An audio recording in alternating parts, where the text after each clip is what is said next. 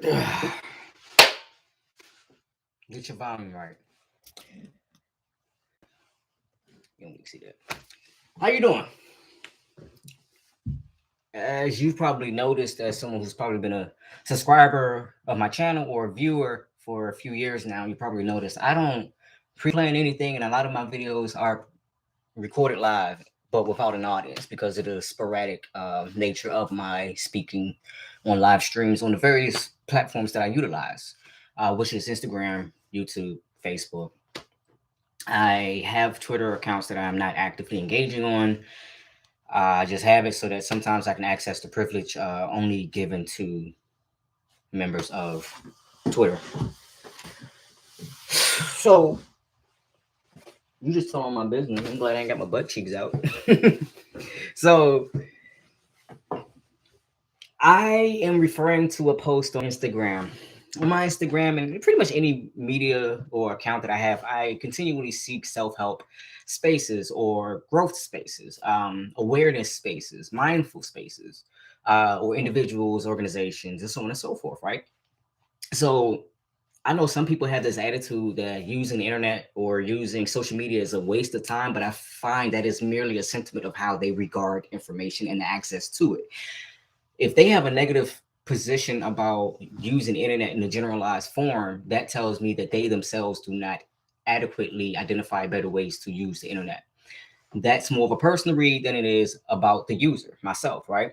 Because I've got a lot of stuff from certain people in my family about always being online. Meanwhile, I'm seeking counseling. I am engaging with my peers in therapeutic spaces. I am learning. I'm engaging with people from all around the world, while at the same time being able to maintain a physical life that I enjoy, which means sometimes I don't like to be physically around people, and that's because of what I'm learning is neurodivergence. I am not neurotypical. I have periods of neurotypicality, if that's a thing, but I am not neurotypical. So a lot of things disturb, distract, harm me very easily without that being the intent of the individuals or the environment. So instead of trying to constantly make people understand something and get them to leave me alone or get them to give me something, I find a way on my own.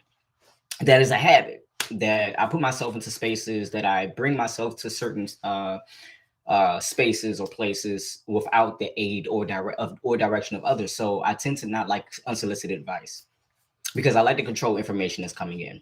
And that's something I'm learning about myself. And one of the reasons I decided to get deeper in my learning about myself was because of my experience with complex post-traumatic stress disorder. Now, some people literally only look at PTSD as uh, as something that occurs in war. Trauma is not war.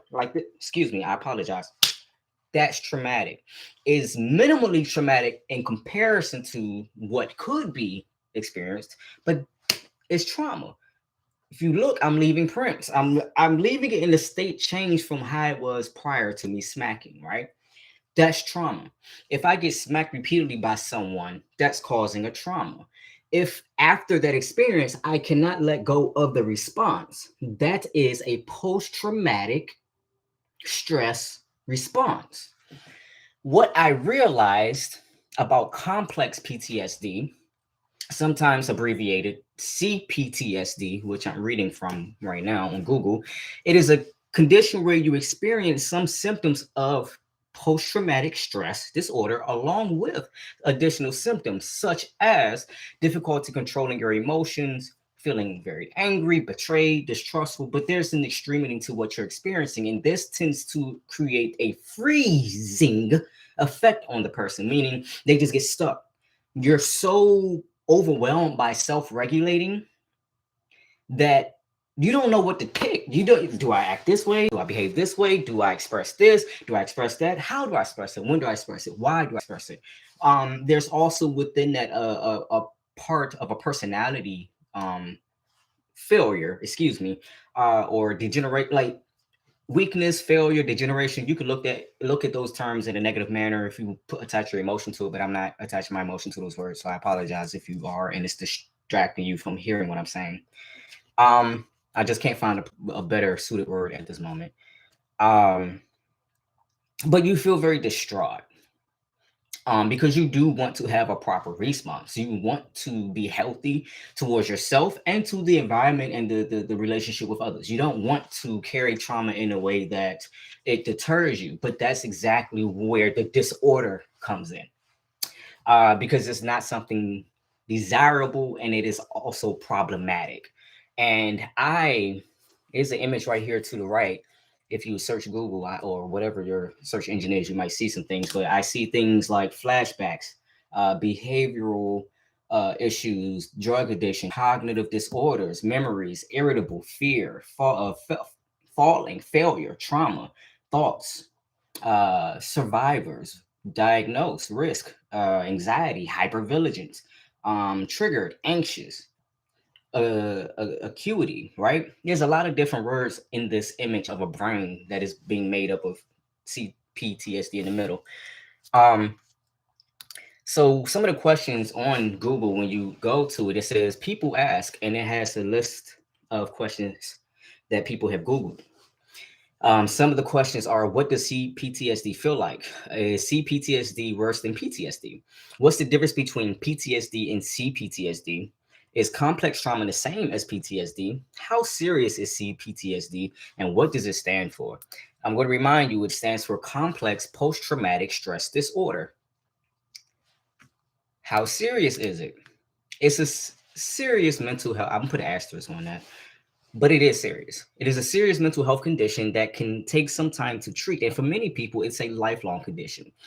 Being lifelong does not make it or the person hopeless. However, a combination of therapy and medication, if necessary, can help you manage your symptoms and significantly improve your quality of life. I tried anxiety medication. I find that it further fueled my desire to be natural and holistic as much as possible and to focus on awareness and mindfulness and creating intentionally a life that is not necessarily centered on healing, but allows for healing to occur, right? So it's a positive life, a positive lifestyle, and a positive environment, meaning progressive, right? Progressing. So, what is the difference between PTSD and CPTSD? The difference between CPTSD and PTSD is that PTSD usually occurs after a single traumatic event, while CPTSD is associated with repeated trauma. Events that can lead to PTSD include an accident. It doesn't have to be serious. It says serious, but I developed PTSD from getting in a minor accident that could have been extremely large, due to someone stopping on the highway in the middle at night during rain. Yeah, so every time I drive past there, sometimes I'm like, so it doesn't have to be a serious harm. It could just be something that is contrary to you as a person, in your desire, how like it can come from a sound, right? You can develop a post-traumatic stress disorder from something almost blowing out your eardrums. So now you're like, okay, I don't want to experience that again, but you're overreactive to it, meaning it is now unreasonable the lengths you will go to deter something that maybe only happens 1% of the time ever over the course of a human's life. That being said, irrationality enters the emotional performance of a person who has a post-traumatic stress disorder.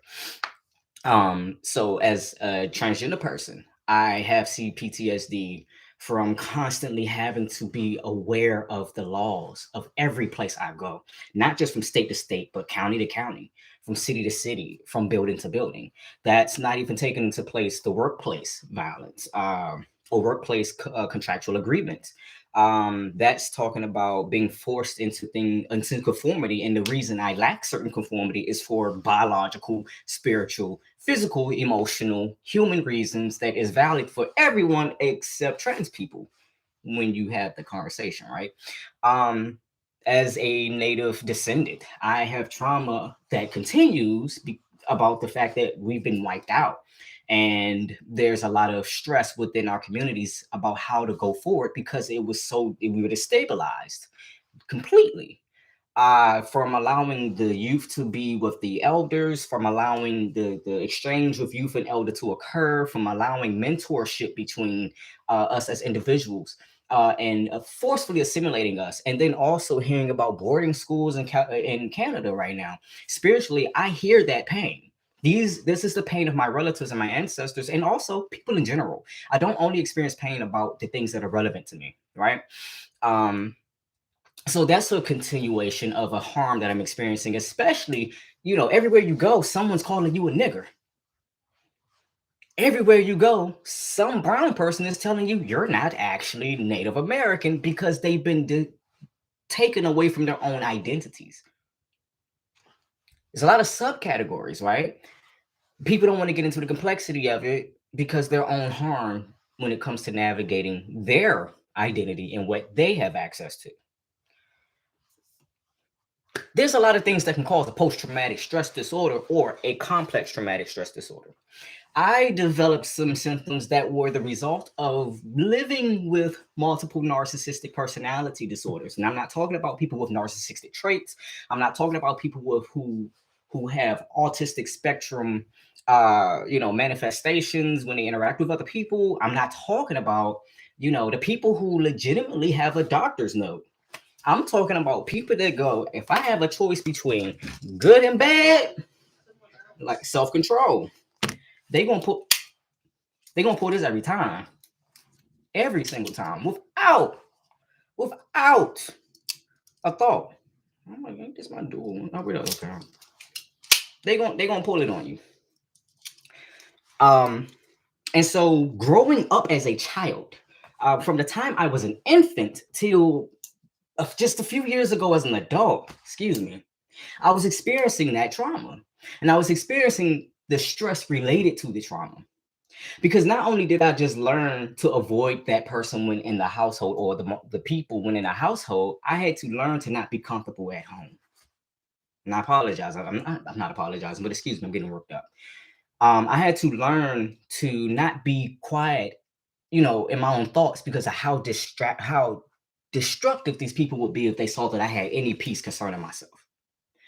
If I'm reading a book, a dictionary, that person or one of the people will come and make you feel bad about educating yourself, about curiosity and the knowledge of other worlds and realms, right? But if they could pat themselves on the back for something you've accomplished, they're there for it. And this was a dynamic between two people within the household, but also other extended family members. And I recognized that I was so happy to compromise, and I was so happy to be a part of an ecosystem, that the familial ecosystem, that I put so much on the back burner that bitch I didn't realize the shit was burning my back. I put so much behind me. I'm good. I'll choose altruism. I'm good. I'll choose understanding. I'll choose comprehension. I'll choose learning mental health problems so I could maybe help you one day. Maybe so I could figure out why you're so bothered. And every time you sit down, I can feel your agitation trying to infiltrate my brain. But also recognizing, why am I so sensitive? I'm sensitive because I am needing to be aware. So Dr. Vasia, I might be saying this wrong, but Juno Counseling, it's in the description. I will spell their name. I believe the pronouns are she or hers. V as in Vanessa, right? VASSILIA at Juno Counseling, JUNO Counseling. So she says, I used to have difficulty changing out of my work clothes upon getting home, staying in them, shoes and all, sometimes until 11 p.m. I simply couldn't change clothes even though I wanted to. This is a freeze response. This is CPTSD in plain sight, looking like a quirk or laziness. So to someone looking in, and when she gets home, they might perceive that she's being lazy. She just won't do it because, like, not that she doesn't feel like it or have the ability to. She's just quirky or she's lacking. What it is that trauma response not allowing the person to progress towards the next threshold. The reason the person doesn't advance to another mode or threshold or place or space, right, of activity is because mentally they're going to have to make swift changes, swiftly go from work mode to I'm at home mode. And if especially the harm occurred in the home, then the home is a place of refuge, but also a pain. That hurt me as someone who likes family, who likes home. I like to be at peace with people I love or enjoy, even if I don't speak to them. I found that I was suffering the fear of going through that again. That discomfort, extreme discomfort. And it's not just a discomfort, it's something someone did on purpose. Like they know your favorite chair is over there in the corner. That's your chair. You bought it, you put it there. It's all agreed. We're not going to touch your chair. But they don't let you have that safety of thought. They go and touch your chair and they put spikes everywhere in it. So you sit down, oh, my ass hurts. Now, when you move out and get new housemates, you're nervous that they're going to disrespect you. And not even to your face. They're not going to go in front of you and go, yeah, fuck you, fuck up your chair. They're going to do it when you have complete faith in them. And in the group specifically, they're going to hide behind as many dynamics as possible. And why this narcissistic personality hides behind these dynamics is because the narcissist knows nobody fucking wants that. Excuse me if you're narcissistic, but nobody wants the pain of your trauma. Nobody wants the pain that you bring upon them. But it makes you happy and comfortable, and you feel at homeostasis. You feel you have a homeostasis. You feel good when you hurt people. That I realized was the greatest pleasure that the persons who traumatized me on purpose could have. And I say on purpose because I also watched one of these individuals literally break our dog's back. Excuse me, trauma, right? Literally abused the dog till he broke his back and he had to be put to sleep. He was old. The surgery might have complicated his health even further. And I watched him as a toddler, as a youth, abusing the dog. And for many years, I thought everyone else in the household knew because he didn't hide his behavior. He did not hide his sense of entitlement over the life and vitality of others. He did not hide his desire to control, to demean, to belittle, to destroy, to distract, to... He did not hide his motives. He did not hide his intents. He did not hide his lack of care or concern. If we were told as a household unit to wait to eat, so we all prayed together in order to eat, he made sure he snuck up in that kitchen when nobody was present and ate as much food as possible and acted oblivious about it when the question would come up. And if confronted, you couldn't trap him, you couldn't pin him. You cannot hold the truth to him. But me as a child, I'm carrying the secrets of his behaviors because no one wants to believe me, because he also is a liar. At the most strategic moments, he is like a snake, and I apologize for the use of a snake, but like for real, they opportunistic. That's wise. However, when you're talking about an ecosystem that requires balance and that all be equal, he can't do it. And he's not going to challenge the authorities. He's going to challenge the youth. He's not going to go up to the biggest person. He's going to go to the smallest one. He's not going to go to the one who talks the most. He's going to go to the one who's the most quiet. He's not going to host his conversations in a group of people. He's going to go to each and every one of you individually and say some bullshit. And so that, I believe that's called triangulation, narcissistic triangulation.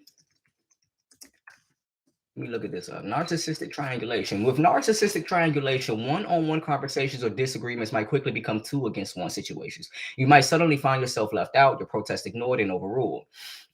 This manipulation tactic can leave you feeling off balance, if not more deeply distressed. Okay. Yes. So they do attempt, he does make a huge attempt to triangulate you or to even just completely entrap you and enclose you in so many lies that were so well thought out and placed that it's hard for each and every individual to look at you as a person and to look at your truths as they are and were without that person's narrative over it. So they do it to the point that they're so vehement and so they press so much. They'll go as far as subconsciously speaking to people. They'll go as far as metaphysically consulting with bad spirits to try to get to you. Or if they can't get to you, to the people around you. And if not to you, then anything you touch. If not to that what you touched, then the results of what you have touched. They try any fucking thing to any length to get to you. They consider themselves masters, but without this trickery and folly, they have no joy. So, what are you actually mastering or a master of if your only joy derives from manipulating? Your only joy derives from causing harm in people, causing chaos that cannot be taken back to you. You're never honest. So, how masterful is that really if your only gift is deception, lies, and fallacies? So, back to the acute response here, where we're talking about complex PTSD. How I experience my complex PTSD. Hello, I'm listening. Hey, Peter, Pablo, how you doing?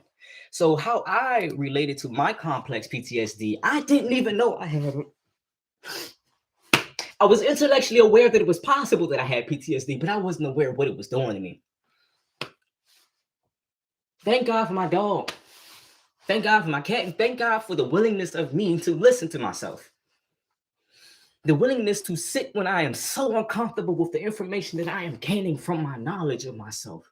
The memories that I have deleted and have to recover so I get the stuff that wasn't supposed to be deleted with it. I deleted registry files. I deleted files from my registry. Now my computer won't work.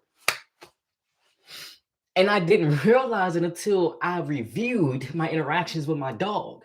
And what I noticed multiple times in 1 week was that he was barking at me like he couldn't reach me. And what I mean, like, you ever talk to your friend, you're like, hey, snap out of it. Come on, listen. Hey, we're here now. It's okay. Calm down. Calm down. Calm down. And I could see the panic in my dog's eyes. That confusion he had initially when he saw me having this experience.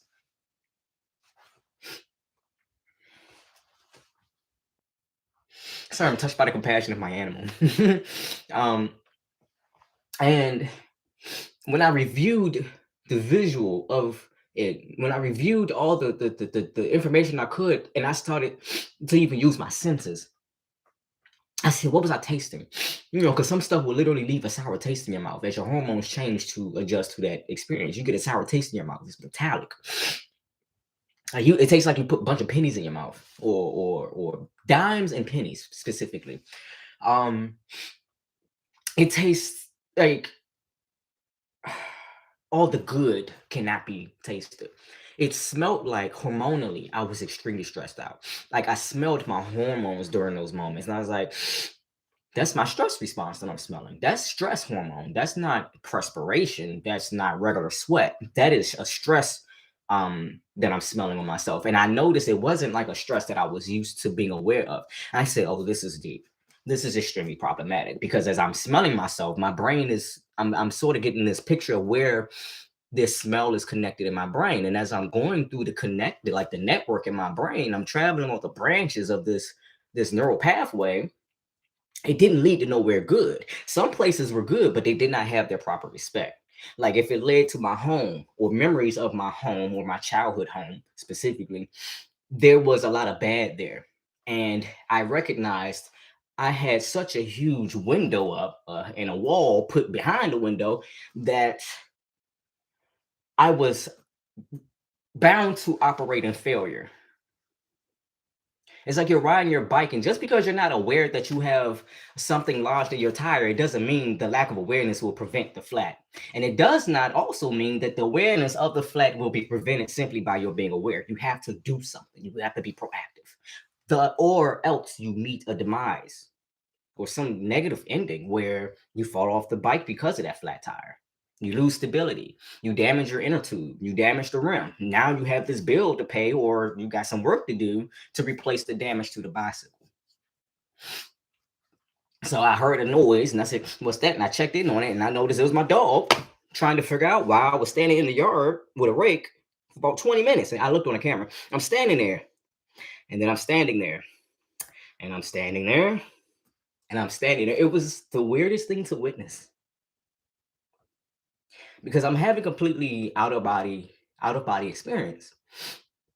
And I noticed I experienced that same chill, that same freeze, that frozenness during different periods of my life, different occasions where I witnessed like violent, aggressive confrontations, where I witnessed property damage, boisterous activity where I witnessed harm being done from person to person, and it froze me. And psychologically, I never worked over that fear, that discomfort, because you're holding your breath and you're going, who's gonna fuck who up right now? And I love you both. But one of y'all about to fuck one of y'all up, or you about to damage something, you about to do something drastic here. And so you're just waiting with hyper awareness and hyper vigilance. What can I do to prevent it? What can I do to help in the aftermath? What can I do to calm everyone down? Or what can I do to protect myself? What can I do to avoid this stress? What can I do to rationalize what I'm witnessing right now? And so I was very proactive of myself as a child, but I became so proactive I forgot that was a skill I had acquired because of my experiences. It's a trait. It's something that I'm bound, like it's in me. It's something that was trained in different ways, but I did not realize how much I had accrued the intelligence and ability to um, delete parts of my memory, to delete parts of my experience. But so because I was not aware of it anymore, it didn't mean that the trauma was gone and that the work didn't have to be done. It just meant that I was ignorant. It just meant that I was ignorant now. And so here I am freezing and not even knowing it. And the only thing that makes me aware of it is my dog barking. I mean, I remember I was I was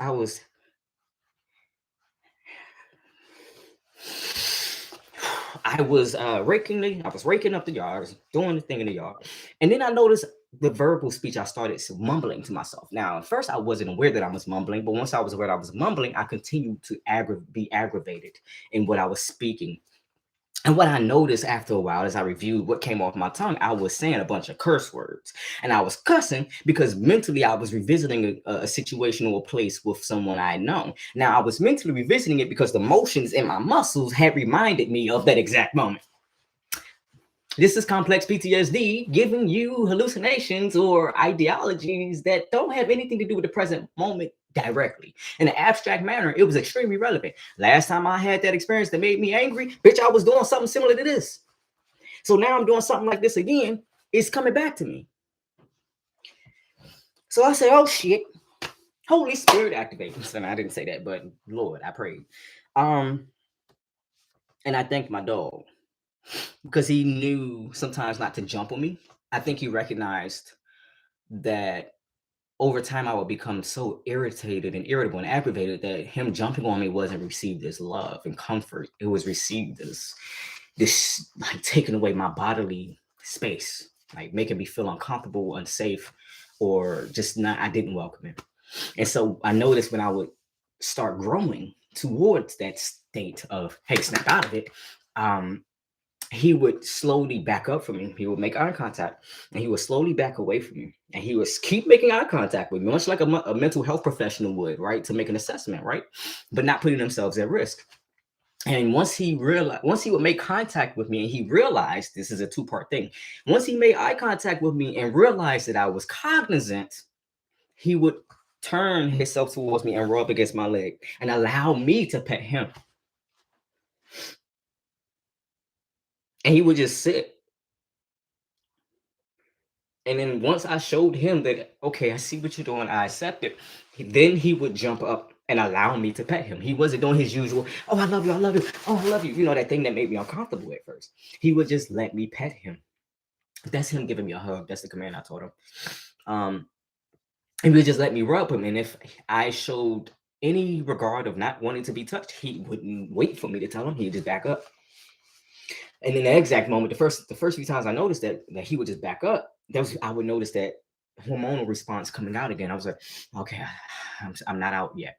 And so I would give him a command to do something, go upstairs so he could get away from me and not have to be exposed to my fragility at the moment.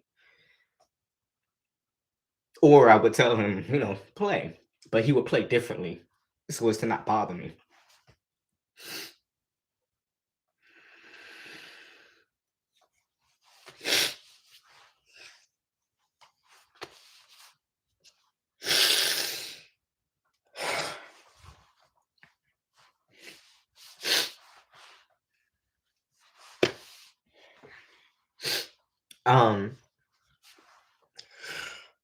So having those experiences with him, I learned to be gentle with myself. It's taking time. I'm learning to not be offended by the changes in my mental state as I become aware of the trauma. Because the other addition I experienced was I experienced hearing from myself as a child or having access to that mental space that I locked myself out of where the trauma was living and basically being transported back to when I was 12 years old. um or to whatever age I was when it occurred. And what I excuse me, what I was I'm choking up on emotions. Like actually.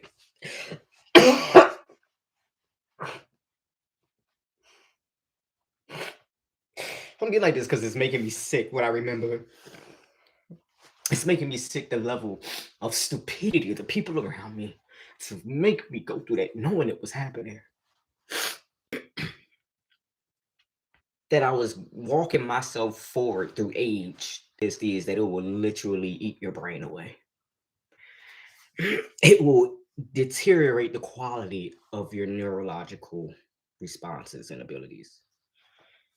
It does a lot to deteriorate what I find first often is the ability to compute complex mathematical functions, the ability to remember long term, short term, the ability to care and reach out, the ability to be proactive in your own life and with others, the ability to communicate things that you're experiencing and your dreams, your hopes, aspirations, just the ability to communicate.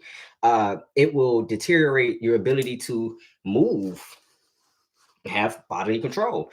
Um, it deteriorates bonds. It deteriorates the spirit. It is demoralizing in so many ways.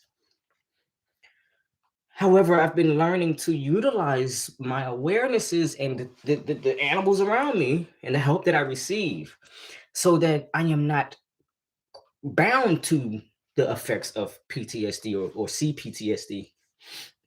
I want to live in the profoundness of the learning that I gain. Uh, like I don't want to be subjected to certain things, but if I must, I wish to come out as strong as possible. I wish to come out as gentle as possible, right? Like I was going through experience and I said, it's not bad that I'm going through these experiences and I'm quote unquote winning, but it is becoming an issue that I'm training myself to be conditioned towards this environment where I don't have a normal life. I don't have anything of rest. I don't have anything of growth unless it is alone. Anything I've done minimally seeking the aid of others. I wouldn't even read a book to figure out certain information. I would just pray and I would learn things and gain knowledge, information, wisdom, and ability that way. I would reconnect with my neural pathways, because I can feel a numbness occurring in different parts of my brain. I don't know about other people, but I can feel overactivity in certain parts of my brain. I'm aware of what those sensations are regarding. It's no different than feeling like I need to pee. My bladder is full. I need to pee. Like so, in my brain, I feel that space like going forward, maturing without addressing it, I was creating a space where anybody could put anything they wanted into it. It was an empty room with no locks on it. So, in the attempt to give myself the health that I need from therapy, I open up and I share with people on my media platforms, in person, in private, metaphysically, so on and so forth. And I share because the gift for me is in the learning that others do in themselves. I would not be so educated or informed on different mental health topics if it weren't for the people who healed themselves and gave themselves a voice or gave a voice to if it weren't for the books, the constants of writing, the constants of sharing and community, I wouldn't be here. But I've also not been able to do that oftentimes with people I love. And I realize I need a constant of professional help. And my pride is hurt by that. But my humility is rewarded. And my humility is rewarding because now I've done the work. Now someone else can pick up on it.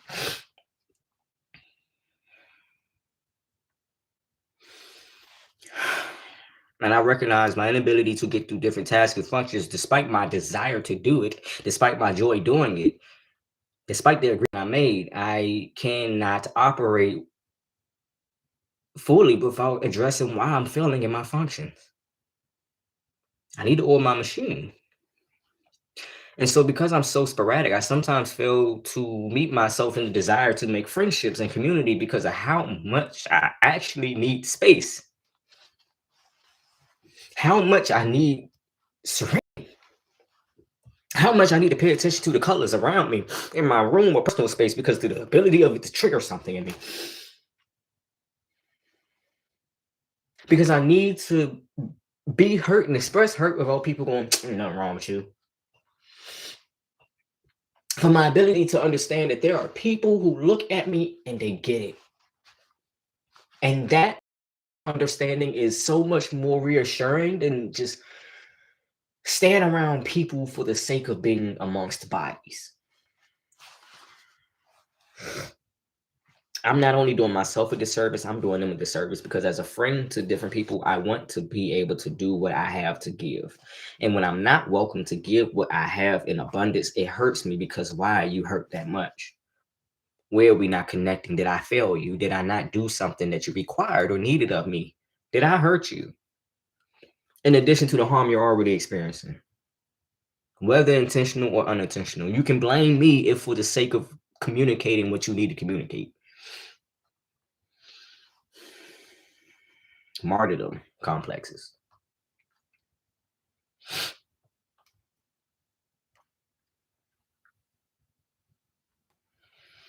I've been telling myself I need to take some time alone, delete my social media, but then the social media is actually such a tool and device. I'm just like, maybe I just need to do this. Maybe I need to do that.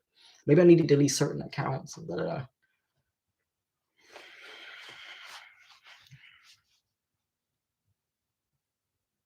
I want to be a hermit and someone who is in the midst. I have yet to really create an image of how it actually manifests.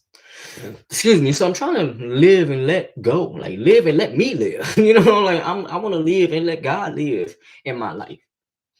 I want to live and I want greater good to be my life.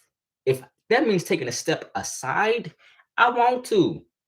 I've had so much replaced already that it don't fear. I'm not as fearsome of it as I used to be. But there's that balance with being given and too much. you know, like I want the Lord in my life, but one thing I'm not gonna do. He know that. They know that. She know that. I want the Lord in my life, but I'm not willing to seek affirmation from people about the reality of the Lord in my life. I want the Lord in my life, and I have the Lord in my life, and I had to tell my Lord one time, I'm leaving. It's not that I don't want you, I don't want your people. I'm leaving. It's not that I don't want you, I don't want your churches. I'm leaving. It's not that I don't want you, I don't want this religious book. I'm leaving. And to a lot of people's dismay, I got support for that from my Lord. Because he said, once he got me away from them people, he said to me, all they did was seek harm over you. I'm not even trying to lie to you. You saw what you saw. And I want you to be aware. I want you to really take into that. The fact that as a youth, when you saw what you saw in that pastor and what came to happen and be exposed in that church, you had already known because you are wise and you're listening, you're paying attention. You listen to the hearts in the room, not the words they speak. You listen to you feel the weight and gravity of their heart and the words that come from the heart rather than the things they say just to appease each other because of the norms of the social space. And he said, I need you to nurture that in yourself and protect it with everything you got. And he led me to some scriptures and said, now read this. And one of the things I read was, I will live in your heart before I'll live on some, on some piece of paper. He said, I'll be in your heart. I'm in the heart of my people. Meaning his people are here before they are in the church. He said the devil lived there. He said, and I'm not of any denomination, so if you stereotyping, you stereotyping.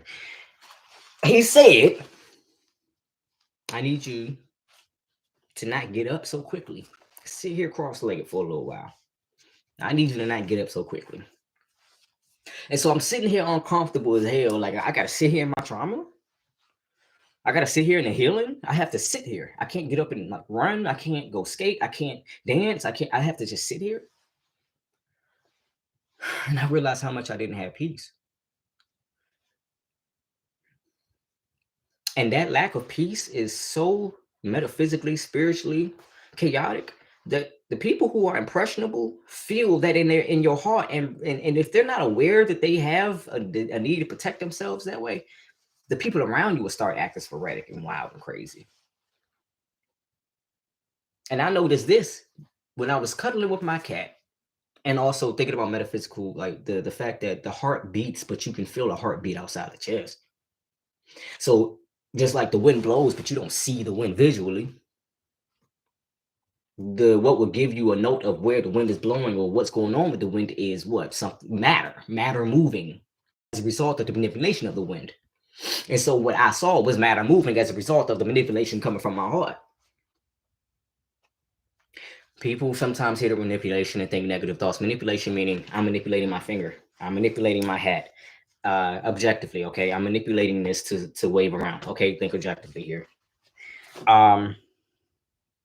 So though I wanted peace and I was trying to find peace, what I often would experience was the chaos of my own heart in certain individuals. It's not like 100% of the people I met were a manifestation of chaos, but the running into them was a manifestation of something I needed to deal with.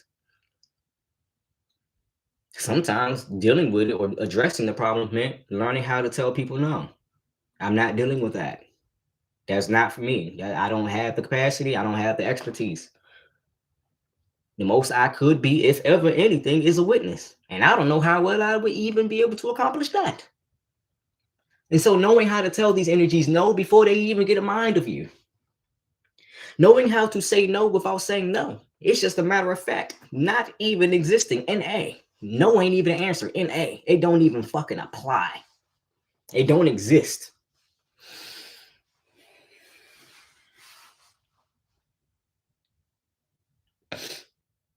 I've come a long way from the harm I used to execute and contemplate. I have come a long way in my heart. And I recognize that was always something I was bound to experience, and that the individuals who were trying to hurt me had somehow only become catalysts.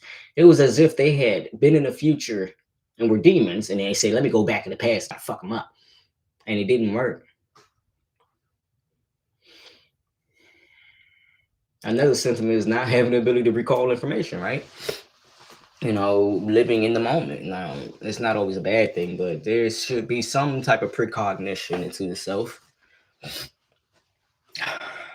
So, thank you for listening. I do my best to try and add subtitles to my videos, but I can't guarantee that I do it all the time.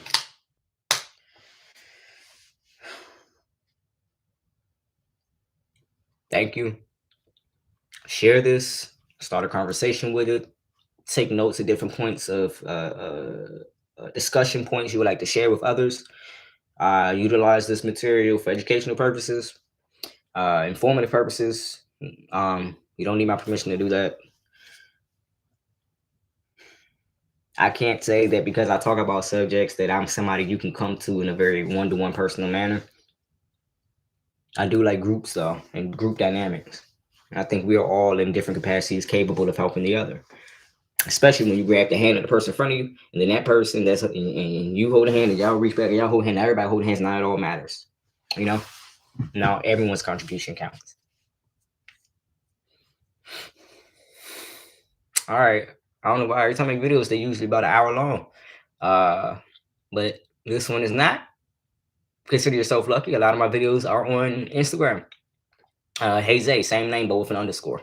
I have one additional account that I use actively. If there's any other account contacting you, it is not me. I think by now, people know how I talk, but some folks rely on you so much. Like I said, they don't even have the opportunity to know within all that information who you actually are and what actually occurred.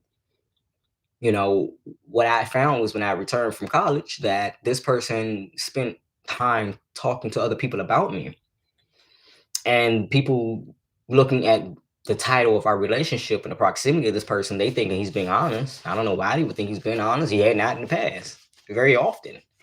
But whatever, people are entitled to their ability to be given grace and to be forgiven and to have sins forgotten. Be it his will. However, it was also his will that I exposed the bullshit by coming home, being present, and being aware that people are being poisoned, people are being neglected, property is being damaged, that lies are being told, manipulation is occurring, and I legitimately couldn't do quote unquote my life things for myself and in my life for the capacity that I had to give to my family unit, that I had to give to protecting the individuals within the family because of denial, because of the betrayal that was occurring. I found that instead of focusing on my career, I had to focus on navigating, identifying what was going on. And I've had to do some things that were clever, however, left me to be aware of the ugliness around me. I say that with remorse. I don't like to call people and things ugly because I'm not the one to determine in the end what is, right? That's for the scale to decide. Because I've done things that are ugly and I know exactly why I did it. And I'm gonna stand on it till I die. And if the Lord asks me why I did it, I'm gonna tell him with what I had and what I thought, and that's why I did it. Do I stand that it is right? No. Is it righteous? Yes.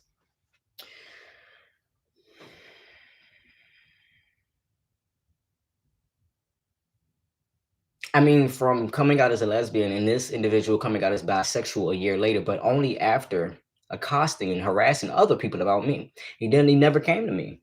I mean, sometimes he expressed it, but it was just one of the things where you can't affect me about your personal issue with me.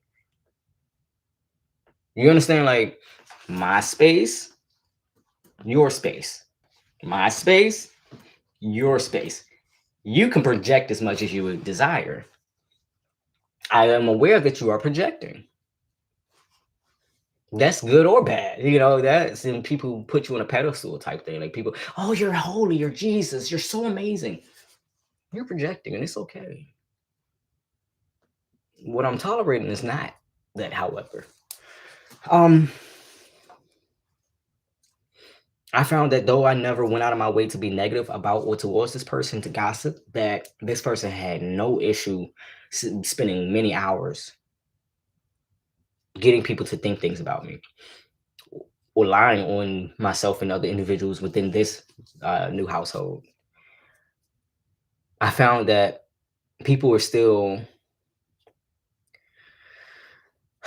believing in a particular narrative about this person because they had not personally experienced it or did not want to admit to themselves that they had experienced it repeatedly without end. Despite multiple individuals coming in going, whoa, what's this? Why are you tolerating it? This person just gave so many benefits and doubts that to this day still have to look at them and go, what the fuck? You're more suspicious of your car repeating some type of failure than you are this person, despite them never meeting you on the other side of that expectation. This person has never met you on the other side of that expectation of goodness.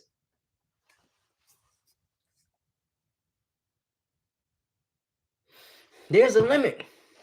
That's not about being conditional. That's just a fact. You can only drink as much as your mouth can contain. You know what I'm saying? Like, that makes sense. Unless you have some other condition occurring where someone's pumping liquid into your stomach directly, but you can only hold in your mouth as much as your mouth actually has capacity to do so. Why? I'm not asking why anymore. I'm tired of why as a question. I just was finding, even in formal spaces, I'm talking about the experience and people don't believe me. I mean, but also, can we also put an asterisk when we talking about going to formal therapeutic spaces and still having to talk about my genitals? Y'all need to do your professions better. Like, so I'm gonna take up another issue, but people go, "Oh, black men need to go to therapy." Look, I'm not telling my black male father to go to therapy unless I'm going with him, unless I'm screening that therapist with him. Because look, baby, we've gone to the medical society and got fucked up. This is our family members, our lovers. You're not talking about random motherfuckers. You're talking about a lineage of motherfuckers that are tired of experiencing some bullshit that is legally allowed to happen with no accountability. If anything, they uplift those people, give them promotions. And the Lord still bars you from committing harm on those people. The Lord will still punish you for doing not what he directed you to do. So when I see people acting violence out against them, I shut up because I don't know what they're allowed to do. I don't know if they were permitted to do that or not. It ain't none of my business. I need to worry about myself. Make sure I'm getting to my savior and to my pasture. You know what I'm saying? Like getting to my peace. I don't care if you talking about heaven or that. I don't care. I don't care. Shut up. I don't care. We all talk about the same thing in a different way. Okay. Some people got big ass bathtubs. Some people bathe in a bucket. Okay. But we're talking about bathing oneself, cleansing oneself. It just got me so tired. I just couldn't do nothing but be angry for days and weeks. I mean, I didn't do nothing but wake up and go to fuck to sleep in anger. I was dating someone at that time. We're talking over FaceTime, and bitch, I don't even realize I ain't said nothing to them. And she would say that. She's like, "You haven't said anything in a while." And I'm just like, "Baby, you just brought me back from hell by speaking." Because I constantly want to ask that question like my father is asking. Why? For the fuck? What did you do this for? Why did you do that? Why? Why can't I beat that shit out of you? Why does it bring you joy to do that? Why is there no punishment which could ever correct your behavior? Why is there nothing that can give you humility? All the pride and you still don't have it. You get what you asked for and you still ain't had enough. Why? Man, why ain't a question that even matter to me anymore? Not like it don't matter to me. Why am I still sitting here tolerating and observing this shit? It's the real question. Why am I still talking about it? Is the question. Why have I not sought help to understand how to recover and how to avoid these things? Right? How to recover? Like, why have I not sought help for the harm that I know I have experienced? You get in a car accident, you consult somebody about your injuries, if even yourself in the corner nursing it. You know, we understand how to address a lot of other types of trauma, but when it comes to the other things, we're a little slow to act.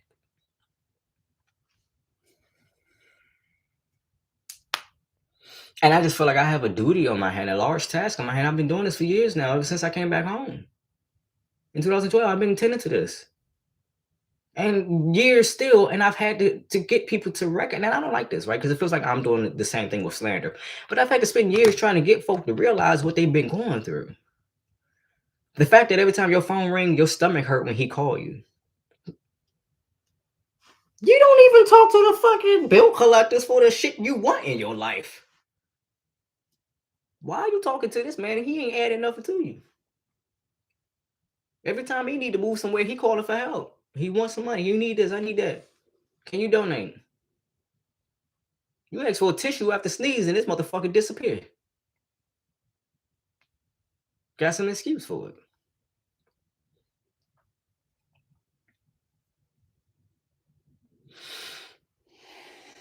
I've just felt like I've had to be the fucking elder amongst adults, orienting them towards rationality, reasonability. You don't let children sit in the environment with this type of shit. But to recognize that no child should have to deal with that, you have to recognize you as an adult making a place for that. You have to recognize you. And what I recognized with a lot of these individuals was their own parentage, the heritage of their parenting in their lives. And they themselves have yet found comfort in addressing the grossness that they have experienced as youth. And the passage from youth to adult was not a passage, it was a split, it was a jump, it was a hurdle. So they don't get to go back to that person that was young and vulnerable and shake hands with them and create and be good. They got to fight every time they want to find that child. But the child is often where there's joy. The child is often where there's love that is unconditional. The child is often where there's just an expansive amount of learning. But they can't even get to that place of freedom, of expression, of trial and error. They don't get to do that anymore because of that complex post-traumatic stress response. So trying to serve the children in a space who are victims of the same type of personality they had to live under sometimes becomes so difficult to them because they don't have the tools to know how to deal with it. It's like they know how to drive a car, but they don't know how to fix the tires. They don't know how to replace the tires. They don't know how to use a car jack. So the most they can do is get in, turn it on, go point A, from A to B. So I couldn't expect from them things that they literally had no grasp of. But I did start to wonder, don't you get tired of being in pain?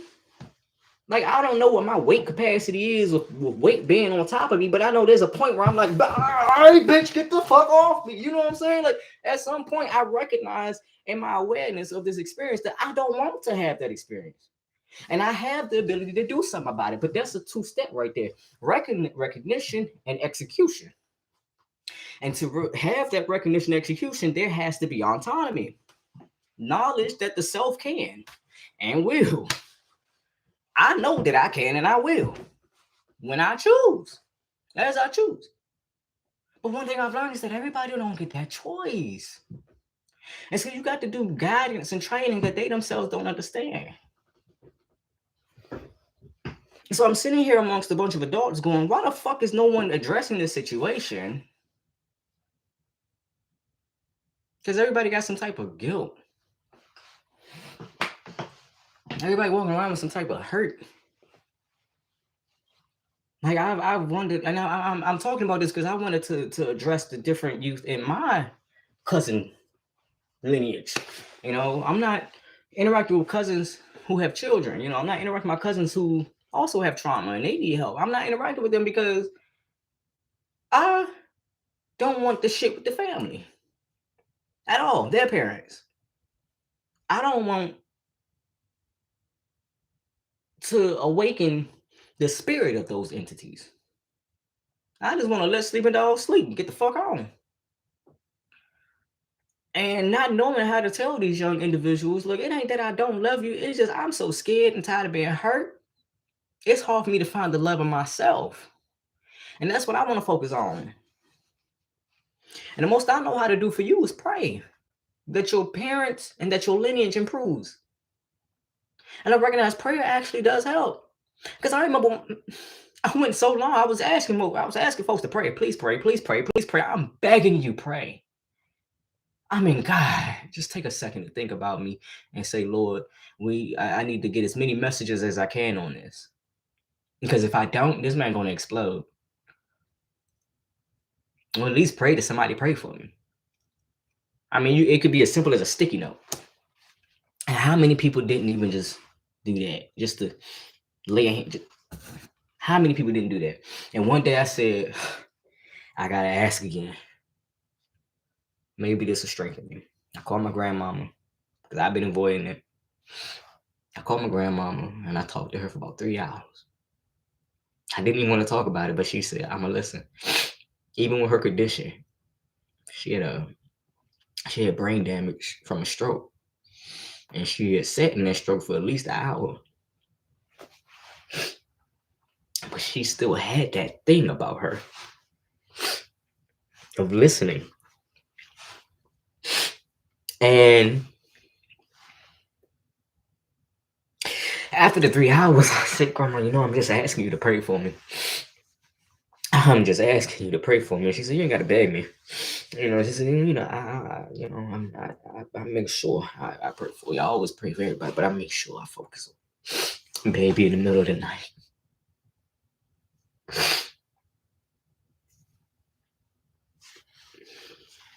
I'm crying because she passed away.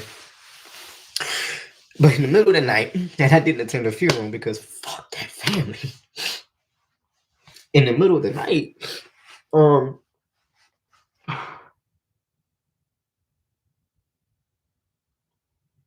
I saw a light, baby, and I heard my grandmama's voice, and I felt her spirit. It was like when I was young and I was sick, and she brought me a bowl of oatmeal made just how I like it. Because nobody else made oatmeal the way I like. And it was that same feeling when I had bronchitis, and she cared for me. It was that same feeling when I was born and somebody praying for me and welcomed me into the family. It was that same feeling I realized was always present. And I could feel it in my life instead of somebody praying to put obstacles in my way and me having to constantly shove shit or just work around it. Somebody was there adding an extra hand to help me deal with the shit. And so I remember being years prior to that, being offended that somebody said, I don't know what to do for my sisters. He was talking about trans women. He said, I don't know what to do for my sisters. So I just pray for them. And I got so angry because I remember being in church and that's all people say. I'm gonna pray for you, pray for you. But they would go out and buy $300 Gucci shoes and then, watch the children in church suffer. And then walk into church feeling proud about those Gucci shoes. Anything from anybody black and this the utmost scrutiny, but let me go to these European places. I gotta have all of it. And I felt uncomfortable. I felt really uncomfortable with that. And that's just remember what it felt like to actually be prayed for somebody to be positively proactive in your life. Instead of everybody talking trash about me, someone put me in a position of prominence where I could be seen, singing in the choir, being a part of the group. Whereas a lot of people in that church were focused on telling me how I was going to hell because of concepts I didn't even grasp as a child: sex, sexuality, human societies, how they're maintained through mating and sex and sexuality, accusing me of things that I had no interest in and didn't even want to develop once I did get interested in it. Instead of pointing her finger at me, she said, I choose you. Get on up there. People who were applying couldn't even get in. And people were like, why she got them up there? Why she got her up there? Why she put her up there? That child look like a little boy. That child, that child a lesbian. That child probably be fucking a girl. That child be doing it. That child be doing, that child do this. That child, that child be doing it. I just like to read books, play video games, and work out. I'm a child. And I was very distinctly aware that people were projecting because of the fact that I was ambiguously gendered. I didn't look a certain way. I didn't have certain stereotypes about me. And because of the fact that they looked at me as a male, or they looked at me as a female, or they looked at me as an it, and no disrespect to anybody that isn't it, they would treat me differently or give me a different respect or regard. That's why I remember he said, don't take too much concern for the veneration of others. They don't take too much concern for the disdain of others. Don't get too worked up about how people view you. Don't worry about all that shit, good or bad. It's good to have goodness in your life, but like don't disillusion yourself with the facts of it.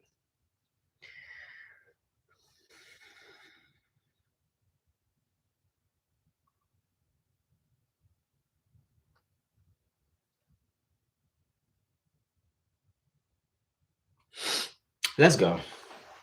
Thank you again. Thank you. I appreciate you. You always share with people. You always come back and talk about anything. Comment in the comment section.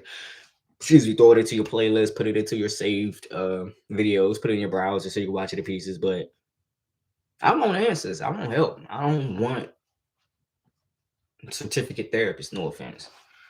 I don't want low quality. I want somebody who is experiencing different modalities and understands certain type of neurological types of people. Because I've had folks say things and I'm just like, that is biologically, physically not true for me at this point in my life. Now, in the future, it can become true, but it's not a statement that is always conditionally true. And to talk to a therapist or someone who speaks as if that is anything about the person is a fact, and you don't know me, I'm uncomfortable with that. You got to go. I'm not going to keep coming back because I see that you have a lack of desire to think critically or to even have peace in spaces that are not critical. Balance, baby. You're not balanced enough. Because it is a measurement, not a fact. So I'm gonna say it again. I appreciate y'all. It's 2:11 in the morning over here. Still got a lot of snow and ice on the ground.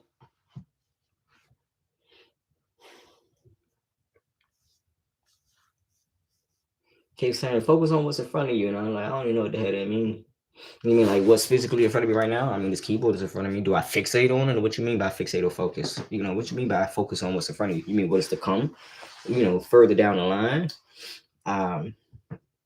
You know what I'm saying? So I'm just trying to know how to hold myself in whatever capacity that is available. But I just keep letting people know, man, I'm not okay. Operating by myself on certain regards. So I'm not asking you to give advice. I'm asking you to give me a number to a therapist that you verified. You know what I'm saying? Like, don't go on Google and go, here are numbers, baby. I can do that. I want verified people from a similar experience in many different ways. And I say similar experience, meaning that if we share a community, we probably have something in common.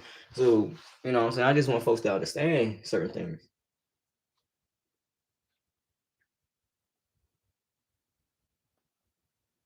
I want to go into the unusual spaces, do unusual things, not for the sake of unusuality, but for the sake of changing the pattern of my thinking. There is a oneness between the body and the processing of the mind. It gives and take at different times. There's a different. It's not always consistent and constant. It changes.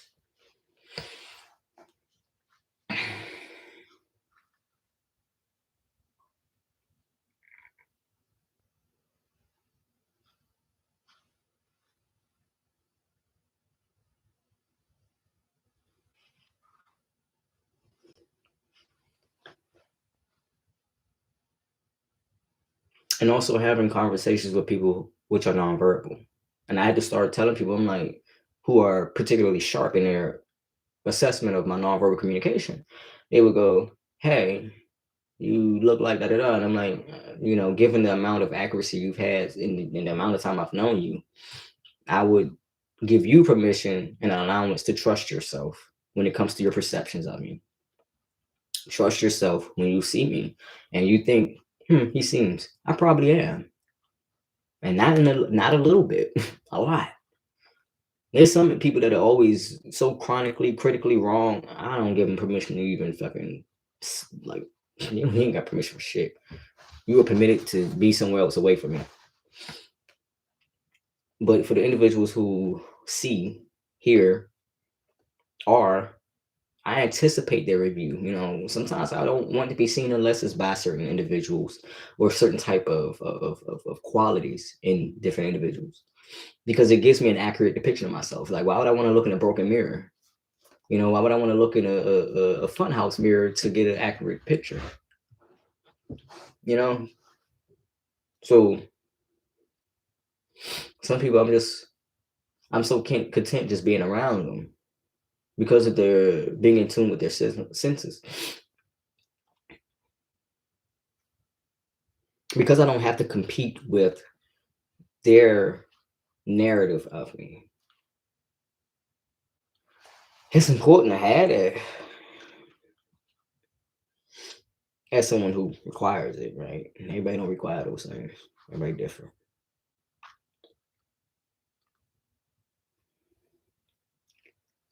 But some people are snakes and they happy about it. And some people are snakes and they ain't happy about it. I know some people don't like to hear that, but we're not talking about snakes. You know, independently, we talked about as a whole, how do they move? Literally, how they move. Because the thing is, when a person doing that to you, Ain't no good about to come up out of it.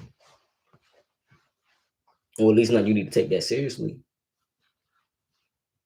Somebody taking the most advantaged position to approach you versus the one where you can see them. That's what we mean when we say snake like. Because they're gonna drop out of trees, they're gonna crawl up your pant leg, they're gonna come through your toilet. They're gonna do everything but fly through the front door in a straight line so you can fucking see the motherfuckers coming. Now they're gonna slide in and do some shit. They're gonna mouse their way into your house. You know what I'm saying? Like, ain't nobody trying to denigrate snakes. We talking about the nature of how they move, the nature of how they get down. You know what we talking about? You know what I mean? Get offended that people are that. And they ain't got to be, as far as I know.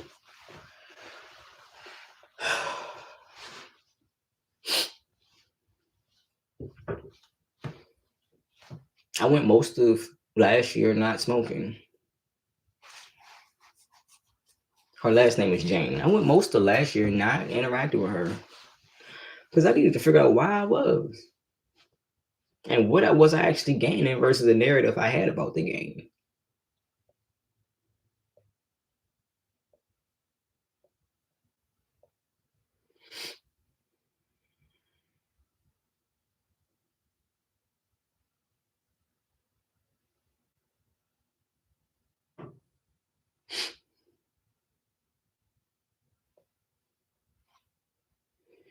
I can remember I had a thought in my mind. I think people can hear it because the non-verbalers know what I'm about to do. They see it. I remember I was at a pier. I was at the house of a peer. I was at somebody's house and they had a roommate, kind of non-conforming in their gender. I said kind of because I don't know, but as far as presentation, probably non-conforming.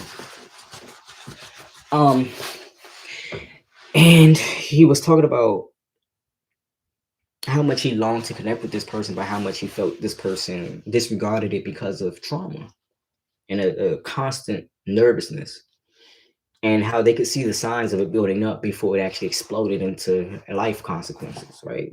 Due to their behavior. And so he would find incoherent ways to communicate with them.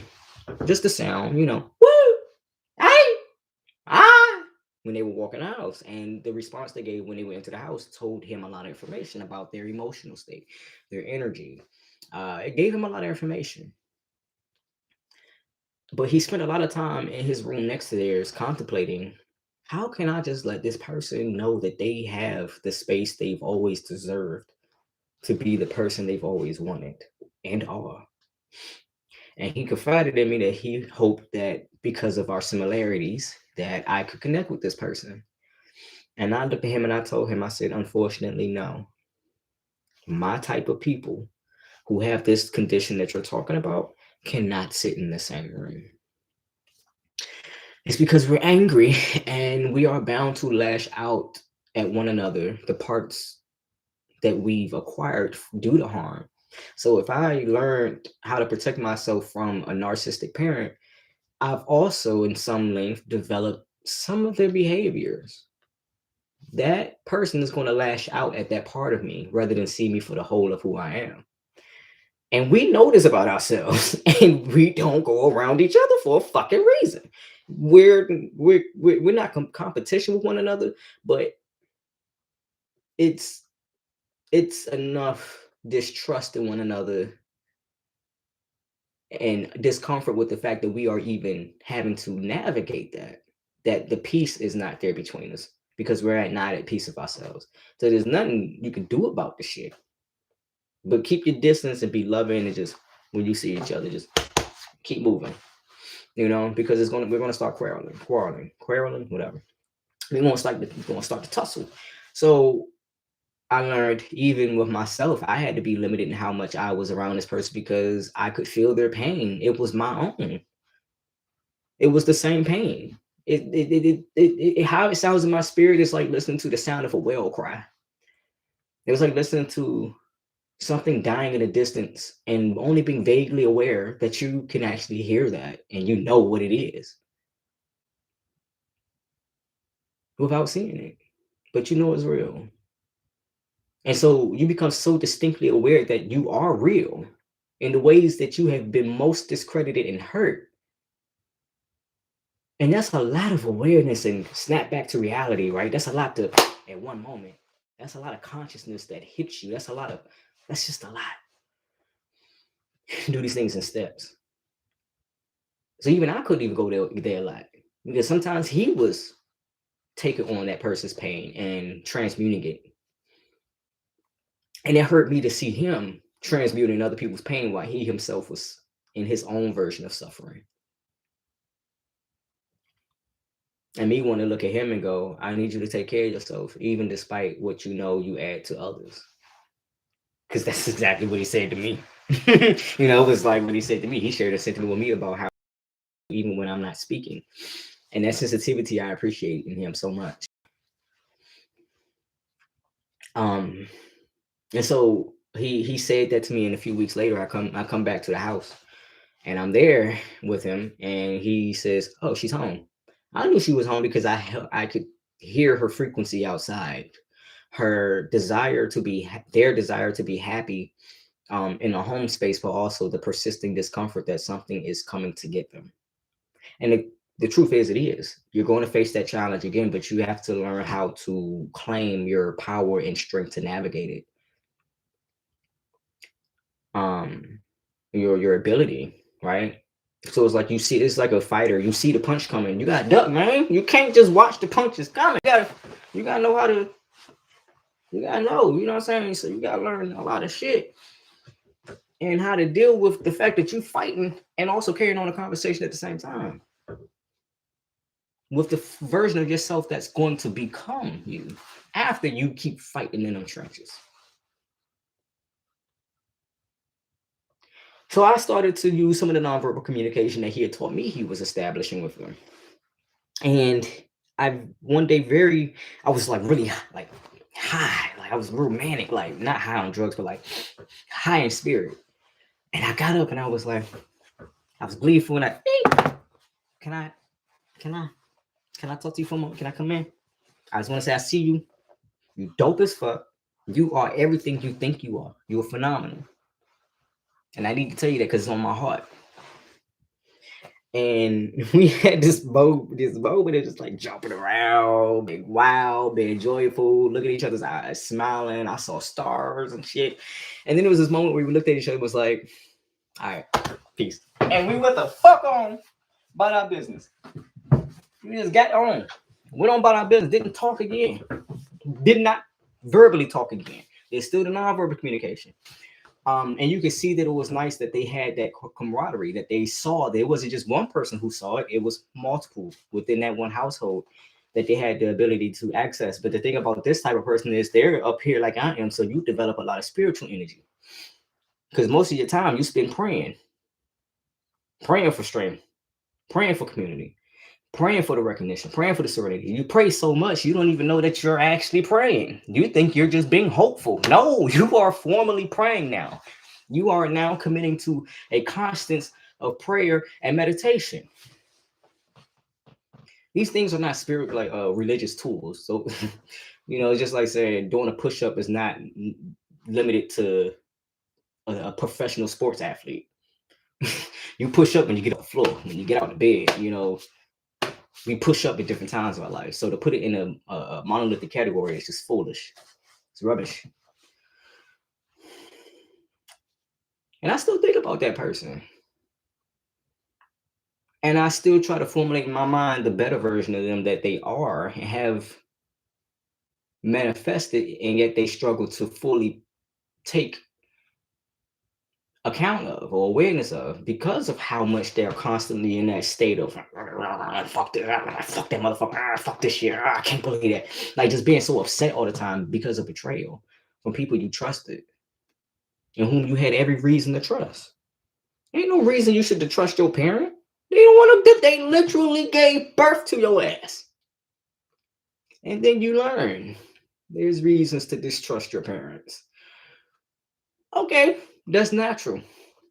Every environment doesn't maintain its harmony for different reasons. You know, it's a lot of different reasons. You know, sometimes you just go through a phase and then it can get better, but everything don't get better with everybody. And again, I realize there's different choices we can make, but everybody's not given the option to even make that choice. Everybody's not that inventive. You know what I'm saying? Like everybody is not driving a new car. Everybody's not putting Bluetooth radios in their cars. Everybody ain't driving around with Wi-Fi activated vehicles. You know what I'm saying? So there's things missing that the other person has and possesses and can offer. Because what I learned from that person was how to focus. And they didn't say nothing to me about knowing how to focus. I just saw them. I could hear them. I feel them. I go, oh, that's how you block that out and do that. Okay. But as a result of them gaining that skill, something else suffered. But I learned on the opposite end of that spectrum. And I could see the peace that it brought them. That I had been present and said, I need you to take this off me. You got it. It's good. You're going to be good once you figure this shit out. And we just stared and literally just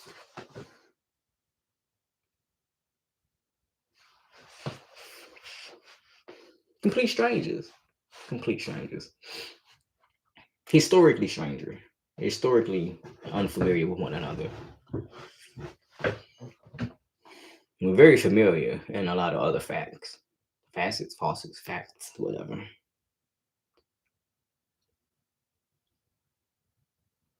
And I noticed, referring back to this image, this post by Juno Counseling, I believe on Instagram and on Twitter. I said I used to have difficulty changing out of my work clothes. I simply couldn't change clothes even though I wanted to. This is a freeze response. This is CPTSD, complex PTSD in plain sight. I had to recognize it better through looking at someone I love and respect and recognizing he goes through those moments of freeze. And it's just having too much on your hands. Having too much on your heart, too much you want to say, too much you need to do. I recognize the best thing to do is to not procrastinate. Be easy on yourself, but don't procrastinate it. A lot of other things can wait. And he showed me to a scripture where he says, you know, don't do more than what your job needs you to do. Do what you need to do and get on out there. Clock out.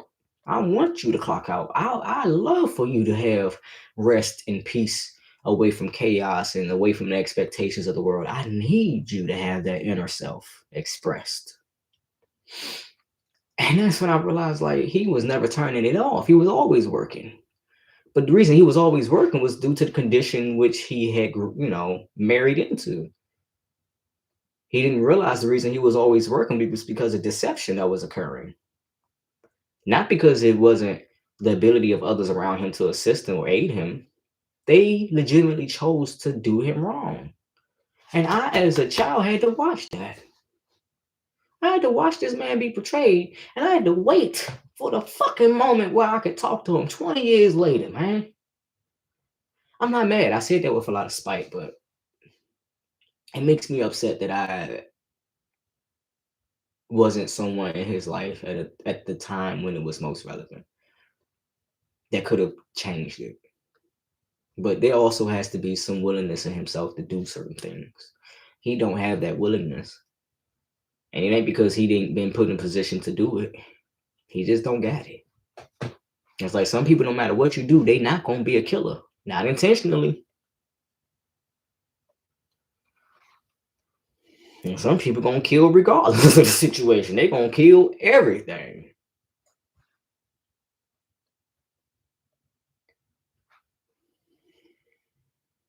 I just had to sit there, and then I had to sit and diagnose myself as somebody who played that role, but is also still going to have it, if not more of it.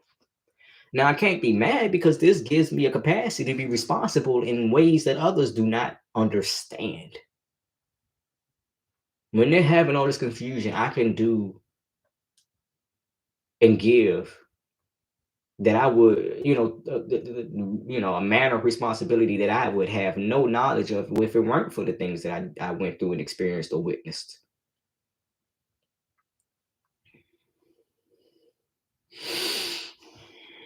So I had to sort of like disconnect from the experience of it being pain, seeing it as a painful experience. I'm aware that it is. I'm not going to take that away. I lost blood to some of these situations. I damn near lost my life. And sometimes I still think in the manner of this individual where it's just like, okay, but I'm going to continue to, be unconditional. No, they say don't long. You ain't came here to suffer nothing. You ain't came here to suffer nobody. You came here to learn and grow, get better. But that's a part of what we say is like the weeding out. These people subject themselves to their failure. They are at the place where this is in their destiny the moment they fall. I think not everybody, right? But a lot of us have that where we recognize we needed to fall. So we learn how to better set up these situations anyway. Like, don't stand at the top of certain types of ladders, just get a better ladder. Like instead of trying to work around the fact that our materials and our tools are inefficient, get better tools, learn better, subscribe to improvement and not to routines, subscribe to efficiency over being dynamic for the sake of being dynamic. There's a time and a place for that. However, as the mainstay, that ain't a boat that's gonna hold nothing. All it's gonna hold is water. That boat ain't gonna hold shit but water because it ain't gonna be able to stay up. It can't stay afloat. You need some stability, despite all the action of the boat, despite the action of the waters, despite the wind, despite the sun, despite the air pressure. You got to have stability. Stability, I find, is often matched by mindfulness. I've been shown even just walking. The moment I lose awareness of my toes is when I start tripping. You better watch where you put yourself. That's not a threat. That's wisdom saying, hey, it would be wise to do that. If not for the natural threats around me, but for the joy of just being aware and present. And by being aware and present, you are with your Lord because He's with you. And so instead of trying to get 3 steps ahead of yourself, be where you are. And that's where you'll find your Lord. Because He's in the work of now, not later. Don't worry about later. He got later. You are already in the later from some other moment that had yet come to you. So it's like you just got to realize what they said. There's eyes on the sparrow. Like to me, the phenomenon that once somebody becomes pregnant, motherfuckers start producing food from their bodies in most cases. I think that's amazing. There are other species of life where the moment they're born, 20 minutes, 30 minutes, 40 minutes, they got to go and survive on their own. All instinct, no learning, no knowledge. And so the parent species will do everything in their power to make a strong offspring. Because they know they got to leave them. They're going to leave them because if they stay, they're going to die. And then the offspring going to die. And now we can't continue our lineage. And that's a condition of their reality. But then I think about evolution. At what point did they get out of the space of constant survival and got to thriving and then evolving away from that survival into a whole new being? Now I'm not struggling to deal with this threat. I am excellent at this threat, at handling this. Now I have time and energy to dedicate and direct towards other parts of myself. So now what was once this one thing has become 2 from the same family. What good do it do for this motherfucker, the original one, to look at this new one and go, you can't be. That's not how you do things. No, that's not how you do things. And it's for a reason which is unique to you. Like some motherfuckers, when they sit down and pee, they dick in the water. This other motherfucker, that motherfucker on their belly button. Everybody got a different direction they going in. You know what I'm saying? Everybody different. Everybody carry different. You know what I'm saying? Like everybody not the same in their undercarriage. Just like from dog to dog. Like they all different. Even in the same species, they got different temperaments. Species, breeds. They got different temperaments. Trees are the same kind. Not all of them live. Some of them die off. Some of them spread seed and some catch infection. And so then you realize that there's just a lot of probabilities happening here, in that place and blame don't do nothing for nobody, but being real about the facts do. So I constantly had to tell this person, like I had to tell myself when I started to address this issue with myself, I had to tell the other individuals, look, it's not a matter of you blaming them or being angry with them. It's a matter of you sticking to the facts. This person ain't shit. Their actions ain't shit. This ain't about who this person is. Their actions ain't shit. You can be the best doctor in the world, but the moment you start fucking niggas up, you don't bear that label no more. You don't get to share that relationship, to that respect, to that trust, because you violated it. And it's easy to destroy trust. And you realize there's a reason why trust is fragile. Because, bitch, you're going to hurt my odds of survival and health. For what? You know, it's one thing when you betray a trust that you didn't even know was a thing. Like if you go to another country and the customs are so different for you that you're tricking all over the relationships. That's different. Man, you know you fucking up. You know you fucking with people. You know you need to mind your business. And you spend all this time attacking everybody around you rather than going, damn, what about me? Is there anything I can do better? I ain't never heard that motherfucker say shit like that. Is there anything I can do? Even that can do a lot. Is there anything I can offer you?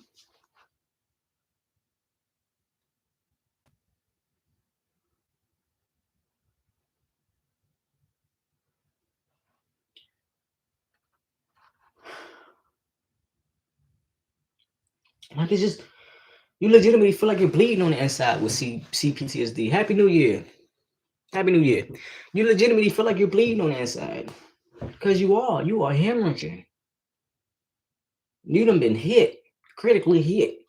But because the hit is so critical, nobody can actually see the trickle or the blood coming out.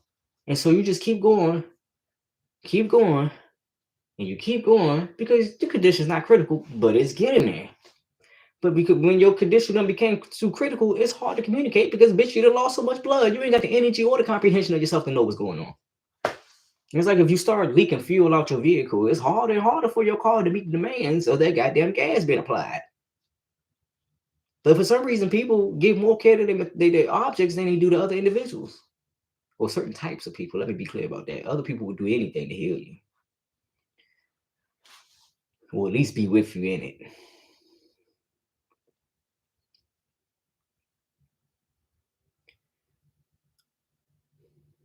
And that's why sometimes I get nervous being around folks because I drive my own vehicle, and some people they get so excited and so happy with you that they get to wanting to drive. Get your hands off my steering wheel. Wrong with you? Don't touch my goddamn radio. Some people will never have the privilege of touching my radio. Other people, I hand them the fuck my phone. Oh, here's my password. Yeah, put that in. Here's my phone. Give them the whole phone with the password. Bitch, I'll give you my credit card. Because I know you have integrity and you also manage and maintain integrity in the relationships around you. So I know that I can trust you even in the trusting of other people.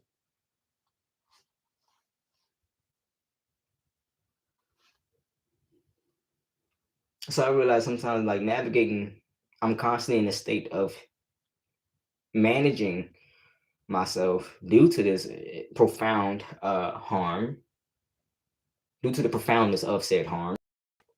And the condition in which I have to encourage the growth of the people around me who have also been harmed and are just now in the beginning stages of understanding why or what their symptoms were as a result of the harm. I can't even be mad because I was preparing myself for this all my youth. That motherfucker, my half brother used to be so mad about me being on the internet, and most of my time on the internet was reading articles. I wanted to grow up as fast as possible. I wanted to be considered responsible. I wanted to be someone people regarded in a positive manner. I wanted to be someone that when other people thought of them, they just become overwhelmed with a good feeling, a real feeling. Not just the delusion of I love this dude, I love this dude. No, but a real fucking feeling. I wanted to get into rescue. I wanted to get into volunteer. I wanted to get into a lot of things. And I found that naturally it was brought to me. I didn't have to go into the field, get certified in order to be able to be someone who helps others. who talks people off of ledges, who talks people how to get their friends off the ledges. And those people, motherfuckers who create the institutions that further aid other humans in living and learning.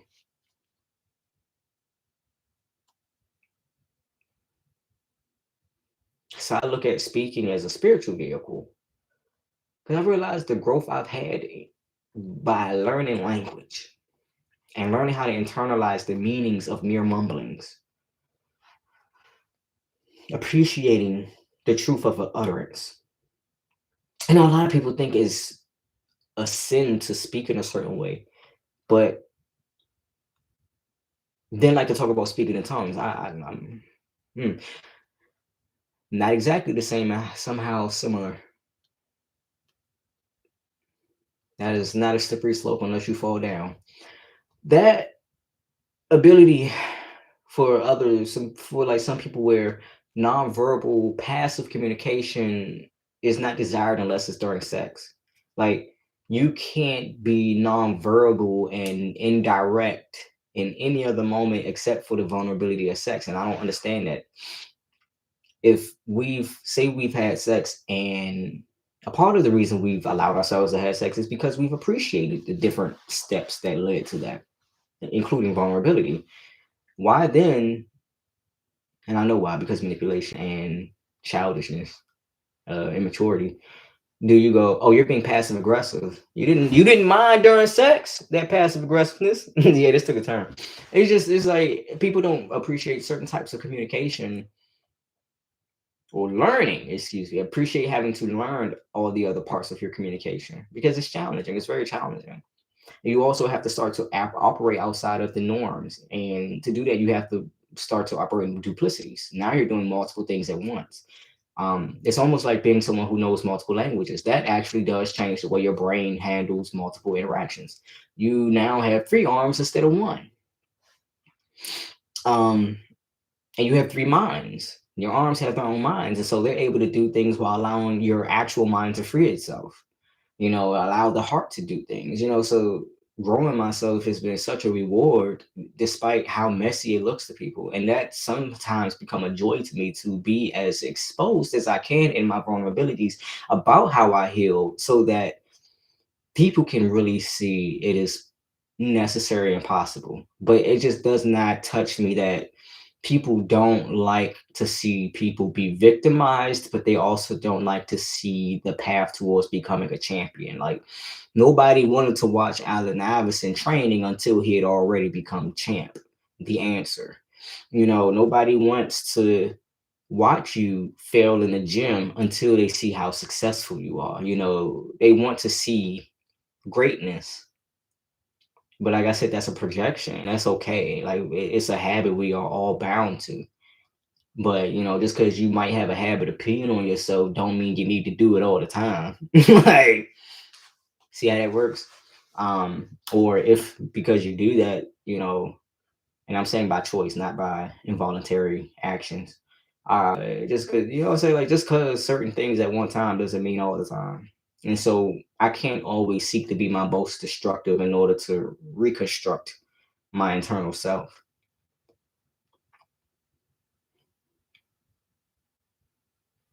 I've had to be more contrarian than I would have liked, and so I've developed traits I don't particularly enjoy participating in. Having to be contrarian because of the forcefulness of the narcissistic nature of those individuals with whom I shared so much proximity with. I mean, to the point you can't leave the room and come back without your shit being broken every time. Like, there was so many occasions as a child, this motherfucker broke my shit or broke other people's stuff, even as an adult. If he can't get something, you were going to experience damage to whatever that object was. So if he couldn't watch the TV or he didn't want to share or to become genuinely interested in what you might be interested in, he's like, you can't do that. So he would damage your shit. If he can't get to the bathroom fast enough, he's going to sabotage your shampoo or sabotage the bathroom itself and then go to somebody else's house and take showers. Like that man is pathological. And I've had to embarrass myself and appear weak, quote unquote, to some people's statements, because I have a sense of nonviolence. If I had a sense of violence, I had no fucking problem finding that motherfucker's address and fucking him up. But I don't have that sense of violence, despite the way I speak sometimes. I don't have such a deep need to be violent towards people whom I have had or have a sense of betrayal. Whatever, go on. But this person ain't like that. The day he tried to kill me, because our mama didn't agree about persecuting me for shit that had nothing to do with him, he wouldn't start he smashed the umbrella, not umbrella, he smashed the watermelon. Like, you go in there and smash the watermelon. Despite knowing he does this as a career, like this is his life, she still said, oh, he didn't do that. Or maybe he didn't do that. He just actually just tried to kill me, and you still think he wouldn't harm a watermelon? That's a type of gaslighting. It's not even, I don't know if it's intentional gaslighting, but I've noticed a habit, so I'm going to call it gaslighting. That's that type of avoidance and parental distrust, right? Because I've not only told you about harm as an adult, I remember telling you about harm with this person as a child. And the only answer I ever got was, well, avoid it. So, like I was saying, as a habit, like how complex PTSD results in a person is that you have these dedicated systemic lifestyles, this dedicated way of being in order to avoid that trauma. Because here's the thing, nobody's going to give you shit. Nobody's giving you nothing. You ain't getting no prize for putting up with that shit. And you ain't going to get no prize to sit that motherfucker on his ass. I still almost went to jail despite being on my registered property and despite everything. I actually didn't want to believe that he was going to call the police and try to persecute me for some shit he knew he was up to. And that's when I had to realize not only was he willing to kill me and have no remorse, he was willing to continue to lie. And it's been difficult to recognize that the people who are in denial, I mean vehement denial, don't have that denial out of a lack of love for me or a lack of compassion. They just fucking stupid. I'm gonna say it. They fucking stupid. And this is an ableist term. I don't care. That motherfucker's stupid. Or I'll help you. Foolish. Committed to follies. Is that a better way to put it? Is that more elegant? Should I be more elegant in calling people stupid? You bastard. I don't feel sorry. Motherfucker tried to kill me. And the only speech anybody can give me is about pity. No, I need some martial arts classes. Practicality here. You know, I'm looking for practicality. Not bullshit. I'm looking for the ability to continue to be real as myself and say that I'm a hardy person. I can put up with some shit and some level of shit, but also some motherfuckers need to get their ass beat as a result of what they do to others. I said if it was my doing, if I was the patriarch of the motherfucking family or the matriarch, I'm getting motherfuckers together and we fucking this nigga up. And he say something. Fuck him up to the point he don't even want to report the shit.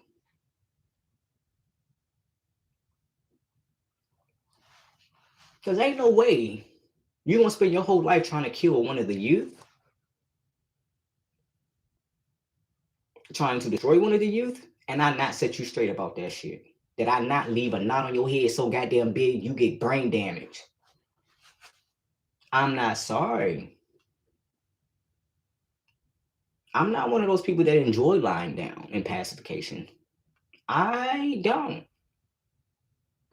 I'm not somebody who likes to watch people be harmed, particularly youth, elders. I don't like to watch that shit. So I don't understand when I'm around people who find ways to not hear everything in the story and they focus on, well, let's be forgiving. Let me go smash your window right now and see if you don't develop some distrust. But for some reason, when it comes to this individual, you just keep wanting to get benefits. And I keep saying, did they apply for them? Is there certain things you just got to do? Like, did they apply for these benefits? Is there someone else perhaps who has applied and is more deserving? Put it where it counts, okay? If you gave this motherfucker money to start a business and he failed 200 times, you're gonna keep giving him money? Like, at what point do you realize a difference in how you should move and do something? It's called growth. I feel bad looking at him like that. He ain't feel bad about trying to kill your mama and your only child. He ain't feel bad about watching your mother starve when no one else is in the house to help her feed herself. He ain't feel bad about damn near killing your dog. But you know what I'm gonna feel bad about? If that motherfucker kill you. If he get to you the way he trying, because I'm gonna get to your eulogy and I'm gonna say, you ass motherfucker. You dumb motherfucker. You dumb, stupid, fucked up motherfucker. Like, how many times you gonna get fucked before you realize you don't like fucking? Okay, so now you realize you don't like fucking. You gonna let him keep fucking you? Or you gonna find a way to say no or not be around for the fucking at the very least learn how to avoid it. And it's giving me too much to think about because I just want to let motherfuckers be prone to experience what they did experience. But that shit literally is what ruins generations and brings down families and legacies. Like, I know for a fact this motherfucker infected somebody with a disease. And I don't have no remorse for respect of medical privacy because he did not give someone the privilege to that when they were young. And that's just at least one person whom he knowingly did this to. And he had medical tools available to him to not do that. You equals you. I don't have no remorse for this motherfucker. And I can't continue to be asked to and feel good about the people who are asking me to do that. I can't find an answer on how to deal with it if it is not bashing that motherfucker over the head the next time I ever, like, in any incarnation, see that shit and have to deal with it.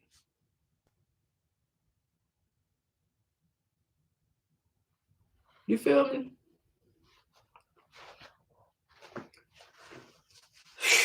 It just I've stayed away from certain things so well. How many times I almost ended up in gangs because they saw my intelligence and the ability that I had. How many times I almost ended up sex trafficked, but my wisdom said, don't trust this. I'm not giving you benefits to a doubt you literally already told me you don't want. You came here to fuck me over.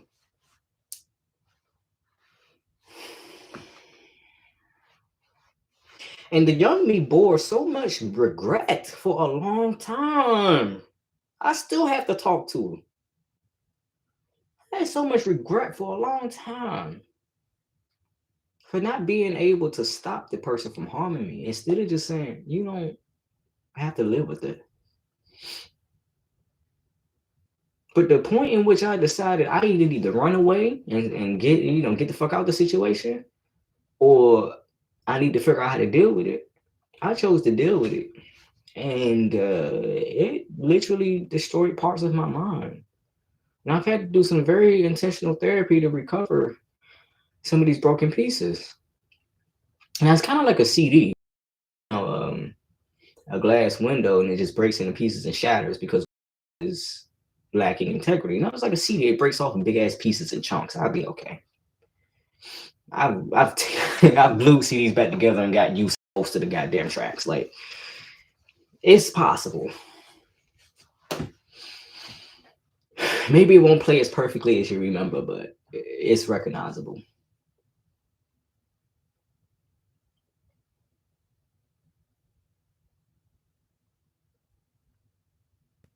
For a long time, because I had to do so much spiritual work and training, I didn't even know how to go outside and play.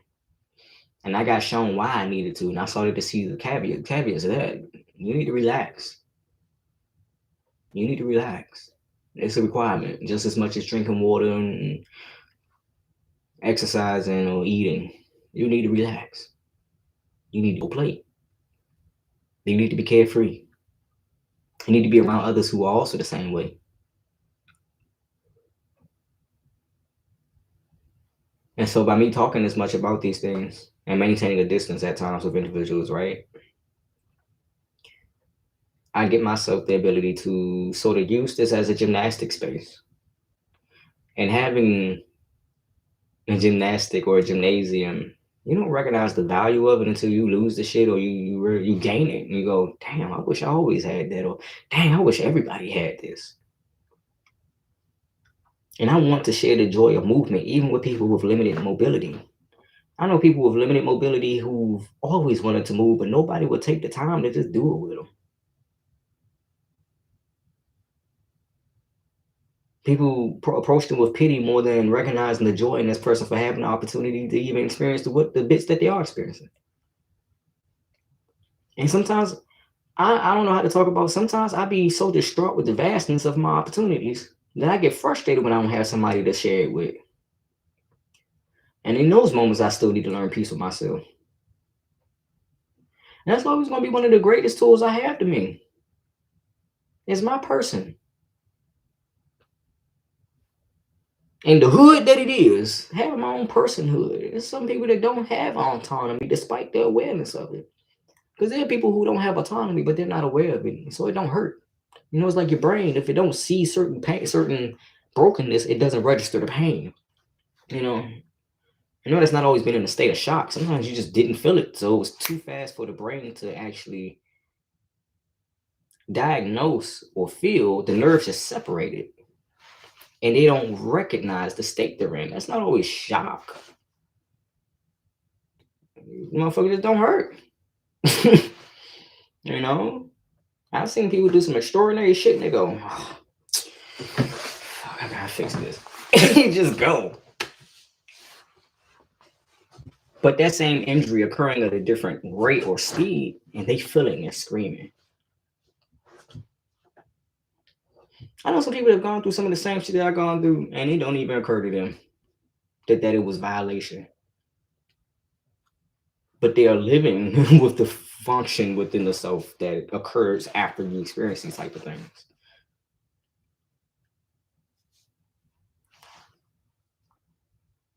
Like standing to the sun and then seeing dark spots,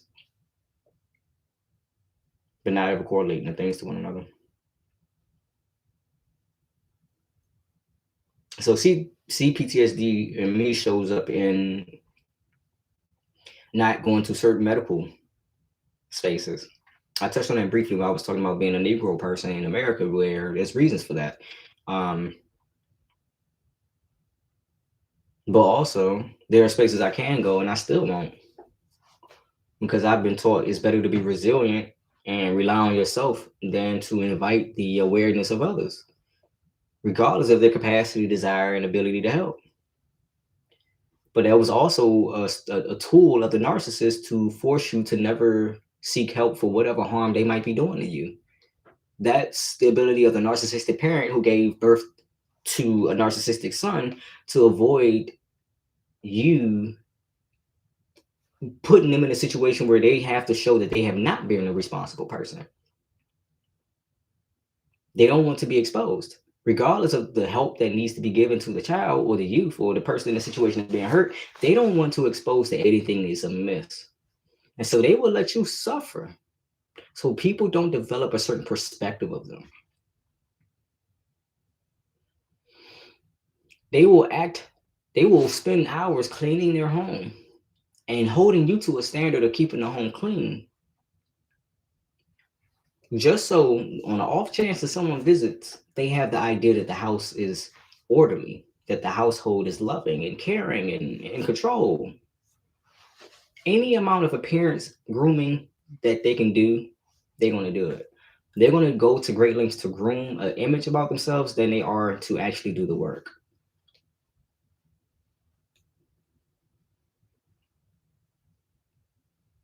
Instead of hiring professional assistants, they're going to rely on the child to do everything.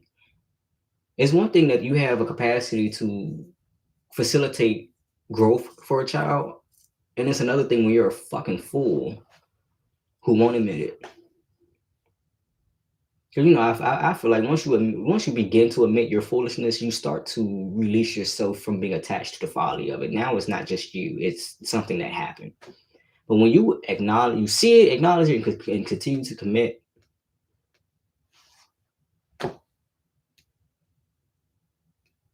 in the dynamic of a child to the parent.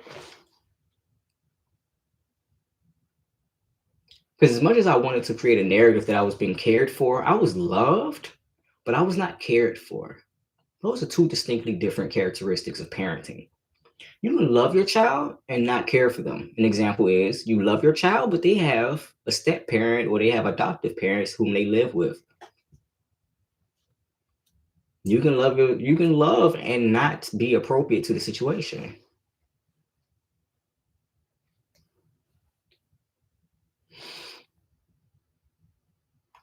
Uh, but you can also be aware that you're not caring for a child, and instead of actually going to get that child help, you tell that child you're not actually feeling pain. You ain't feeling nothing. You lying to yourself. You're not actually sick. You don't actually need help. I remember I had bronchitis. I had a bronchitis infection. And I believe I was sent home from school because of how sick I was. And the teacher was trying with everything in her to not question how I was even sent out of the house in that state. And she did with everything in her to not be angry when she tried to talk to my mother. She did with everything in her to not put too much responsibility on me, but she needed me to be aware that I needed to take care of myself some way, some fucking how. So she talked to a few individuals in the school and had them sort of isolate me because they didn't know what was wrong. They just knew I was really not, I was ill. And I remember complaining, but I had gotten so used to not being heard in my complaint that all I could do was just drag myself to school anyway and still try to be the best student I could be. And eventually, I think she got fussed at so much by the elders around her, her being her mom and her stepmother in particular, that she was like kind of like fuck it, okay, and had this attitude about taking me out of class. Other people thank God for the ability they have to be surrounded by responsible people. There are people who thank God that they can provide for their children and their family and that they have a place of importance or prominence. She was genuinely, repeatedly upset and irritated that as a child I had needs. As I got older, I was informed that it's a lot of shit she didn't care for. And I also, my half brother's book, he also talks about some of the things he went through growing up. We're 12 years apart. She repeated that same shit, despite the presence of the elders trying to aid her. Defiance. So I said, okay, I'm not tripping. I'm not lying to myself. The memories and the characterization that I have of her is real. And I spent so much time trying to look at the money she gave me, or look at the objects she bought me, or look at the clothes she dressed me up in as a sentiment of love. But then I realized it was an extension of her pride, of her ego. That as long as I looked okay, that's all that counted. And I said to my father a few times, I said, bro, if it wasn't for you and certain individuals, I would have been fucking dead, and she would have told no motherfucking body. I'm in the house hungry as hell. I'm going to school and I've lost so much weight in such a short period of time that my teachers are asking me, do they need to call services? I'm repeatedly being screened for abuse. And me just thinking, oh, they just care. They just, they're concerned. But as I got older and I was giving this care and concern to other people because I saw what was happening to them and I intervened and I helped them find sources and resources, I realized, oh, wait, I was one of those kids who needed help from someone like me. And I refused it because I didn't want to acknowledge the truth. I didn't want my condition to change so drastically. I was comfortable being in that dynamic with my mother for as long as it meant I was able to have the opportunity to receive her love or to receive her care, loving care. And I've written in many books about this, but one thing I don't find peace in is silence. And I find as long as I keep writing things in a private journal, that's much like a tree falling in the forest I'm nowhere near. I don't know the shit can fail, so ain't nothing I can do to think about it. So by me keeping it in journals, it don't do nothing for nobody or nothing. They don't do nothing. They don't serve me no purpose. I've been writing for a long time. That was one of the tools I was encouraged to develop from someone who recognized the situation I was living with. And they encouraged me to write creatively, to expand my mind and invigorate ways to find new experiences. This was very good advice from this individual, and I'm very happy that they did that. I went on to be respected amongst many different groups and peers for my ability to articulate myself. And I realize, as much as that is a warm, welcoming thing to have, the ability to talk to myself and be capable in aiding myself through that relationship, damn, I'd be tired. Let me put an example like this. There was one time I did so much core workout that my stomach just hurt. I couldn't hold a bowel movement because it was just so much pressure, internal pressure. Even my internal organs were hurting because my low body fat, because how tight that whole core simplex, that complex was. So I had to lay off of exercise, lay off of core work, eat as much fat as I could, and make sure I did everything I could to maintain my warmth, to stay warm. I find emotional strength is just like that. It's good to have a strong core, but you still need the other things around it to be supportive for the whole structure. You can have things that are overly productive and it causes a disorder or a complex. You can drink too much water. I'm looking at it like that. Like, it's good to be strong, it's good to be wise, but just much like water, you're pretty much made of it, and you need it, you require it inside and out. You still need to take a break from it. You still need to control the rate in which you actually acquire it. You still need to be mindful, despite this is something that sustains your life. And so I made peace an emotional requirement. And peace not meaning, there's nothing going on. Just I'm here. I'm here.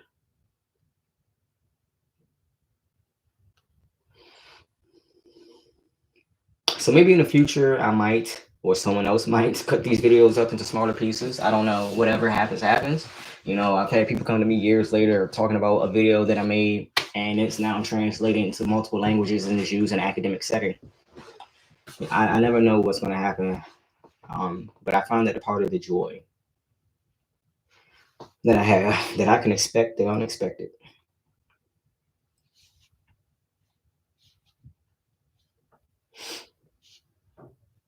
So I appreciate y'all. We're going to continue to grow my capacities. I hope you understand that we're doing this together. Anybody telling you not, maybe they ain't a part of the ecosystem that's here to help. Maybe they here to destroy it, but you matter. We matter. Matter is matter. And we are matter, baby. We matter. For real this time, I'm actually peacing out. I made it a goal to talk for another hour when I said last time that I was done. I made it a goal to keep talking. Because I noticed I could still feel the bleeding. And when I was talking about the hemorrhaging, I could literally feel it going, I ain't done yet.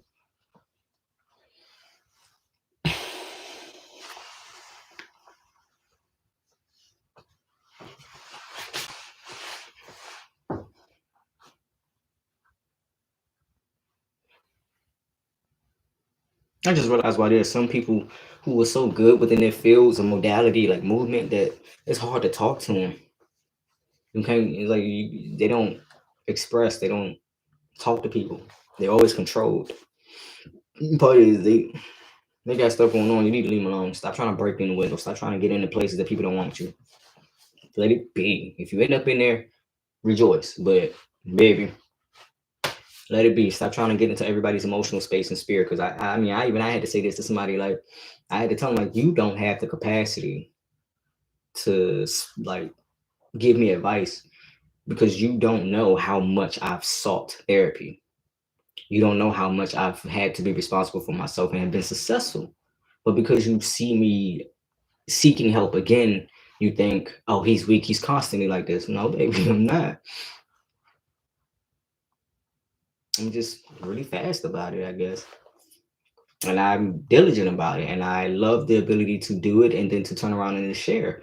And so sometimes in that sharing, I create a cycle where I heal something, up, something else, up. I heal something, oop, there's something else.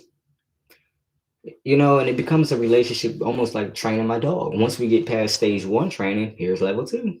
And then, oh, hey, don't get too excited. We got level three. But the more he excels, the more I can give him. Like that. So I had to tell him, Mo, don't open up your mouth towards me about what I should do and what I need to do, because you have not contemplated this subject as deeply as I have. You have not had the privilege to do so. It is a privilege. Because when I'm in my unhealthy state and unable, I recognize how much a privilege it is to be able to diagnose myself and to seek help. It is a privilege to have a neurotypical state of mind in a world that values consistency and stability and expectation.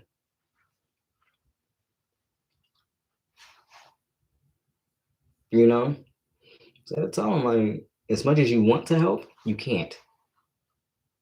Especially when, as someone who is in control of certain things in their life, you need not put your hands on it. It's like my finances. You trying to control my budget and you ain't even looked over all the items. Get the fuck out my face, bro. Because not only are you foolish, you disrespectful. And more so than the disrespect to me, you disrespecting the shit out of yourself because you don't realize what you look like. It ain't what you look like at this point. You don't realize what you're proving about your character. Because not only do you not actually care, right? Because when you care, you apply the right touch. Or at the very least, you have a way to communicate that you are trying.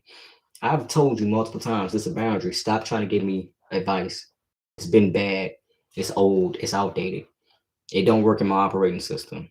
It's not viable on this network. Execution cannot be completed. What else can I say? Stop. And you keep doing it. And you keep doing it. And you keep doing it. You kept doing it. And then when the consequences of those actions themselves, why can't I get this privilege in this relationship? Why I can't have this conversation with you, but you do with this person and that person on the internet? Baby, I block people all the time. There's a lot of shit you don't see. Because, baby, I don't want to see it. And you ain't going to see it around me.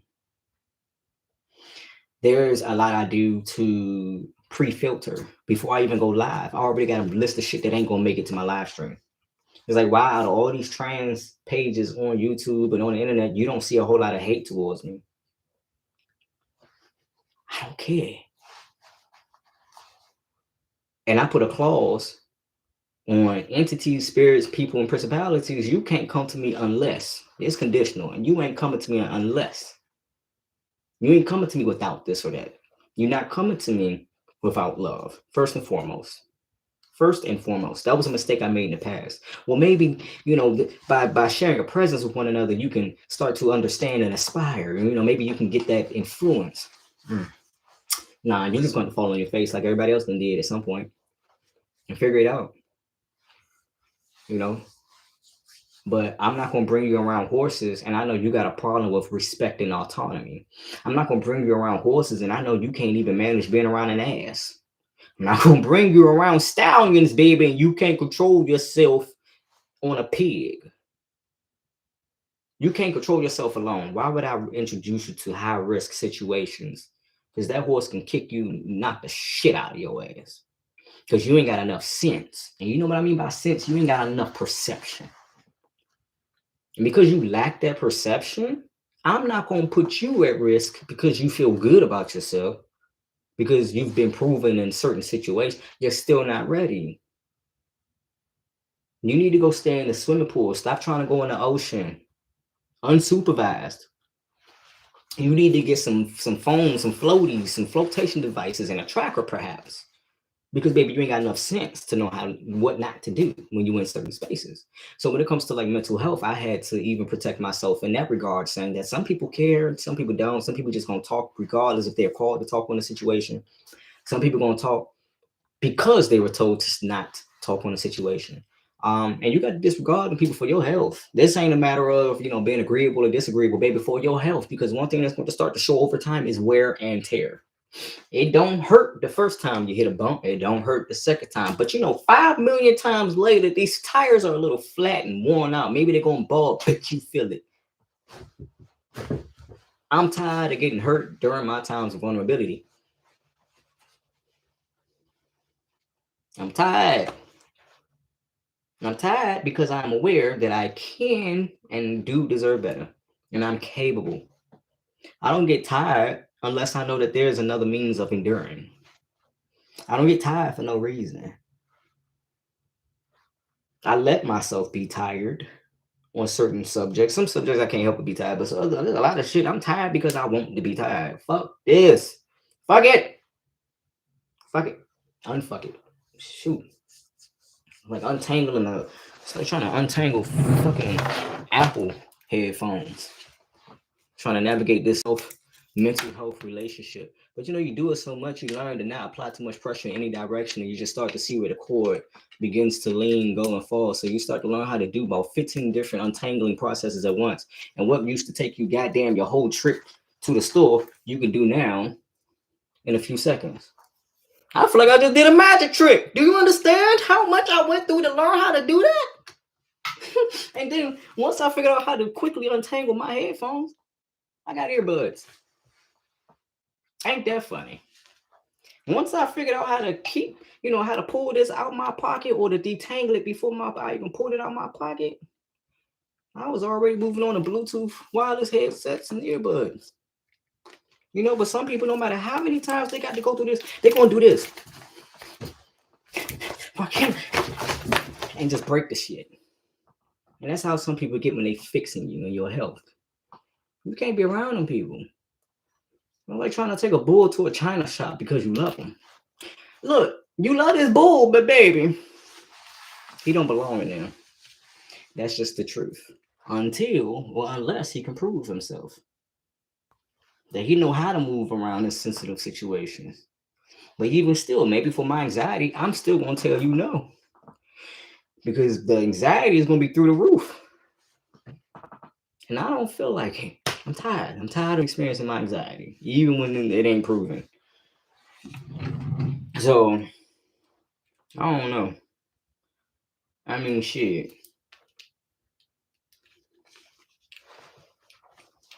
I'm serious. You know how much a skill that is to do that?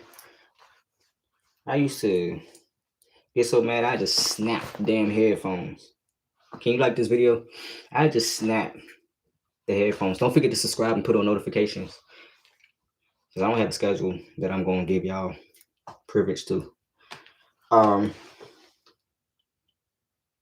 went all my college years trying to wear these headsets and being so frustrated that by the time I got to school and the class, I still hadn't untangled it. Fucking 10 years later, I can do this shit.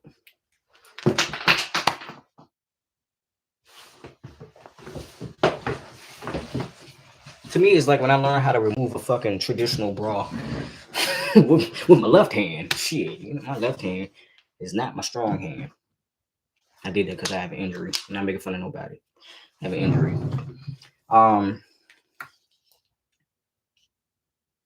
Like, to me, this is like a Rubik's Cube. But like I said, in the example of mental health, some people are not going to be capable. Some people are not going to be consistent, and you have to learn to not be inviting for very substantial reasons. And if they get upset, I'm sorry, but space, baby. Because maybe they'll grow fonder, or maybe you'll grow fonder of having space that is not complicated by the presence of others. Some people don't actually care to be helpful to your life. They just want to be in your life, even if being a nuisance. We can get into a diagnosis of that, but that's not my privilege nor my priority.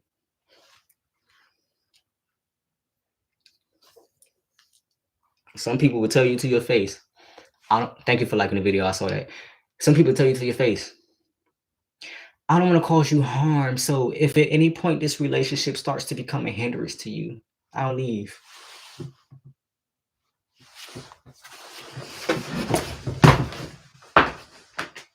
Baby, the moment they start to realize they're hurting you, they apply more pressure. The moment they start to realize they're hurting you, they start to tell people to stay away from you. They start to tell people, oh, you have a problem. They start speaking on your behalf without ever informing you that they done spoke up for you. They start talking to you and gossiping about you to other people.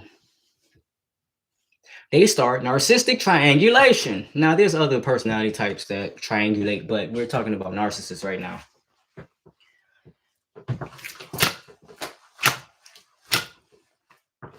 Some people will never be okay.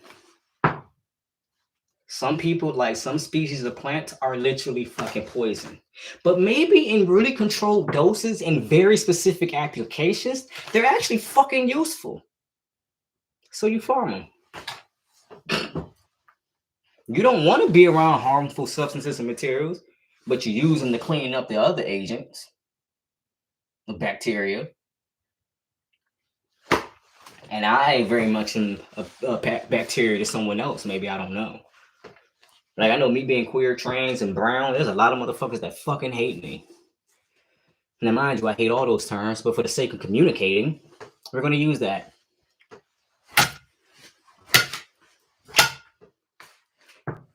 You know what I'm saying? And some things, no matter what you do to it, are going to be resilient.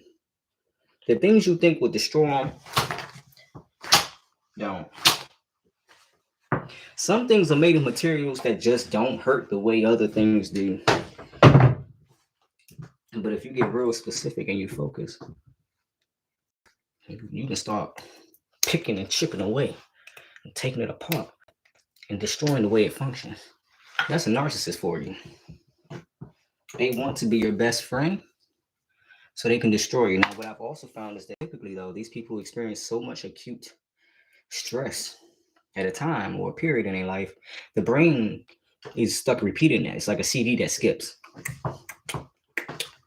It goes forward and comes back, goes forward, jumps back, goes forward, jumps back, and it keeps doing it. I had a CD, and the CD player did that for 6 hours straight, and I just wanted to experiment. It did it for 6 hours straight before I couldn't tolerate it no more.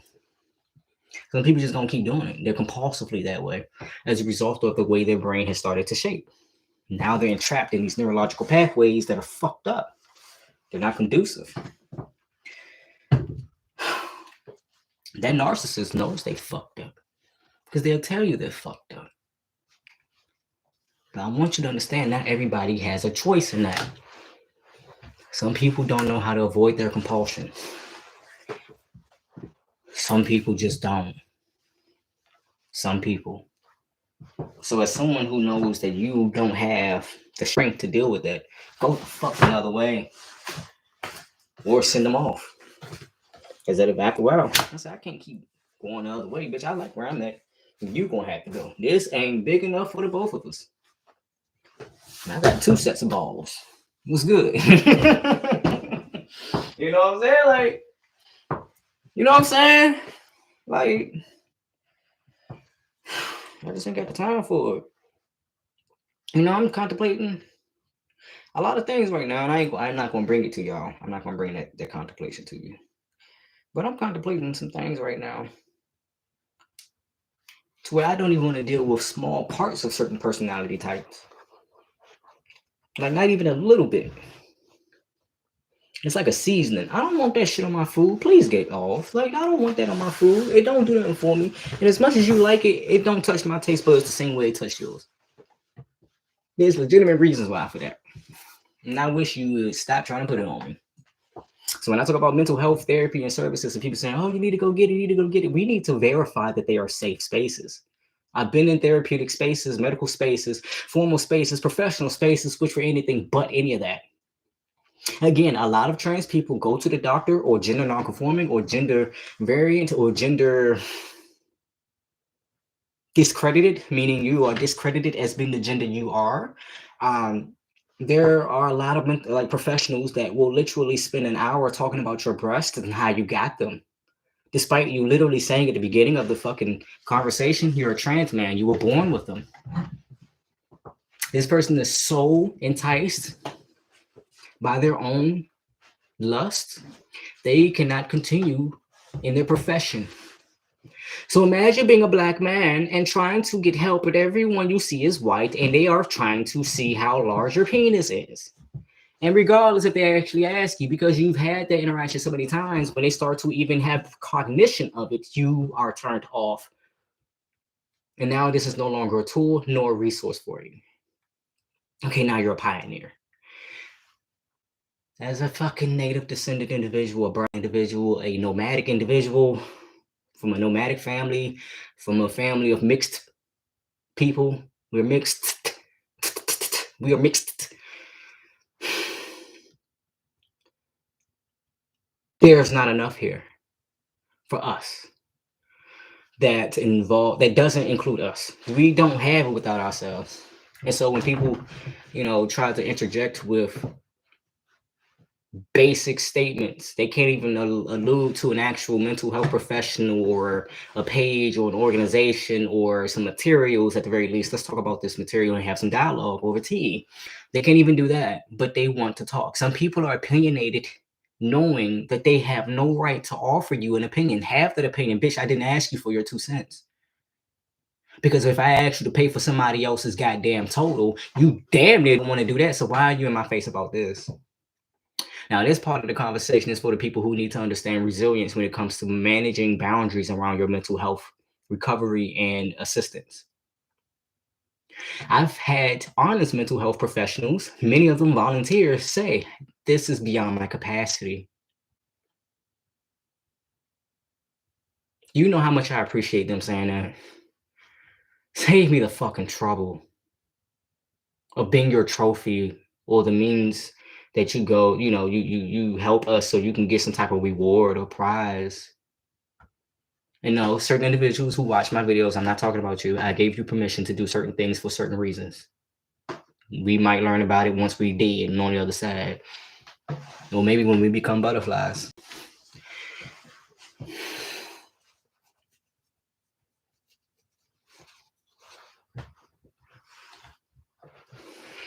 Like, I find no pleasure in continuing myself successfully, gaining money or gaining applause. And the people in the room who looked to me or supported me or vindicated by me are still lacking the things I am receiving in excess. This is not even about abundance. This is excess. Like I told somebody else, or I said in another video, I am satiated and satisfied. So oftentimes I don't do the things that people say I should or have the drive towards because I don't care. I don't have the perception or experience of lack that others have. I've seen people have so much and they still can't be made to suffer peace. They still want to appropriate the means of other individuals despite having every ability to assist a nation of people. Biggest house, best neighborhood, best schools, best car, everything up to date. They get benefits straight from the manufacturer's fucking dead wife.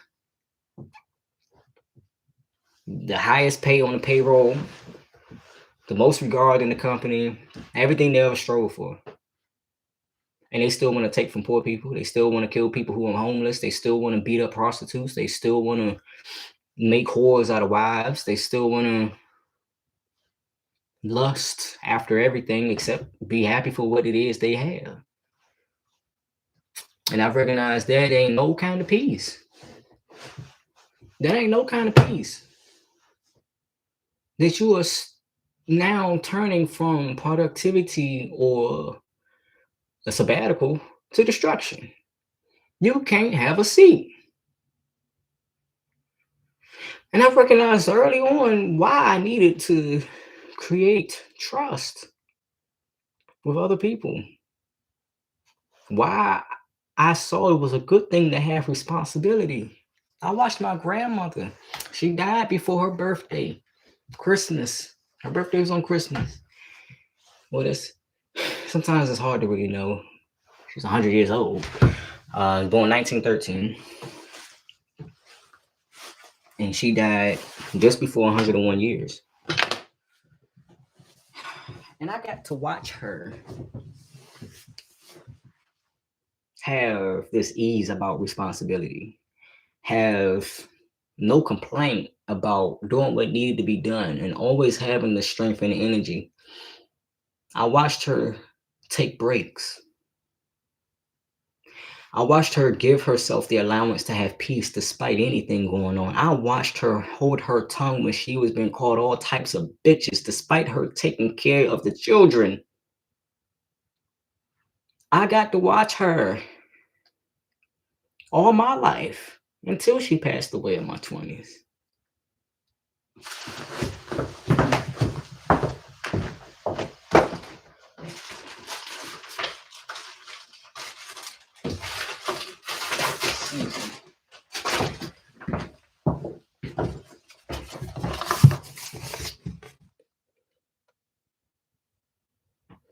I had to watch her in this picture as it was being taken. She said, all these people came for me. It's a lot of people in this room. How old am I? 100. I'm old. And I know a lot of people. And there's a lot of kids. That's a lot of mouths to feed. That's a lot of thoughts in one room. And she wasn't even aware that the photo had been taken because she was just becoming amazed all over again at what she had done and contributed to.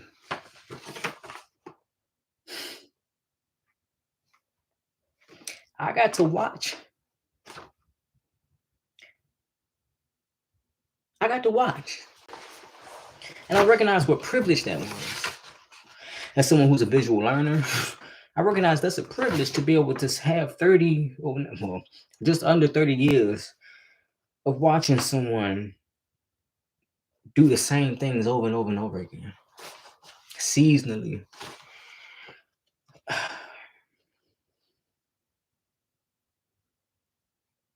I got to watch her walk until her late 90s. I got to watch her cook until her late 90s.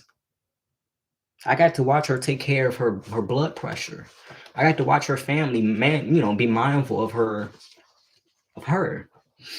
I got to watch people care about her. I got to open up the Christmas cards that she received. I got to watch her put them up on the shelf and talk about all the different children and grandchildren and offspring and blended families and step parents and ex-girlfriends who were still in the picture. These people, I got to see so much.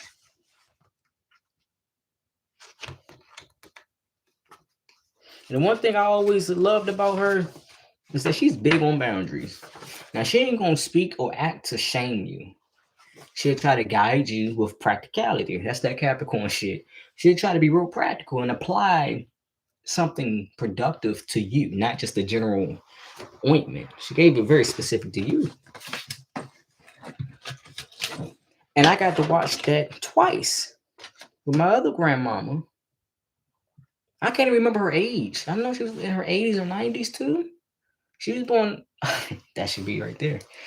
She was born, what the heck? Why I can't get to my other screens? Since when was that not a thing? Okay. Well, she was born in 1933. And what was it? Just last year she died. She was almost 90 years old. She was 87 when she passed. So twice over, I got to watch two different women for up to 32 years of my life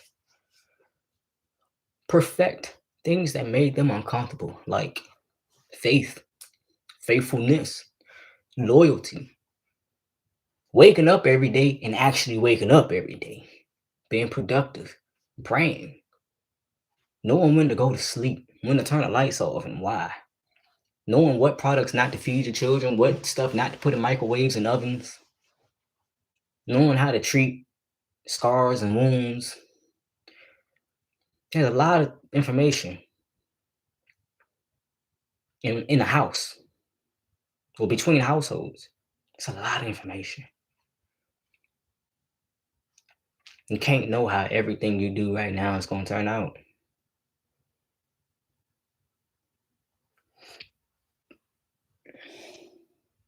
But you got to make it your choice to see yourself through.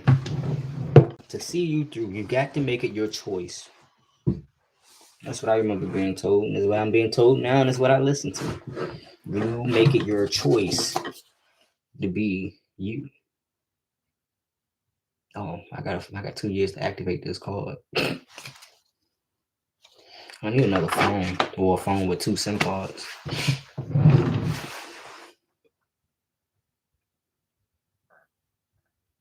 Do iPhones come with 2 SIM cards? No, not that I recall. They don't. You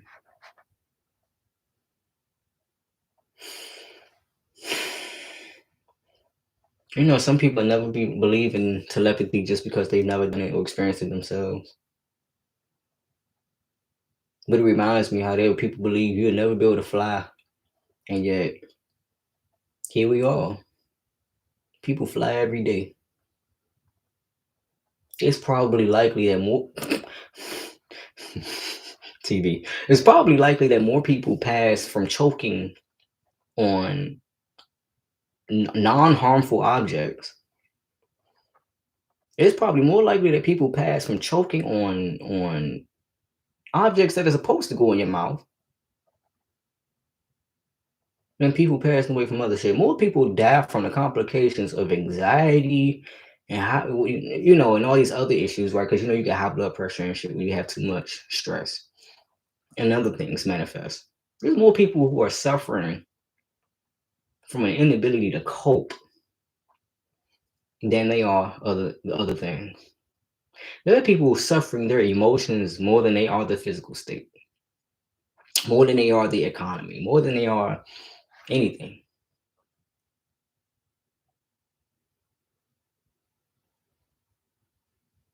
So always have your peace. One thing my grandma always did, she'd take me and go sit on the back porch and go, let's listen to the wind. It's coming. And this is when I learned the word zephyr.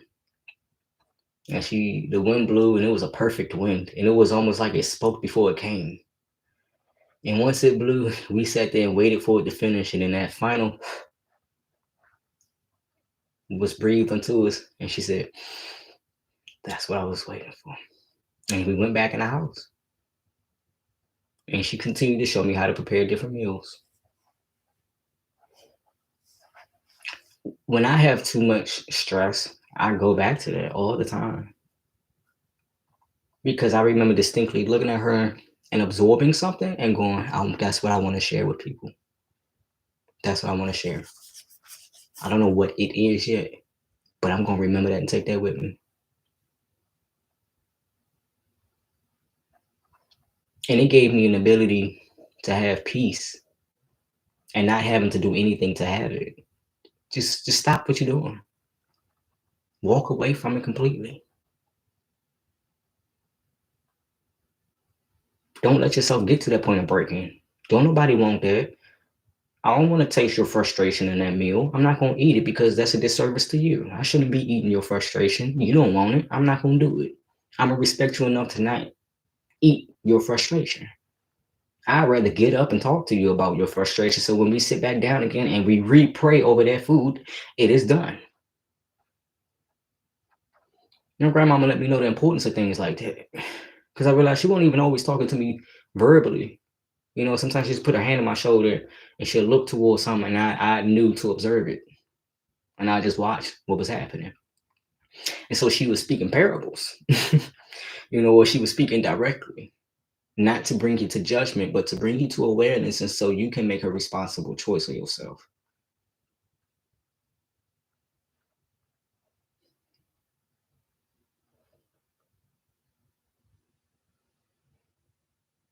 Now, instead of bleeding hurt, I'm bleeding gratitude. That's something I don't mind letting fall out of me a little bit. That's something I don't mind getting on my bed and getting on my clothes and getting on other people. I want to wear gratitude.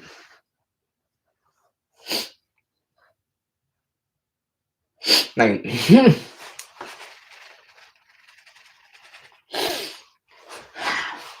another another I lost another relative whom I didn't even know was in the situation she was in medically. I didn't even know she was the age she was. This woman was in her 60s. She just looked recognizable as the same person from the pictures I saw of her in black and white to the color I knew her in person. And that was what he said during the eulogy was like, you would never know what state she was in. You would never know. Because if she still had something to give you, she gave it, and she didn't make a statement about her position first. She just gave it. Sometimes she'd frustrate you, but once she learned, she wouldn't do it again. She wouldn't bother you with it. And I didn't know. My father had been assisting and taking care of her, helping, being present and assisting her, but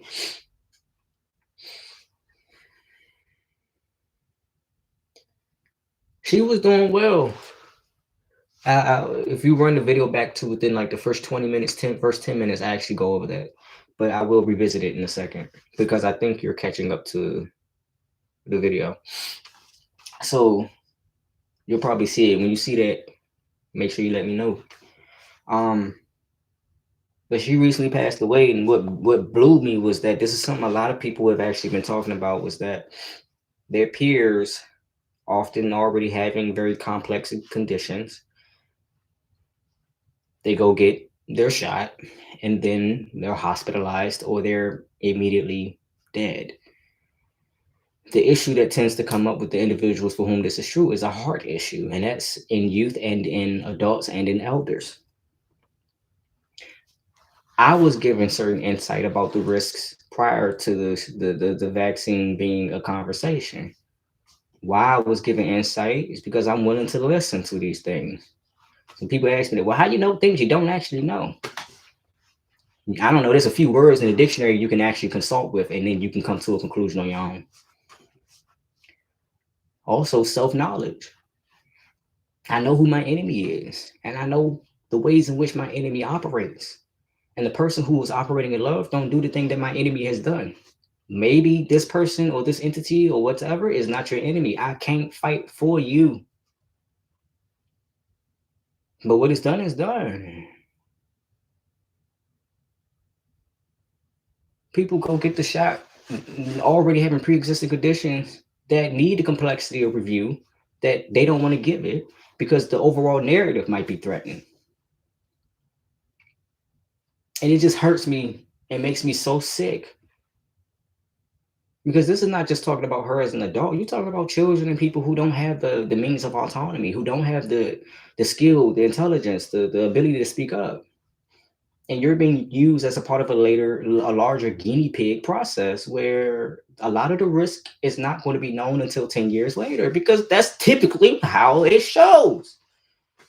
Typicality in viral infections and in viral diseases is when you introduce a fix, there's going to be a lot of volatility. Some of us don't want to expose ourselves to that volatility. Some people don't mind. Like some people signed up for the trials. I don't want to make myself a candidate for that. That's my choice. That's always been my right. That is a God-given right. That is a sovereign right. I know people get annoyed when they hear those words and go, oh, now you want to talk about, but it always is, has been, and will be. And just because you sign off on your will and ability, oftentimes not doing what you're giving up, don't mean I got to make that same decision. Me making the choice over myself don't take place of yours. I don't know why you don't get there. And if you think the risk of me is greater than the risk of you, you need to fix that.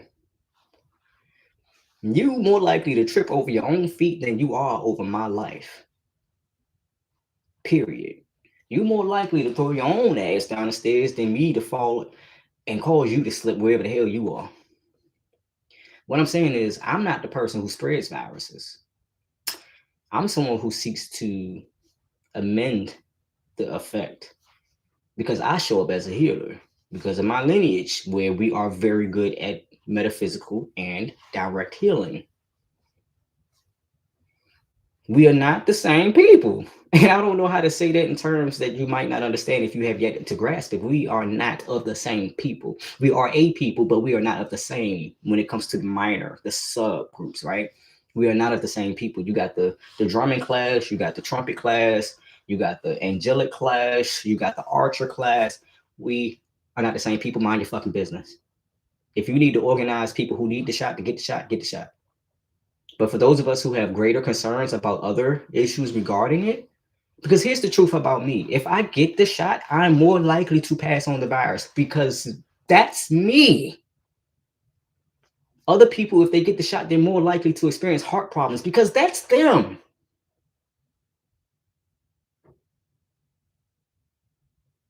I'm more likely to develop more longer lasting antibodies towards certain viruses, right? To certain genetic warfare, I guess you can say.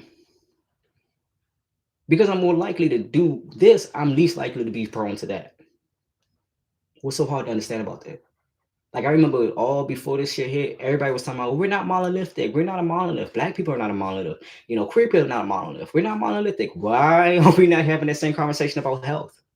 And some people have such complex conditions that are in the process of not even being diagnosed properly that adding something else medically to themselves could literally fuck them up. And I wish we had the same care in that conversation as we have for the holding of fear. Y'all just being fearful. I'm not fearful for a reason. I was given a reason to not be fearful. I was told prior to this shit happening, hey, some shit about to go down. It's gonna be global. I need you to find peace in me now. I need you to find your resilience now. I need you to lean on me now and forever. I need you to forever hold what you need to hold, but give what I tell you to give. I need you. And I met with somebody else because of my willingness to talk about that experience I had. I met with somebody else randomly who said the same thing to her mother a year before this shit even went down. She said, Mama, we're going to be stuck in the house. We're going to be stuck in the house. So different people saw different things. I remember receiving a message in 2012 about certain shit, and it was a very prophetic, poetic message that when I found my people, and I knew I found my people, I felt it. I was surrounded by it. When I found my people and I was just sitting there listening, I'm recording, I'm shooting, I'm taking pictures. She said lines from the damn prophetic message I got in 2012. This is 2019. She made these statements on stage at the first trans visibility march that was hosted in DC. She went up on that stage and she said she was the spiritual speaker. And I forget your name. I apologize, honey. But she went up there and she spoke and she said things that I had only heard in a prophecy. And that prophecy spoke very specifically about certain people not believing you. And of those people who will not believe you or hear you, most of them will be your biological family. But of the people with whom you belong and you don't have to fight because they already understood the meaning because they were listening with you. They're listening now as I talk to you because I'm talking to you all, my people, whom I said I will put the word on their heart. And they must always be a hearer. They must be a listener. When I said that, when they said that, I knew at some point there was going to be an alignment with myself and the right individuals. Because one thing I don't like to have and choose not to have is a fearful heart. It's one thing to have a fearful mind. It's something different to have a fearful heart. And I don't like to put my concerns into those categories by choice. By choice. Right, same. Okay, thank you. You got it. You let me know. Like I'm going off, so sometimes I don't know what comments are about. So please be specific if you can, if you like. You don't have to. I'm not requiring it, but I like it if you could, because I do want to assist you in understanding what I'm talking about.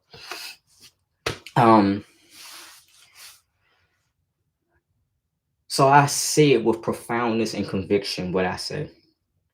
And I don't say it hoping that I convince somebody of something that don't need convincing for them. You know, you can throw people off of a good thing. because you think what you got is better. Not what you got is for you. And if you becomes multiplied, then let it be. But for them, that's what they need to do. You know, I'm a different type of people. We a different type of people, and that's okay.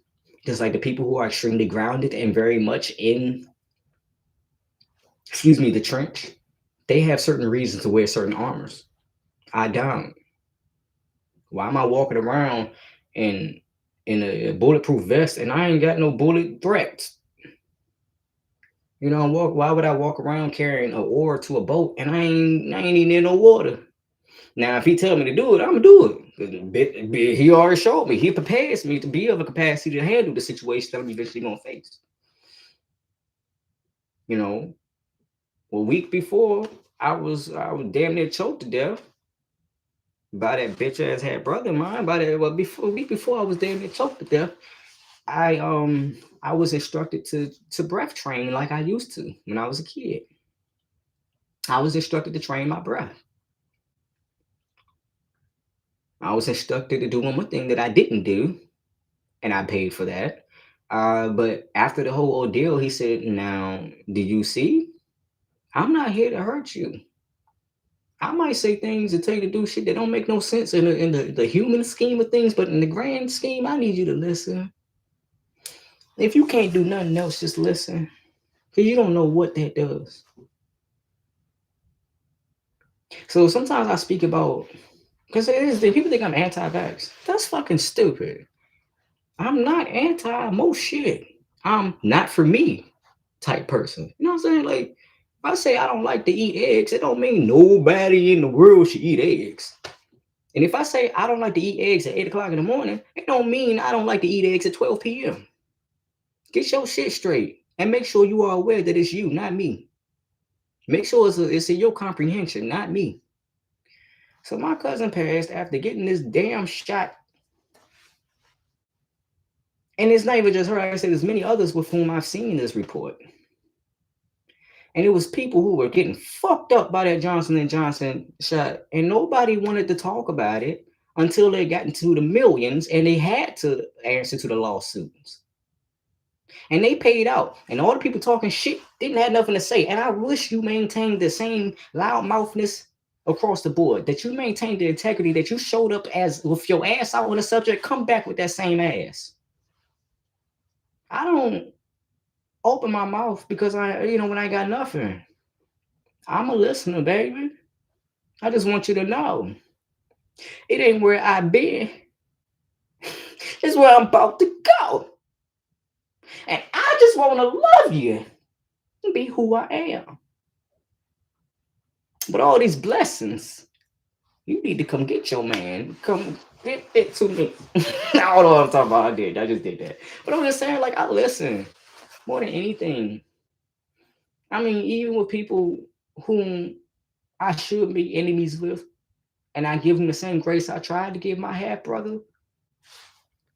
I tried to, the people that learn earn their way back. The same way I've earned my way. I've had people getting mad and frustrated that I've been forgiven. How dare they forgive you? Why the fuck would they do that? Why would you be forgiven? And the thing I remembered about those individuals that they weren't there for the process. They were there to see the drama hit the fan, but they were not there to witness it be cleaned up. So they don't know that I was there cleaning up. They don't know that I was being so honest that the people saw through my mistakes and saw my heart. They don't know how many hours I put into correcting myself and not making the people I've harmed responsible for my corrections. That they can't, like, they never even done it for themselves. Because sometimes you do that type of work and the people who you hurt will never forgive you. Or they'll never give you that sentiment that you were forgiven. And you just have to take it. Chalk it up. Look, I love you, and I'm sorry I betrayed you, and I never get the chance to do that again with you. But if I ever run into to your likeness or to anything even close to you, on everything, I ain't doing that again. Some people don't care about the truth. They just want to see you suffer. They don't care about correcting. They care about punishment. They don't care about improvement. They care about you losing it all and never having again. But if that happened to everybody and that was the only way, there's very few of us who would have even a little bit of something. Very few of us will have anything for every mistake we've ever made. I'm agreeing with knowing what is right for you and what is not. The vax might be fine for something, not for me. Exactly. And then again, there was so many different. Thank you for liking the video. There's so many different creators of the vaccines that they all have some differences in them. So me saying I want more research, oh, what do you do with research? Baby, I've researched. I don't know about you, but I have strong interpretation skills. And I don't like to laugh about it because the God gave me that. I can't be boastful about a sense he gave me. That's literally a sense. The fact that I can smell on someone, the fact that they're going to be sick with the flu or if they're going to pass it on, and the percentage of the likelihood of that. That ain't nothing nobody necessarily directly taught me. I gained that skill one day. I gained that ability in a day because I put my faith in God. With such profound humility, he removed all the obstacles that kept me from having that ability and gave it to me. So to a lot of people, it's extremely unbelievable what I just said. I gained the ability to connect with my senses in a fucking day, less than 24 hours. Yes.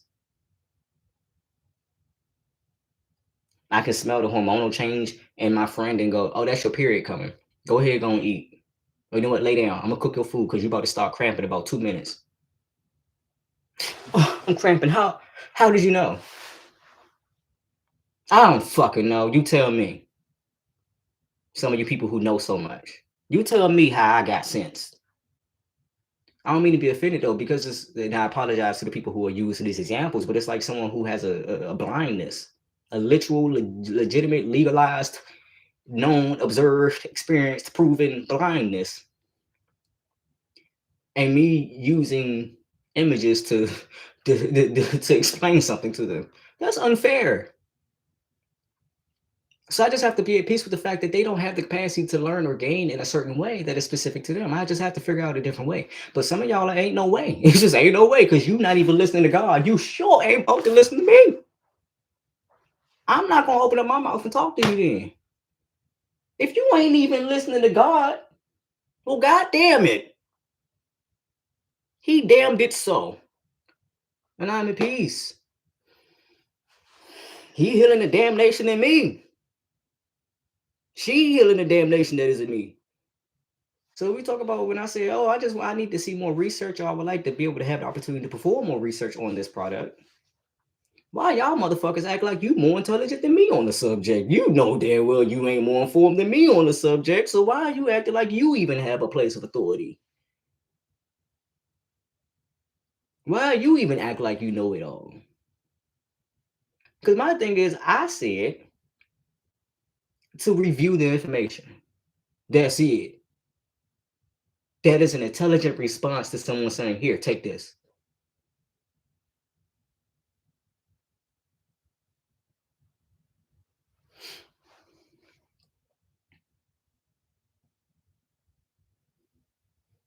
Like how y'all go from arguing about as a black trans person, like being subjected to Tuskegee experiments as a black person, right? But also being subjected to erasure as a trans person from both in and outside your groups, to suddenly joining this big ass ableist ass social, like generous, like association. Like suddenly everybody went from nuance to and I understand illness is difficult to grasp. It's difficult to deal with. If somebody say we got a vaccine for cancer, you know what I mean, motherfuckers, I don't fucking blame that response. But when I sit back and I go, I don't know, this don't seem right, man. Something don't smell. What you put in that mac and cheese? I smell that shit. I ain't gotta put it in my mouth. The fuck didn't season that correctly. I can look at it and see that shit is unseasoned. Everybody ain't got that sense.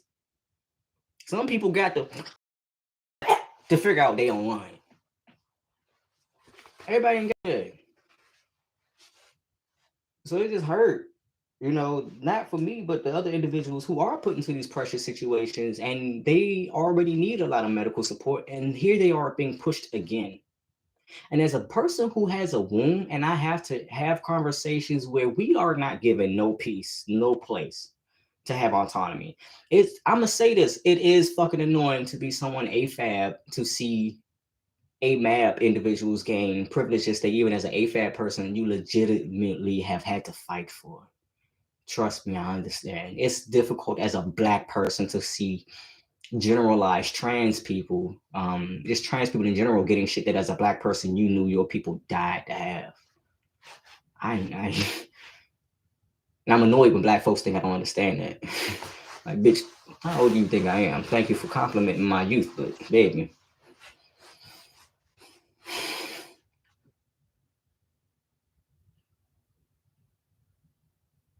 It's like some people can smell roaches. They ain't got to see them to know roaches in that room. Some people know how to look for and to sense and be aware of their presence without having to see it in large amounts to know that they're there. Some people can smell ants. I smell rain, and I can pinpoint it to proximity where that rain is falling. I can give pretty good accurate estimations of when the rain is going to fall in a very specific location if I'm present there. Um, I made an estimation about when it was going to snow this year based on the sky 2 weeks before the end of December.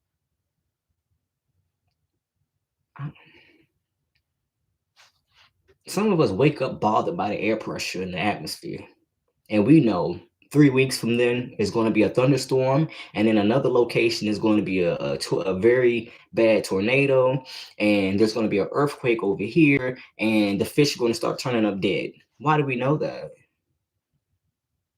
Why do we cry when we see certain news reports?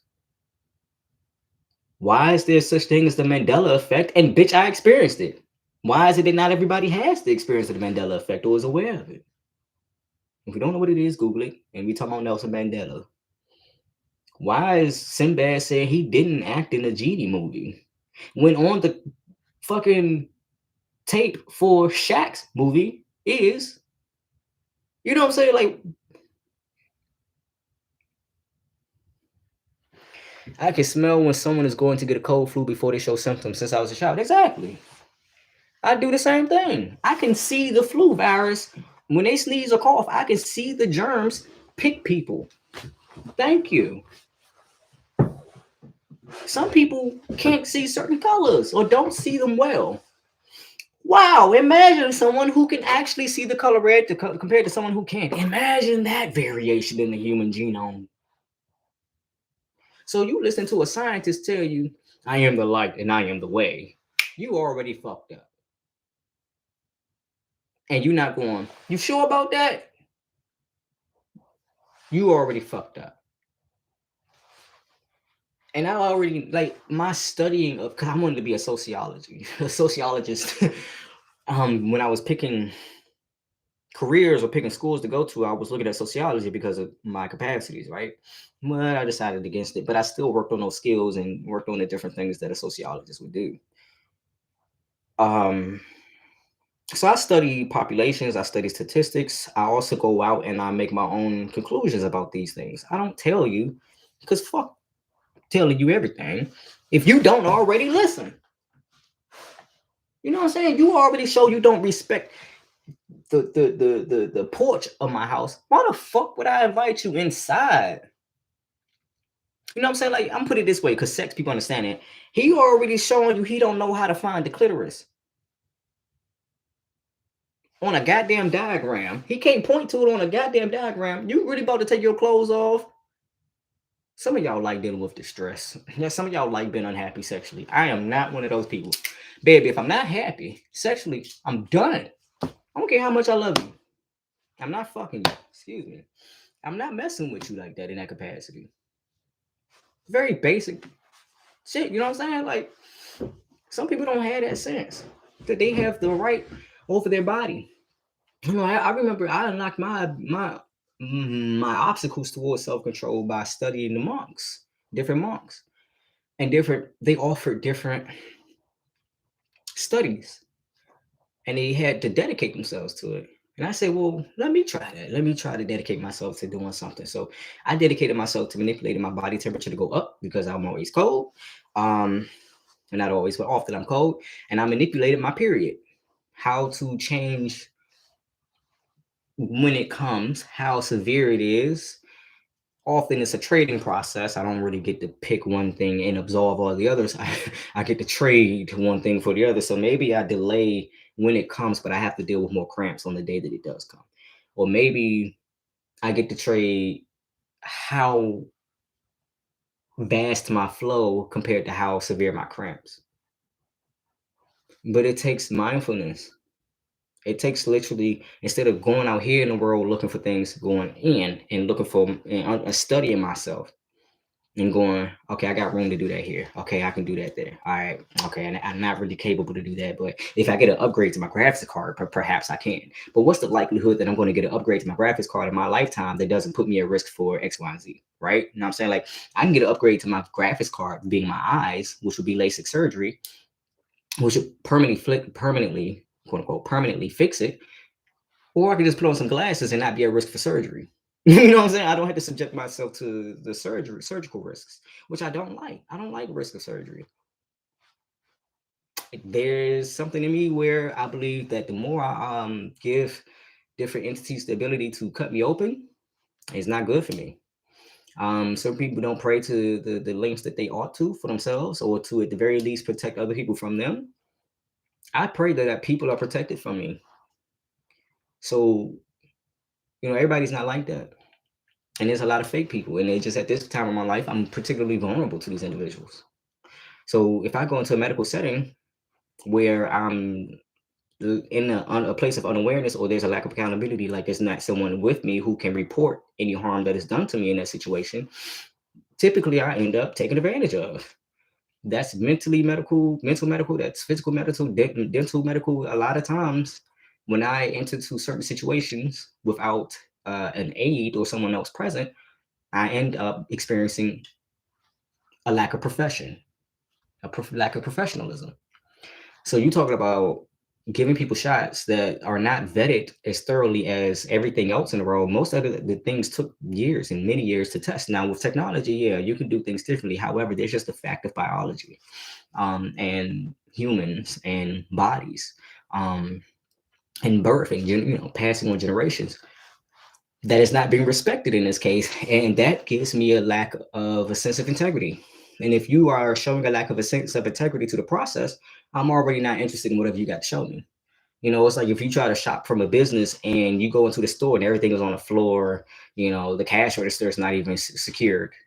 Do you really want to buy the products? Because who knows what bugs are in it, what what fluids have been on it. Who knows about the quality of this place, because they didn't even care to give you the illusion. These people are to give you an illusion. They're outright saying one thing.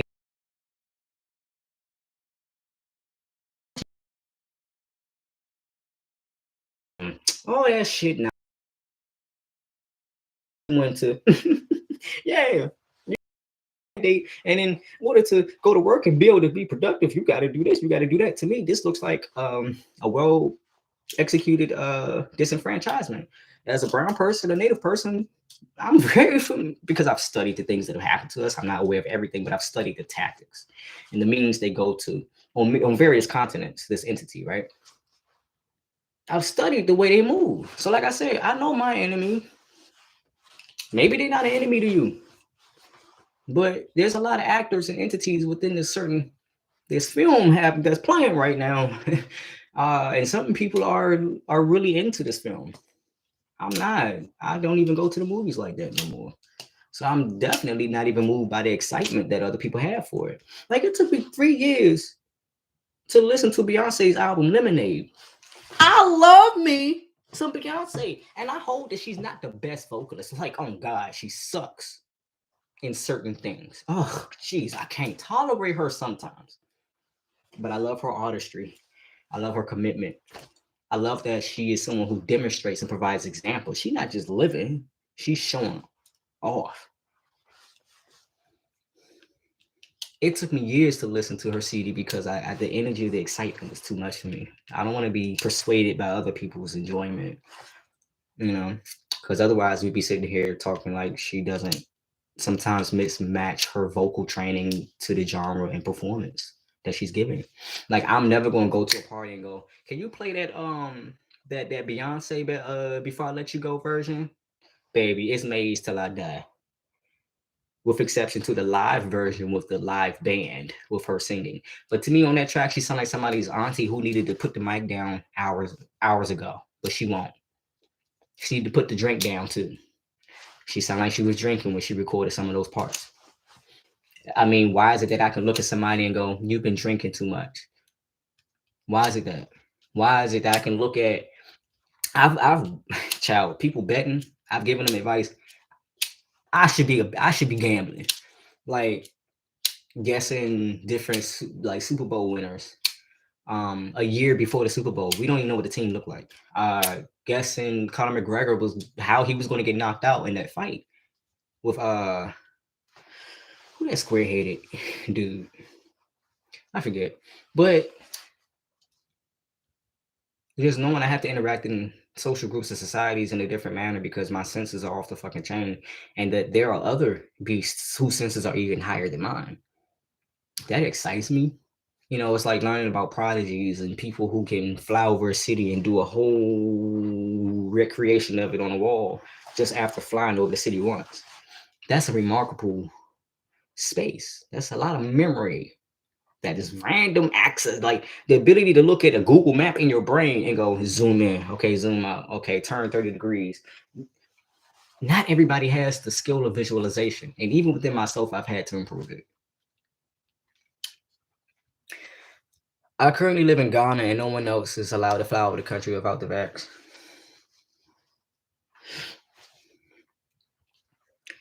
A lot of medical community preys on trans people for profit. They do.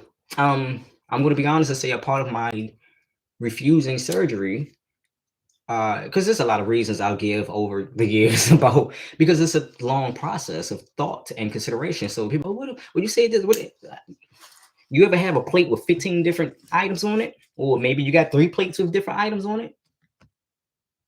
Yeah, yeah. Like I said, I'm and satisfied. Satiated and satisfied. Um. So one of the reasons I didn't rush, and I'm not rushing, I still consider it, I still think about it, but I also still have to continue to assess why, right? Because I don't take lightly. I mean, despite tattoos, despite piercings, despite harm I've done to myself in the past, despite risk-taking behaviors I have, I calculate them. I train and prepare myself for these risks. I educate myself. I do soul searching. I talk to my God, and I make sure, to the best of my ability, that I'm not in violation. I don't always get it right, but I do my best according to what I've been given.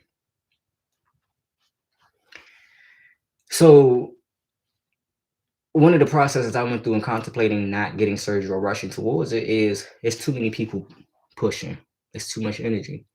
People have too much vested interest in me getting surgery than they do everything else. But I can't really expect people to grasp an entire picture that they were never shown, especially if, though I have the entire picture, I'm only showing a part of it. You know, let me show you an example of what I mean.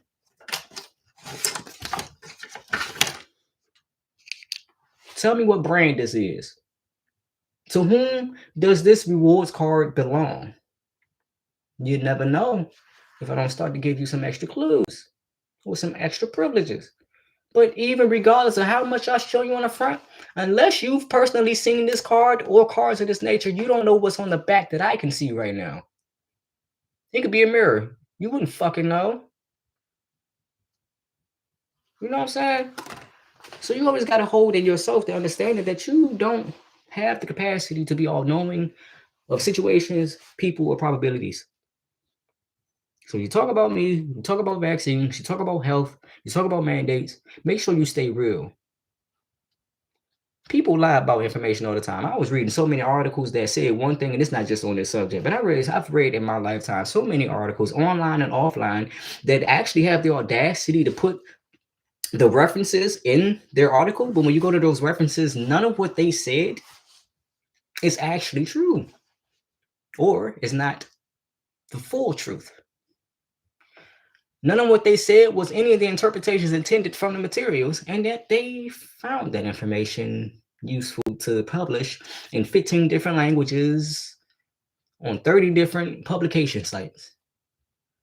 They found it was meaningful to share a poor interpretation of information because they know y'all motherfuckers are not going to read the goddamn reference part. You're not going to click on the links that refer to the studies that they're talking about. But considering the fact that I'm talking about the studies of medical stuff, you also have to consider the person. One of the first things I try to do is know myself. There are things that work extremely well for other people, but I'm in that 1% of individuals for whom it is actually harmful. Fauci mentioned himself that there was a vaccine trial for HIV, and it actually caused some individuals to be more likely to contract HIV rather than prevent it. You get what I'm saying? No, you still don't get it. Maybe because you're on the other side of this situation. Maybe you're one of the individuals whom would benefit, and so you cannot see anything but the benefit because that is what is true for you. The truth for me is it's only about a 55% chance that I'm not harmed by this thing. I don't care for that. I don't care for it. I don't. I'm just not one of those people that come from a family of individuals who are always sick.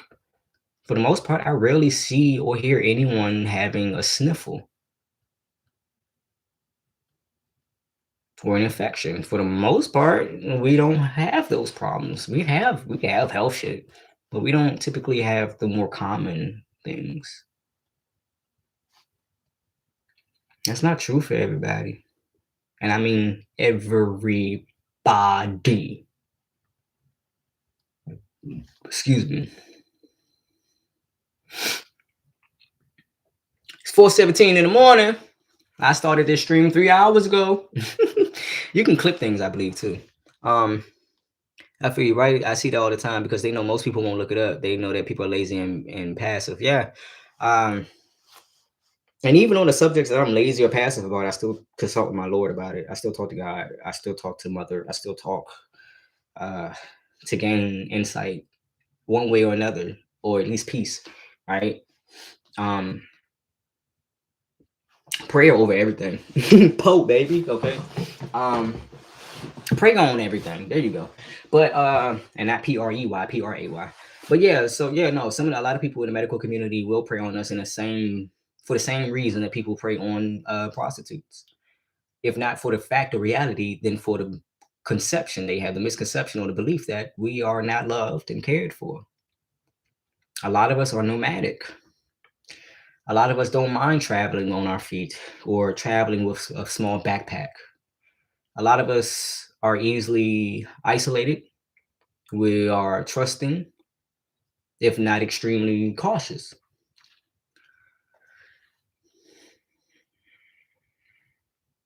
So when they do get one of us in the room, they recognize the rarity of it. And they do what they can to get our blood, to get our brain, to subject us to things that are not necessary. You know how many people I talk to who are trans, regardless of their actual status, like AFAB, AMAB, signed intersex at birth, or post life transit, like anybody who's not quote unquote the norm. You'd be surprised how many of them I've personally witnessed, even in the last month, the last 30 days, mentioning being sexualized in a non-sexual setting. You go to what was he saying? He said he went to the doctor went to the eye doctor and ended up talking about his genitals. Imagine you go to Starbucks and you say, "Oh, I'm a female." And they go, "Can you talk to me about your period?" In a Starbucks. Appropriate settings much? These ask to like take me out for a coffee? Like, At least invite me to some settings where I can get some networking. Like, bitch, you want to know about my shit? I don't even talk to people that I want to fuck about. You know, so when people talk, oh, you need to go get this, you need to do that, you need to be a part of that process or literally shut the fuck up. Give a goddamn recommendation, a referral. Be present, be an advocate. Your friends are going through too fucking much. Your friends are tired of your fucking empty advice that they didn't ask for. I'm with the camera, my eyes closed. I'm saying it because somebody need to hear it. I want to go to sleep. I have not been allowed to sleep for the last 2 days.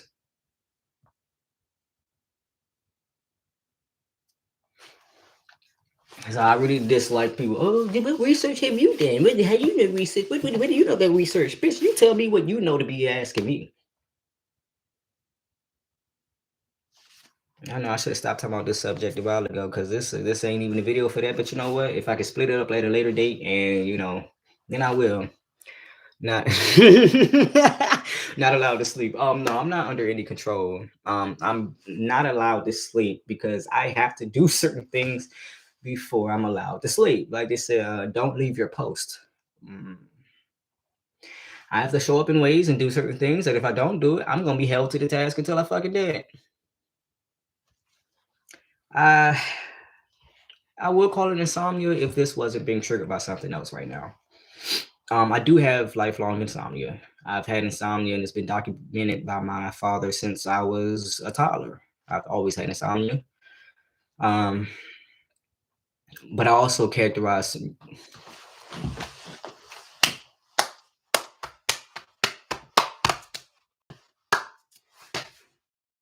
spiritually. Yes. Yes. I have to do something. And I mean, an example would be like my grandmama, she'd be up at odd hours of the thank you. She'd be up at odd hours of the night, and I'd be like, and me being me, the type of kid I am, I'd get up with her, and I'd be dead sleepy. I'm just like a little dog, dead sleepy, sitting there with her, out on the porch. But any change she had in her energy or emotion or presence, I was aware of it. So I'm sitting there with her, and she's sitting there. She thanked me for coming with her, and we go back in the house, and I go, "Why are you up anyway?" She go, "I'm waiting on the Lord. He told me to get up, so I'm up." 4 hours later, one of the kids come by high. If she wasn't there to prevent that man from coming in that apartment, who knows what would have happened to the youth in that apartment while this man was high on crack. Well, maybe she could have, let me in. Oh my God, let me in. He's hurting me again. She let her in. And when that dude come to that door looking, we hadn't seen her. The serendipity. It was just recently, the last few days, I was trying so, I'll be whining sometimes, but I was trying so much to go to sleep. I kept laying down, get up, lay down, get up, lay down, get up, lay down, get up, lay down, get up. And then I stopped. I said, one thing I hadn't done was check in. Why am I not restful right now? The moment I said that, I heard a bunch of yelling and screaming. Somebody I loved was in peril. So I looked at my phone. I said, I need to call somebody, don't I? And they said, shh, just wait for the call. And before I could turn around to leave the room to go talk with my dad, my phone rings. All right, this is what I was waiting for. 5 hours later, we find some resolve. I go to sleep. Oh, some good sleep. People need to trust their intuition. Period. Thank you. Oh my God, you don't understand. You do understand. Oh, thank you. Oh God.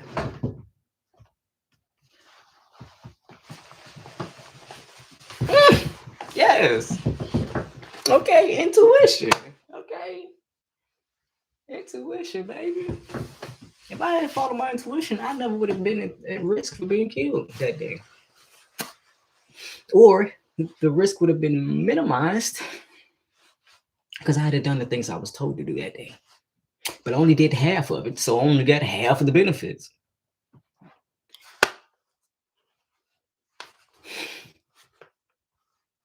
There was an individual and a group of individuals who tried to frame me as being criminal as well as mentally ill. Same folks praise you for your strength and mental resilience. Same folk go out there assist people with drug issues or overdoses, and they'll fuck their friends with the same problems. Fuck them over. Absolutely destroy them. Oh, like the guy, he sells homes, kills the homeless. Real estate agent sells homes, murders homeless people. Some people just like to keep their balance, I guess. So I didn't want to have this experience. I did not want to behave this way. But the voice, my Lord, my guidance, the Lord Jesus, have mercy. I said, Lord, I don't know how to deal with this. I've been trying this. I've tried that, tried this, tried that. The only thing I ain't do was just walk through the fucking door. Like, that's the only thing I ain't did. I done did everything else, but back up off me.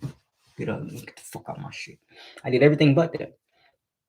Turns out that's what it worked. It worked. And when I did do that, he protected me from any expedited process of criminality. And the nerve of the people, well, you're lucky. It could be worse.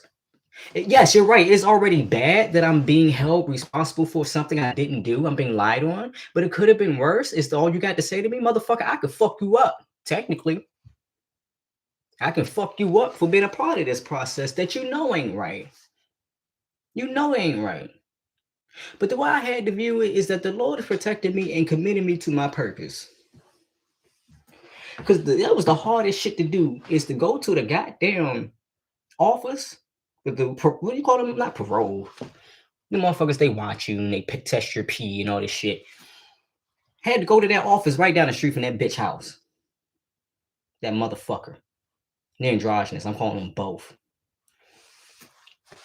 It is everything in me to not do what I'm capable of as a human being who's able-bodied and talented.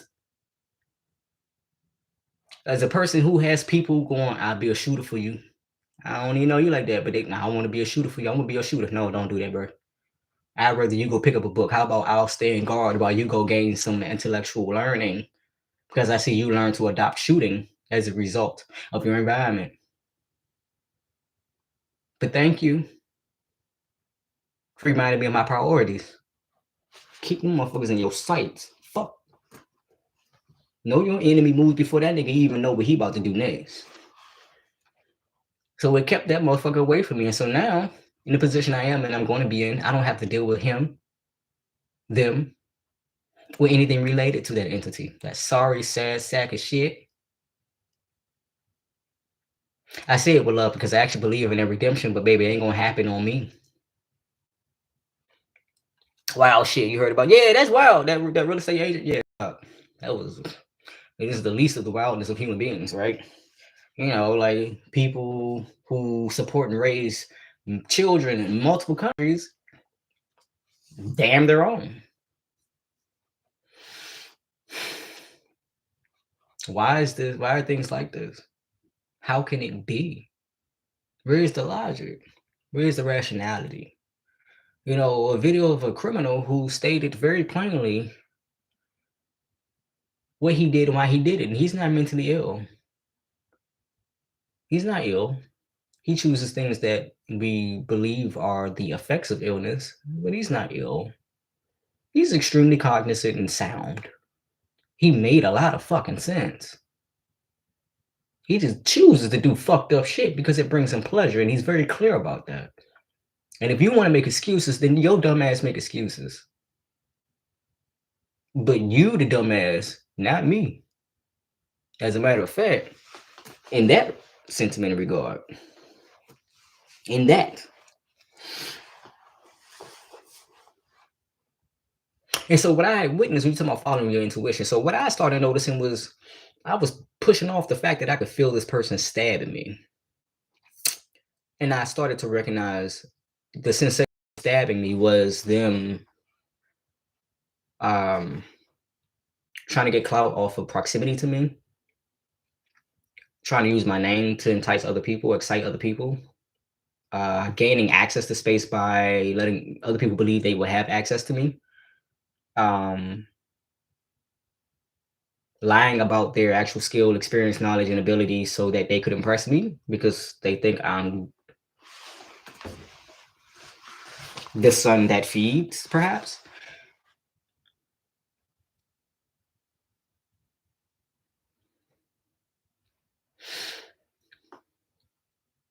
I can't have nobody like that around going in the future that improves. If I want to go into a future that just gets worse for me, then yeah, oh fucking love it. Give me more of that. No. But if I want to grow and to be at peace with the individuals around me, a user, a very proactive user, a very self-responsible user, a very accomplished user, a user who's helped a lot of people. Here's the thing.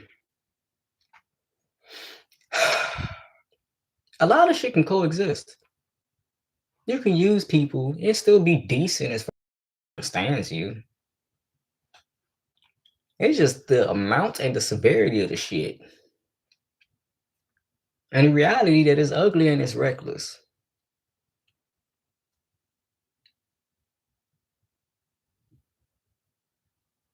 You know, so I had to understand that my intuition about this person's pathology was showing itself spiritually. And I had experiences with them spiritually that they apologized for their human ability, needs. They apologize for the human, but on a day-to-day basis, I'm not interacting with your spirit. You don't make it available. You don't operate in spirit. You operate in physical. And so a lot of your needs rely on the physical. And your inability comes from your reliance on the physical. I cannot make a hearer of someone who does not listen, cannot listen, wills not to listen. Use me, don't abuse me. That part.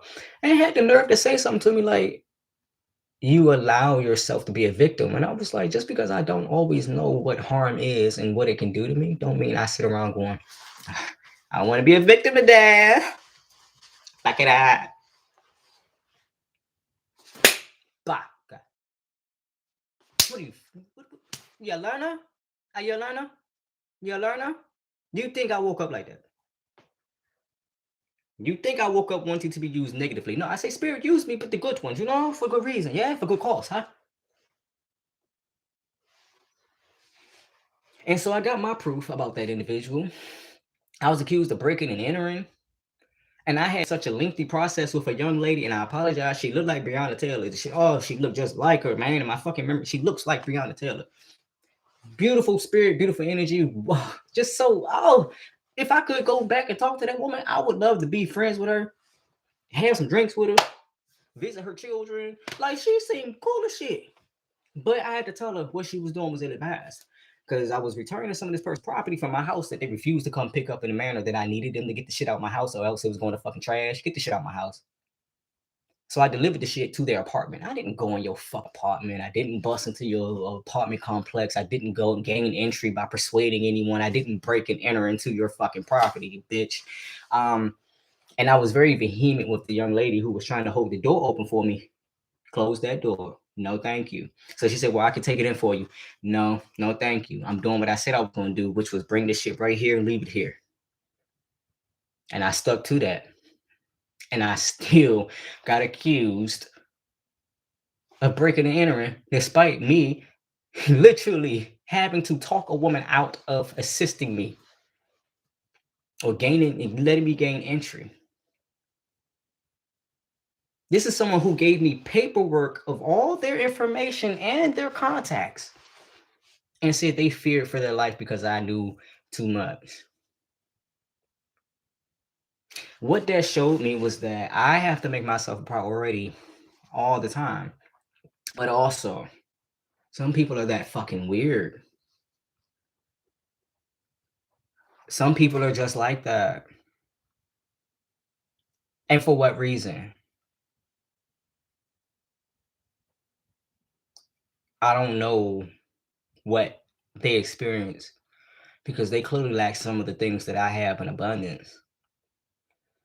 So I never understand, and neither do I actually want to, because I imagine it must be miserable and perhaps complex to do something like that, to be that way, to lie so much on paper. Everyone who reads it says, this is not even coherent. This doesn't even make sense. They're lying about you. Stamp it, send the court. You still got to go through this process anyway. And you wonder why victims of certain acts don't report the shit they go through. I was used as an exercise in autonomy for this person. I was used as an example for this person, not towards people who actually betray them, but towards the people who they can't actually get at, who did hurt them, who are hurting them. That for them was an exercise in control. But be very clear, there are some trans men who hate men, and they will use the cover they have of brotherhood to infiltrate all masculine male identified spaces to hurt you. They have no discernment for the difference between you as a trans person experiencing the same shit, if not more or less, and someone who actually hurt them. Some people are literally just psychopathic, psychotic. There is no rhyme, no reason. Just is because opportunity. People who are not compulsively thieves, but still because I can.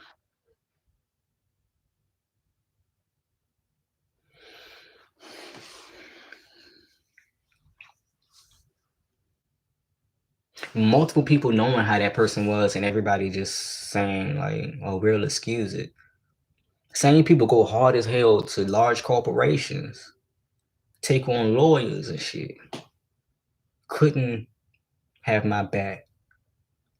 And I realized because he probably got some shit on him. Would you ever do a one-man show or play? Ain't I already? Like I would love to see these insights on stage. Wow. Yeah, I've thought about it because I'm very expressive and I like to provide multiple interpretations, but I'm very expressive. But I've thought about it. I've taken different opportunities to get on different stages and grab mics and hold space. But I try to just be careful. Too much is just too much. Like I said, just I say this often, but like when my account got to 5,000 subscribers, I literally stopped. I was just like, oh, that's too much. That's too many people. That's too much. That's too much. I don't like being recognized everywhere I go. A lot of times I go places because nobody fucking knows me. And I don't have to deal with the constants of people having expectations. I am a changing person. I change my mind easily and often. I keep a lot of my decisions to my fucking self. I keep my reasons to myself. Often. So I try not to be in spotlights too strongly because they don't help or have not helped. And also not knowing how to deal with that in the past or how to expect it now. Now that I've gotten older and I've come to realize certain things I recognize, it's okay to get the attention that I get for the reasons I get it. But important for myself to have a good audience who are not just audience members, but are very much the same in a lot of ways, meaning they understand the familial presence that I bring to the conversations, the reasons why I do it, right? Like, why do teachers teach? Why do coaches coach? They always go, well, coaches coach because they can't do it. No, some people are extremely excellent in what they do, and they're happy with the level at which they perform, but they find more reward in teaching others. Stop conforming to these quotes because they're popular. There's like people going, well, the one apple doesn't ruin a bunch. Actually, the saying is, it actually does ruin the bunch. And it will. Fruits and vegetables rotting increase the rate of rot in other fruits and vegetables. But for the sake of repeating things and staying at ease with the social environment, we just say, no, I'm one of those people. I am not afraid to be on the contrary. I'm not afraid to be a opposition to something, especially if it's popular. That same things go for my transitions, my transitional choices. I say transitions because I've made different, like you've transitioned to different housing, transitions to different emotional states, transition to different places. Same thing. Um, so when I talk about my physical transition, for me it was the physical standing up in myself, standing for myself, standing because myself. I am, therefore. So, and the amount at which I transition, amount, if it's measurable, right? You can measure full transness, right? There's no fucking thing like you don't measure full maleness. Like you're not. No, a lot of y'all aren't. What research have you done? Um, like I said, not rushing into surgery for different reasons, and one of them being I need to check in with myself and I need to constantly be aware. And if I'm constantly surrounded by people who think there's only benefits to way I can't be around them, much less be around people who only weigh the risks. Especially when they're not actually pertaining to myself. You know, people generalize information and don't understand that you are also a part of the interpretation. Gifted at teaching. Gifted, right? And I realized there's something, I want to say this, not gifted at teaching, but also blessed in being received. They are received. Because I've seen some teachers,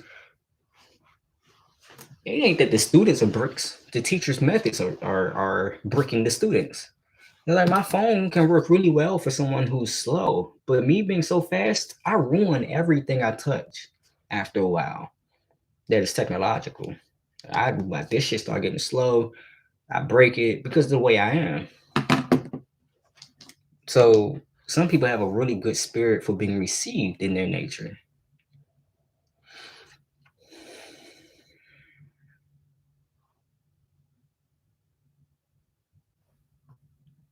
Warmth is returning to my body. My spine just became warm where I was just unreasonably cold. I feel warmer. I have you realize this whole time I've been talking for 3.5 hours or more, and I have yet had a drink of water.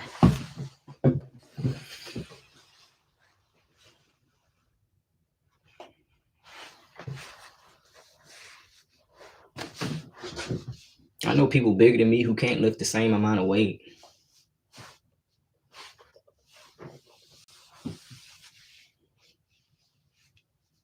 I've seen talented and experienced athletic professionals be outclassed by a young person who just has fucking physical blessings. You can always be humbled, and by the least expecting David and Goliath. Okay, that was one of my favorite stories because baby.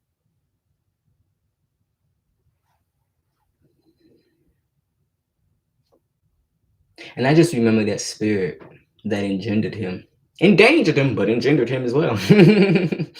And I just remember the spirit of his approach, David's approach. I remember the spirit of the community. It's much like you'll see today. People who believe, people who don't. People who will support and people who won't. People who rally and people who sit at home in dismay. I remember hearing about, like my dad talked to me about the social environment when Muhammad Ali was talking all his shit, right? I'm talking all that shit. There was a lot of black folks. He need to just go on here and shuck with the jive. He getting paid for it. I mean, I wish I'd love to be able to do that and talk to me. They see the parts they want to see. But what he said in his position was valid. I ain't never had no problem with no Vietnamese person. But you motherfuckers, right here holding this microphone and that camera to my face. You motherfuckers are the ugliest people I've ever seen. They ugly. Them people that was talking to him and doing all that shit, that was ugly. Even like I was watching back the videos of Muhammad Ali, and you could see him going, like he didn't even want to breathe the air to taste the fucking beasts that were around him. And you can see him like, I'm not even going to like puff up. I'm not even going to try. I am superior. You know how I know I'm superior? Because all you people want to fight me. You want to fight me or you want to fuck me. And it won't lie. He didn't tell no lies. And some black folk, some kinfolk are so distraught with your autonomy, your ability to have control of yourself, and your will being so strong, and you actually being able to stand up and mean it and be respected. They'll snitch on you. They'll go run tell. Psst. He trying to free the slaves.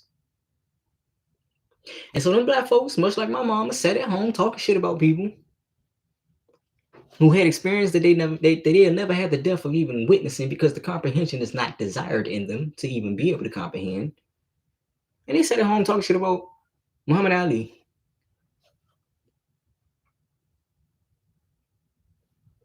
Because he decided to stand up for himself. He was talking shit about Colin Kaepernick because black people kill black people. What kind of excuse is that? It's like, if I stand up against the idea of abusing animals. Why you got to talk about the goddamn birthing of ducks? How about you leave this conversation, go give birth to some ducks then, motherfucker? You know, somebody with ovaries, I'm always going to take up and pay respect and regard to the information regarding, you know, individuals with ovaries. For people who don't have that, fuck you. I don't mean it like that. I just mean like again with the shot, I said there's certain things that people, even amongst people who have ovaries, don't know what other individuals who have ovaries are dealing with when it comes to their period and introducing things to their bodies.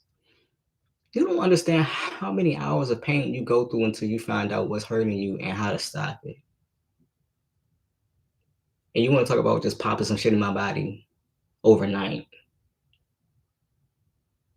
I'd rather disconnect from the entire process of capitalism and country, this and this and that, and blah, blah, blah, blah, blah, blah, blah, than to do something because you coerced me. I wouldn't want that for you. But you don't hold that same care and regard for me. And so there's individuals whom, even within this community, who I respect their work, but I don't care anymore about any further than that. Your work. Work makes me happy. It allows me to get sleep. I can, like you say, don't leave your post for nothing. Even if you got to on that post, you don't leave it. And that's some of the issue I took up with some individuals I knew in my family. You got the nerve to come step to me about shit, and you are off your post. The reason you are even in my face is because you done stepped off of where you supposed to be. Now look at you. Because I'm not about to give you a ride back. I ain't been instructed to. I don't have the abundance of the gift to do it. You on your own. Because you thought you wanted to check about me. You run up on me. You running up behind me, and people support me because I'm trans. Not even knowing what the fuck my trans is. Again, I'm using words that allow me to interface with other people. I don't have to call myself transgender. I don't fucking like the term. And not just because of the way people treat it. I don't like the fucking term. It don't make sense to me. It makes sense to me, and then it don't. I have to do too much to reason with it. And I have my own reasons for that. Like, I don't check with people. I don't, like, if I ain't come to you for no validation, fuck you think you about to check me for. And I don't care if you are the person who is the ruler of this space, but you can get replaced real easy. As people in ballroom often tend to learn, grace will get you a lot further than stepping up in everybody's face. There's a point in which you would be respected, but then there's a point where it's like, okay, baby, you're trying to do too much to eat it up. Have your seat. Enjoy your space. You have earned it. And it is frightful. But you must be righteous to maintain it. Nobody want to see an elder ripped up their goddamn their praise and their respect.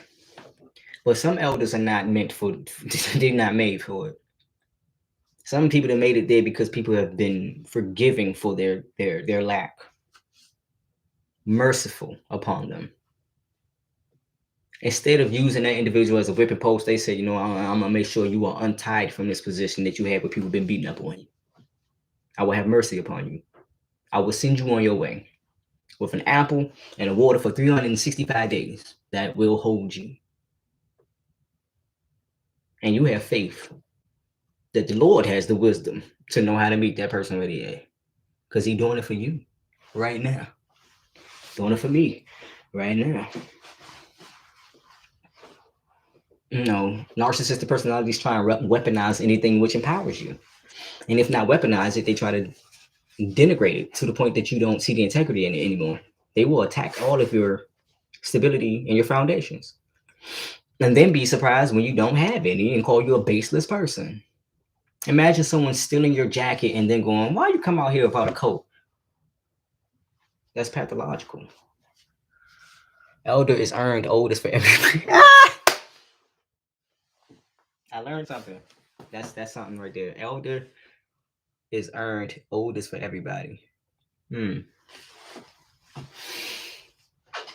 Because of their own insecurity. Like I was used as an example for somebody learning how to mind their business. And I was literally pulled to the side. Spirit was like, hold on. Ignore that stuff happening right now. Pay attention. I got you. I know you don't want nothing to befall this person, but like I gave you orders on that day, I gave them orders too. The risk associated with your choices are different from the risk associated with theirs. And quite frankly, you had more at risk, your life. This person, they're risking what I said they were going to be promised to get, and yet they had no patience for. And a part of them not having patience and trust in me was them trying to kill you. Because in their mind, they're right. But what I tell you, you don't know that fucking much. Mind your business. Do you? And leave it at that. Disregard the rest. He didn't do that. He stepped off his post, tried to chase me down, grabbed me by my neck. So the Lord pulled me to the side. I said, now watch this. I said, now please, Lord, I prayed, Lord. I said, Lord, please don't go punishing people in ways that they don't understand why and how.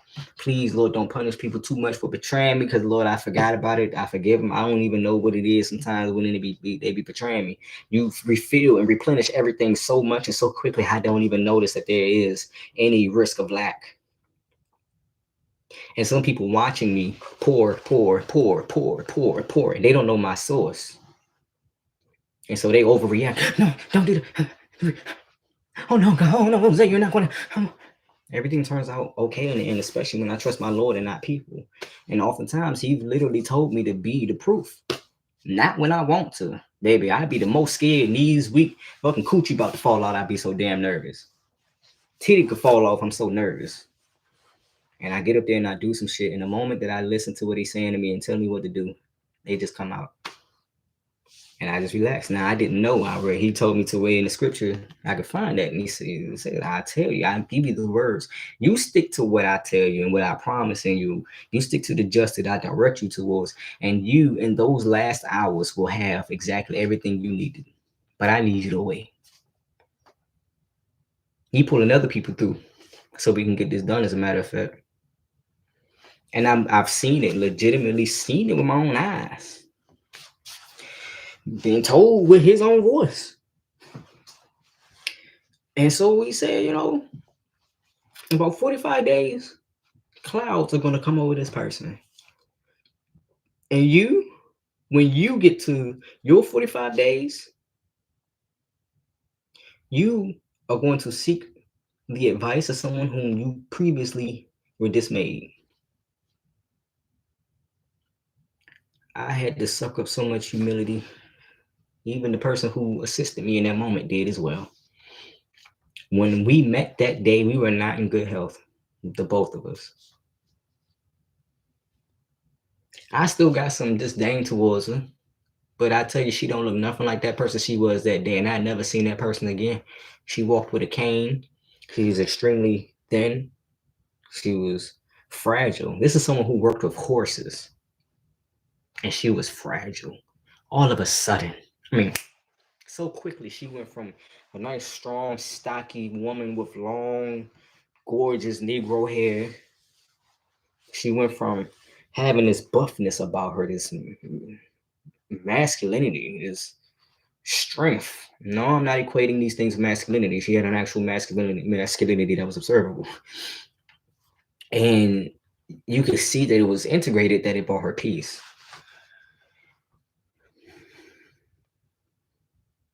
But there were some hard feminine lessons she had to learn. I don't know what she did. I don't know what happened. But we met that day. I was not doing well. She was not appearing well. And we both cried that day. Your judge was trying to put me in a criminal trial.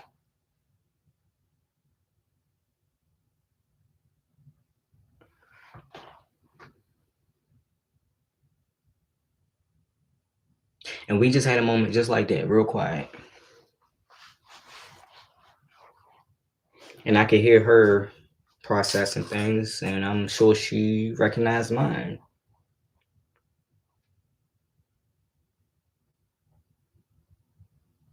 I had to ask for help from a woman I had gotten kicked out of this house. And the reason she got kicked out the house, because she tried to get me kicked out the house.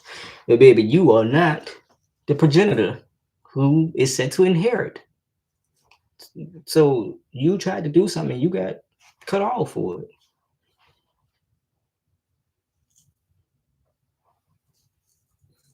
Mm-hmm. And so fast forward now, we go out again. We go into family functions, with this person present, and she's healthy again. She also seems more settled in something that when she was here, she wasn't settled in. And it was one of the things that was sort of causing her to be inflammatory towards me. My lesson in those moments was to not lay down for these type of individuals who make you responsible for the trauma they experience in someone else's hands. Because there's no, length they won't go to place blame and to cause harm wherever it is possible to do. And I'm not talking about individuals experiencing complex, not complex, but it is complex PTSD because it should have stopped by now. But I'm talking about people who have actual generational growth to do. Like, you're not going to gain certain abilities until he say this is healed in the generation. That's something he said his damn self. You cannot gain this or gain entry or be permitted until X, Y, and Z happens. And some people will never do it. And it damns the children. It damns another generation. It damns the offspring.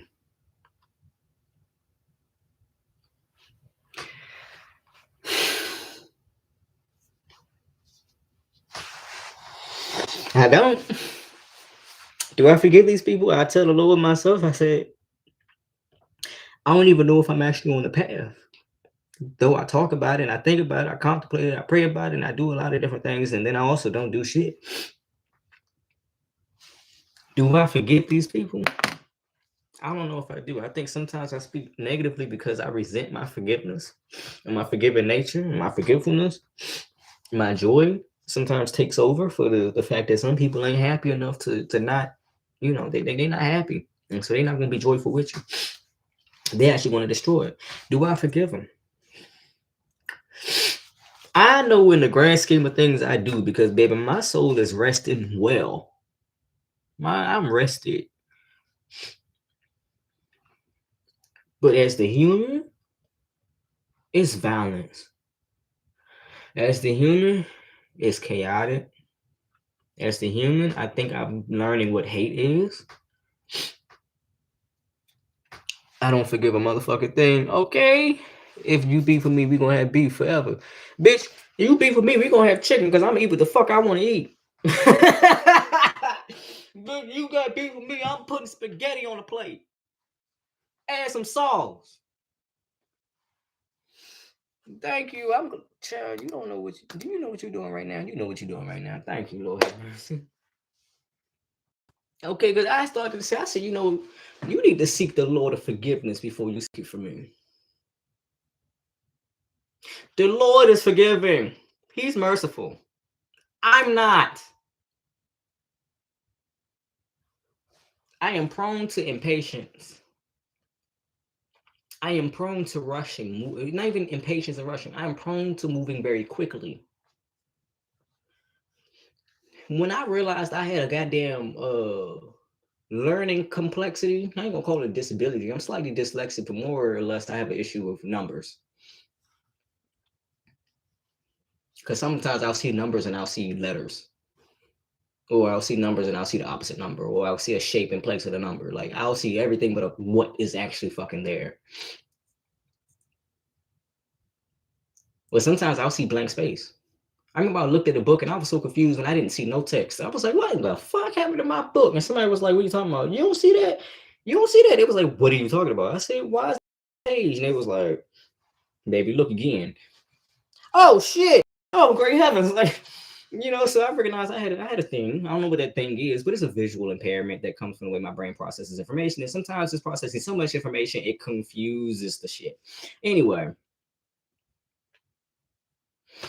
But that dyslexic compartment aids me in a lot of other abilities, like mimicking language. Because language is not hard in my mind. It's like art to me.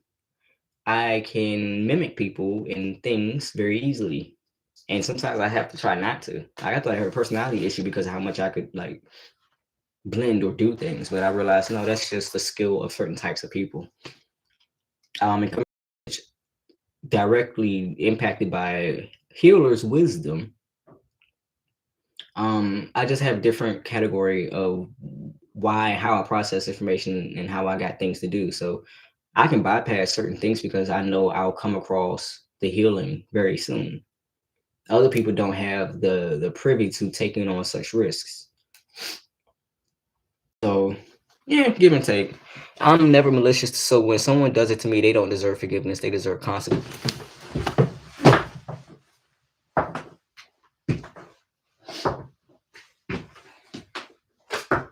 So let me go pull out my MLK fan.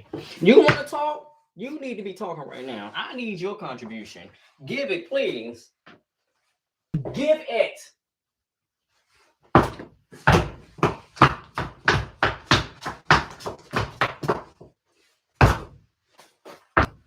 Thank you.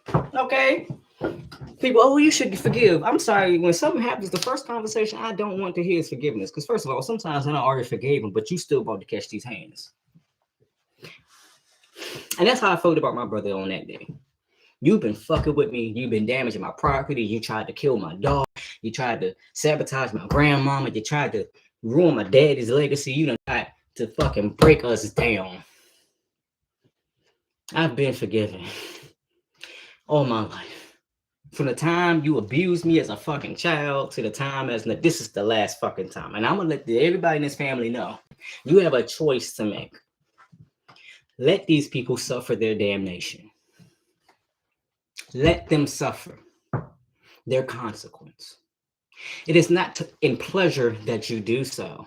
It is with wisdom that you swiftly remove yourself so that any suffering is not, it don't occur to you. And any experience, any hardship you have with that motherfucker is quickly disregarded because fuck you. Go on. I will whip the shit out of you. I have whips around here. I will whip. That's what he was supposed to get that day. I didn't take my whip with me like I was advised to. I should have that day whipped the shit out that motherfucker. I put the ER on that one too. That motherfucker. ER, motherfucker.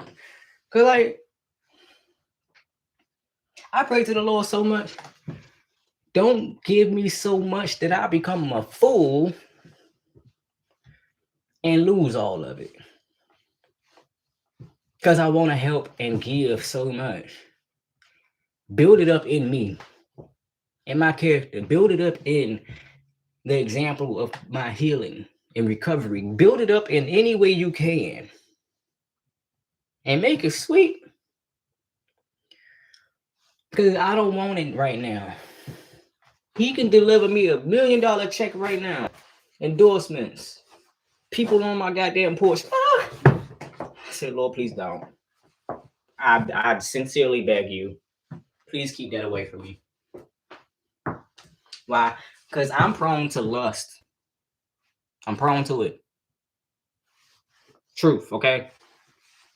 And I have seen the failure of that misgiving. I am prone to just up and move the fuck somewhere else. I don't care no more back. I am prone to fucking survive regardless of what the fuck everybody else doing. Because if you want to go run off a fucking cliff to save somebody, you do it. And especially if you want to do it without preparedness, you do that. I won't. And I'm leaving it at that. Because you ain't a listener. You ain't listening to God. You ain't fit to listen to me. Fit to, not fit enough. Or fitting enough, but you ain't fit to listen. You understand? Is he fit to stand trial? You are not fit to listen. And I ain't fit enough to teach you. That's the and that's the reason why I cannot go out and do things against him. I could defend myself. I could defend my home. I could defend my principalities. I could defend a lot of things. One thing I cannot do is attack. Now, I've been given right in different situations to attack and not done it. And it's okay. It's okay. But it's a skill that some people should learn to attack. You just got to. You don't want to. But let us show why I bite my lip. You should know better. Like the fuck? I don't want to. The dog, get the fuck off me. Cause fuck you and your owner. Motherfuckers don't ever put them little old dogs in the right goddamn place and train them properly. They always want you to take up with their disease little pests running around. I'm sorry, I have a bias towards little animals. I'm biased. I don't like little dogs. I do, but for their sake and blessing, they shouldn't be around me. They shouldn't be around me. Just like I'm a splurge on this conversation. I don't. When I am active, I don't interact with versions and anybody new.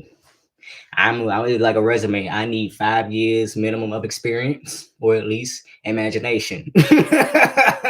Like I'm gonna need this level of desire or application. Can you meet these requirements? They're very basic. I don't need you necessarily experienced with transness. Actually, the less you focus on that, the better for the both of us.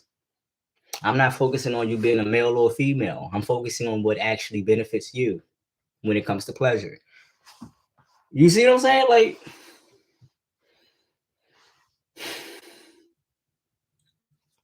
I had to do some coaching.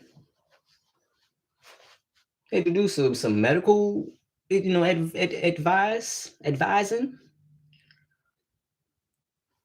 Trans people doing a lot of this shit and it's benefiting everybody. Just like handicapped people are doing a lot of shit and it's benefiting everybody. There's a lot of fucking shit we have that literally is because someone had a lesser abilities than someone else, but it benefits everyone.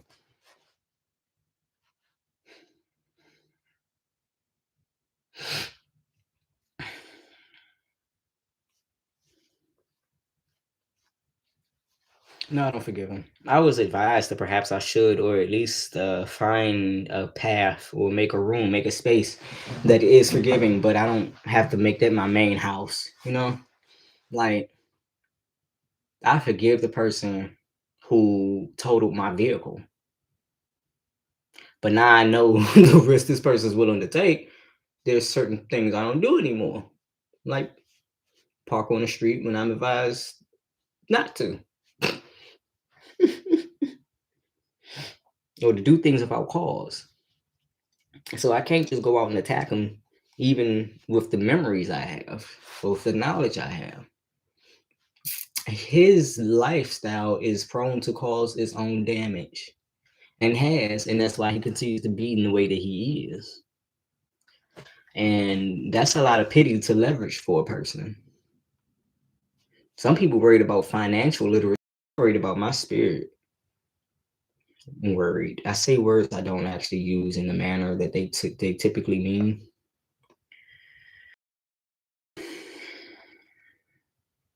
What I'm saying is that I got to talk, so my heart ain't so worried. Something I suspected was true. for whom I expected it was true. And so because moving, I know that I just got to do. And I when my ex, I say just because if I say anything at all. So I ain't forgiving that motherfucker. I told him I'll piss on his grave. I lacked grace in those moments, and I messaged him so much shit. Even the judge's eyes crossed and rolled a little bit. But that motherfucker ain't never had nobody talk to him like that, where people could see it. Cause he like to do shit where people can't and can't be held accountable, and nobody can triangulate him.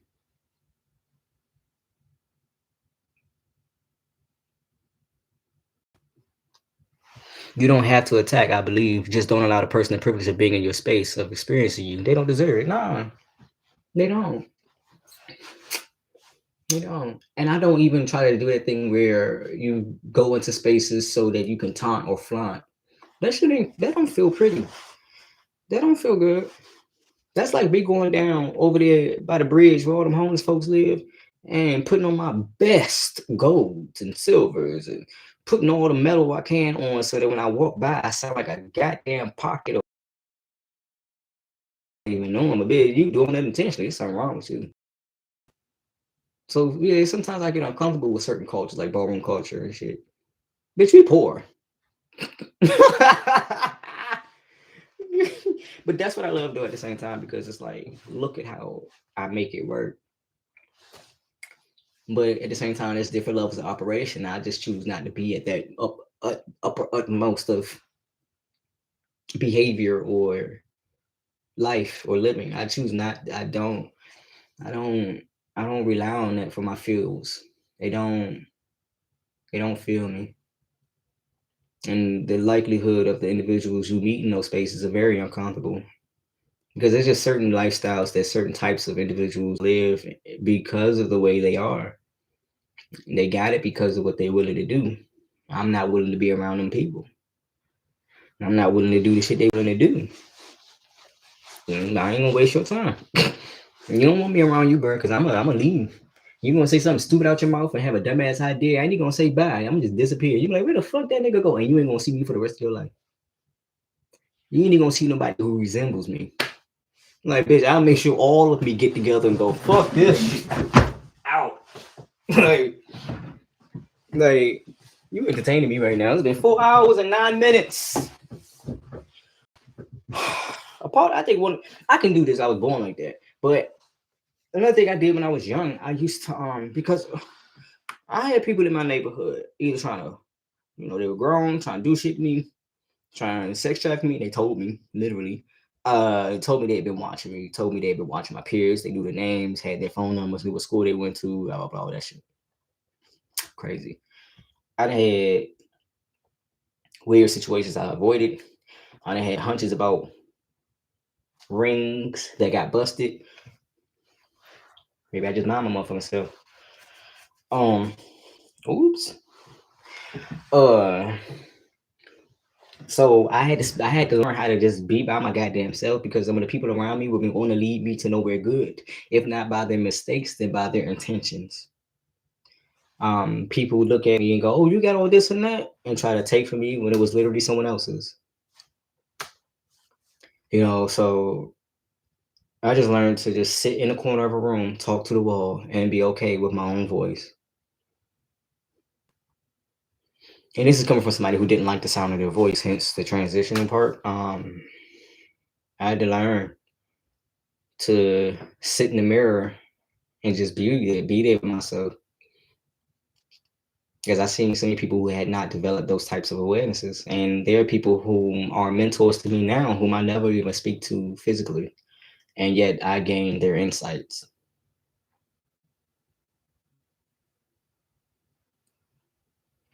I remember people talking like this and talking about these things, and I was just like, I'm gonna be a listener. I don't know what you mean, but I hear your conviction. I hear how simple it has been made for you, and being someone who believes in diversity and saying, you know what, I believe that's something that's available to me too. I just have to apply my mind to it. I understand things now. I thought would take me 70 years to grasp, but took me 32.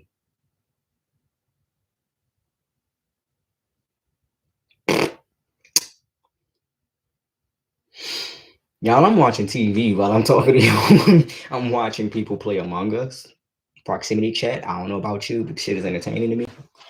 I guess because it flexes all the intellectual skills you might need to interact in this type of game. And it's also very simple and colorful.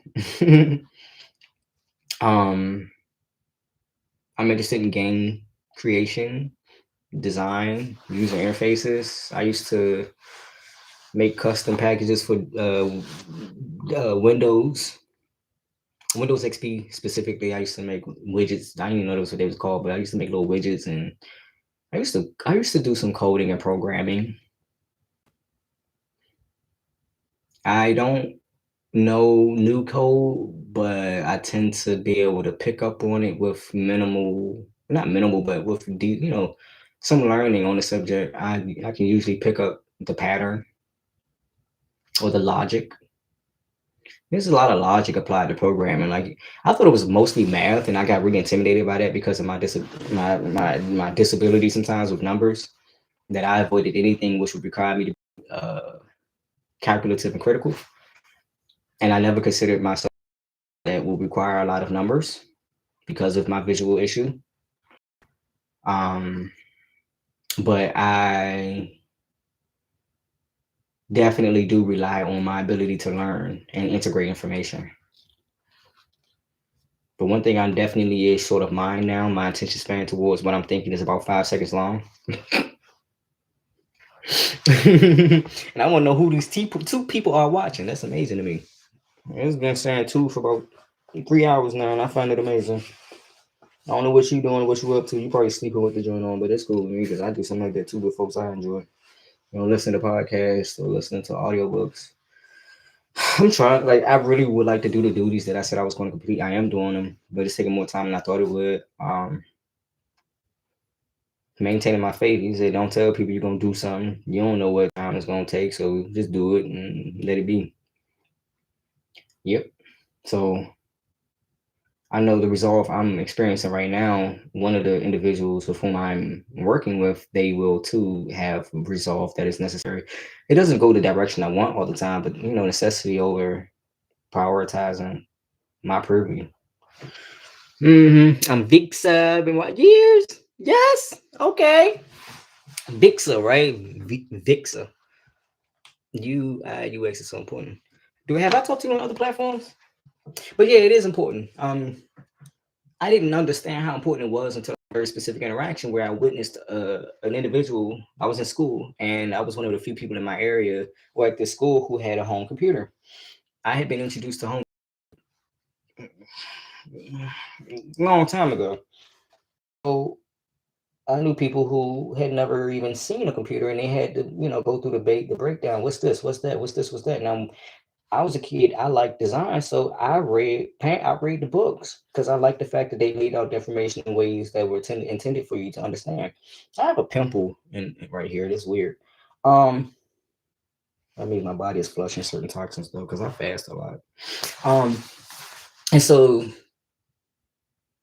I was trying to walk him through how to use the computer, but I noticed out of everyone, he was struggling the most with the visuals.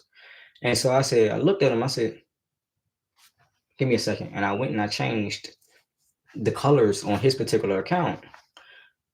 Um, and he improved immediately. And that's when I went, let me look into that. And then that's how I got into fucking graphic design and design period, design principles, and being observant of how order or the lack of it appeals or distracts people. Um, so there's psychology in that. There's a lot involved in that. There's a lot I'm not willing to do. Damn, I'm I'll get to that point. I need to like get some water. So this is me sitting still. Yes? Okay, cool. Cool. This is me sitting still.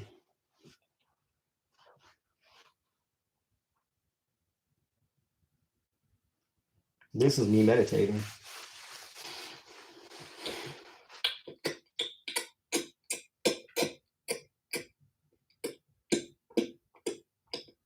Because what I really want to talk about is you have to have empathy for Empathy, baby. Yeah, because I used to get stomach pain, and then I realized people in tech or different fields where they were stressed out were developing ulcers and shit. So I had to get away from it. I was developing symptoms that were related to my level of frustration with user interfaces and interactions. Like, oh my God. It's just so much information. And as someone who likes that, it's so much you can soak up that you literally do have to choose a specialization for your own sanity. You know, like, don't do too much. Be a social worker. Love your job. Stop doing it when you get to a certain point. You know, you just woo! So I turned to video gaming to release that need to control environments. Because I wouldn't use a computer until I fully customized it to my liking, to the point where people would try to use my computer, they literally couldn't. This shit ain't made for you. Same thing like with my cameras. Everything I get, I set up in a way specific for me.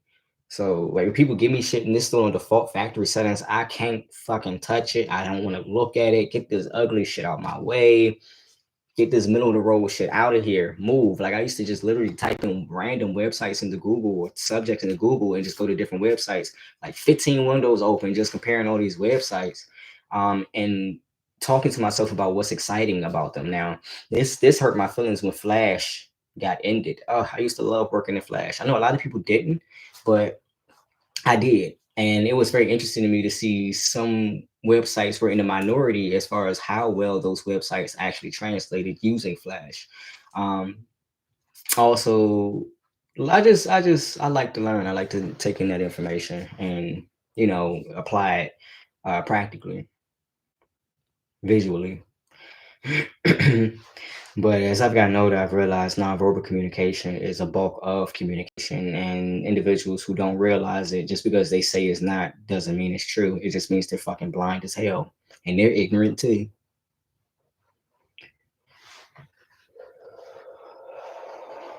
Why did Flash die? Too glitchy. I actually don't know why Flash died. I think because of that adaptation and the homogenization of mobile devices, that it's too complex a language to maintain. And also, I believe they had a security issue that kept threatening them. Why did Flash shut down?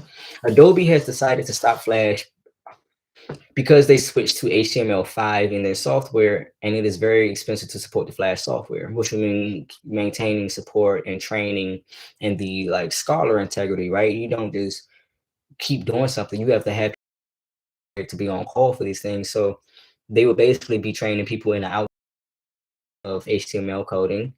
Um, and that was in 2020. Flash had already kind of died off because people communicate information. And one of the ways that we've grown in our ability to communicate information is to use realistic images and to use high quality digital exports or uploads that previously most people could not access. Now there's a greater market for individuals like myself who use HD, 4K, 5K, 8K, 10K, 20K, whatever devices, that it doesn't make sense to continue to use Flash. It's not necessary. It has to be supported by the usage of a community. If the community is not invested in it, then there's no reason to continue it. And the internet's been making off pretty well without Flash. There's been no problems. But I used to love Flash animation, movies, video games. I used to love Flash websites, gaming websites. I used to love Flash. I used to love working in Flash. I didn't get very far in it, but I did love exploring the possibilities, and I hope to have gain more experience in it before it went away. But A, I didn't go to the right school, and B, glad I actually didn't invest in Flash a lot. They literally have stopped support for it. Um, there's no support for it. The browsers devices don't allow you to use it anymore. It's literally just gone. But I love Flash to this day. I felt like it was a very easy format. You could be extremely creative. You could be as realistic and detailed as you want it to be. You could do anything in Flash. You are aware clearly. Um, but yeah, because of the change to HTML5 and the fact that we have so much more capacity now, it's not necessary to rely on Flash for the oohs and the ahs or the communication factors. Um,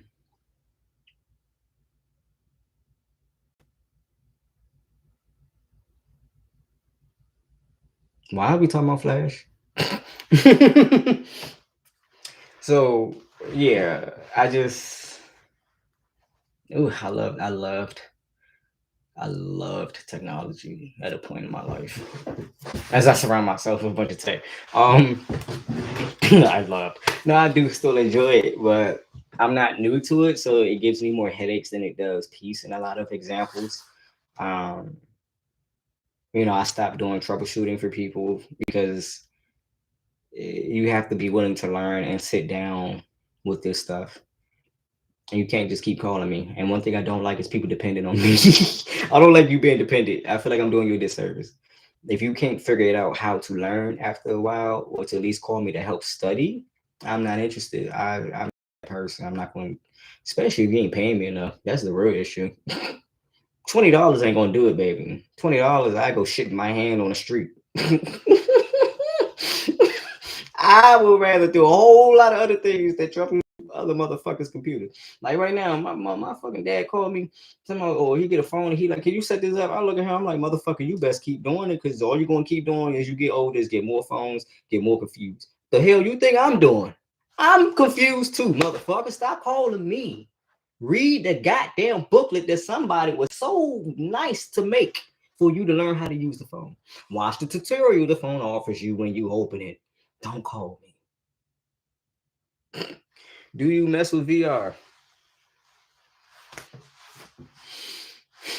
I want to. No, yes. I love watching people play VR. I love the idea of creating VR spaces. I love the idea of therapeutic usage of it. I love the ability for people with disabilities to gain from it, people with elders to gain from it, people who are typically disenfranchised or distant from others to use it. However, I do recognize the ability of it to cripple us, but also to evolve us in different ways. What it does in different people is too hard to really know right now, I believe, or feel. But it's not going to be all good. It's not going to be all bad. I think it has more benefits than it has negatives, but it's on the individuals who have certain binge qualities to manage themselves. And I think sometimes we put too much onus on device makers or other people to help people regulate themselves. Like people blaming McDonald's for their weight gain. Baby, if you didn't notice, you need to go seek. You should have used that money you used to sue McDonald's to seek help, to seek other diagnosis.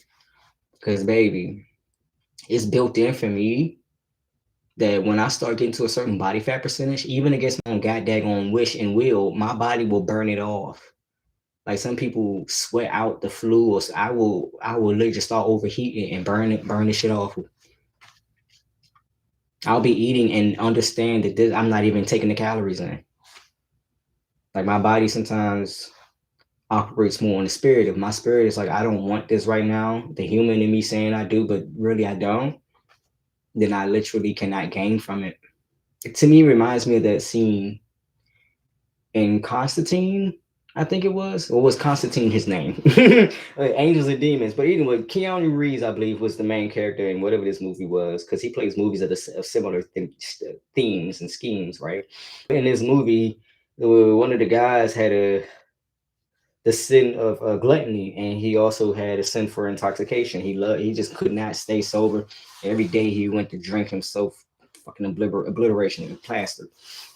And he broke up into the liquor store and he tried to drink away whatever he was feeling, drink himself into joy, and always found despair.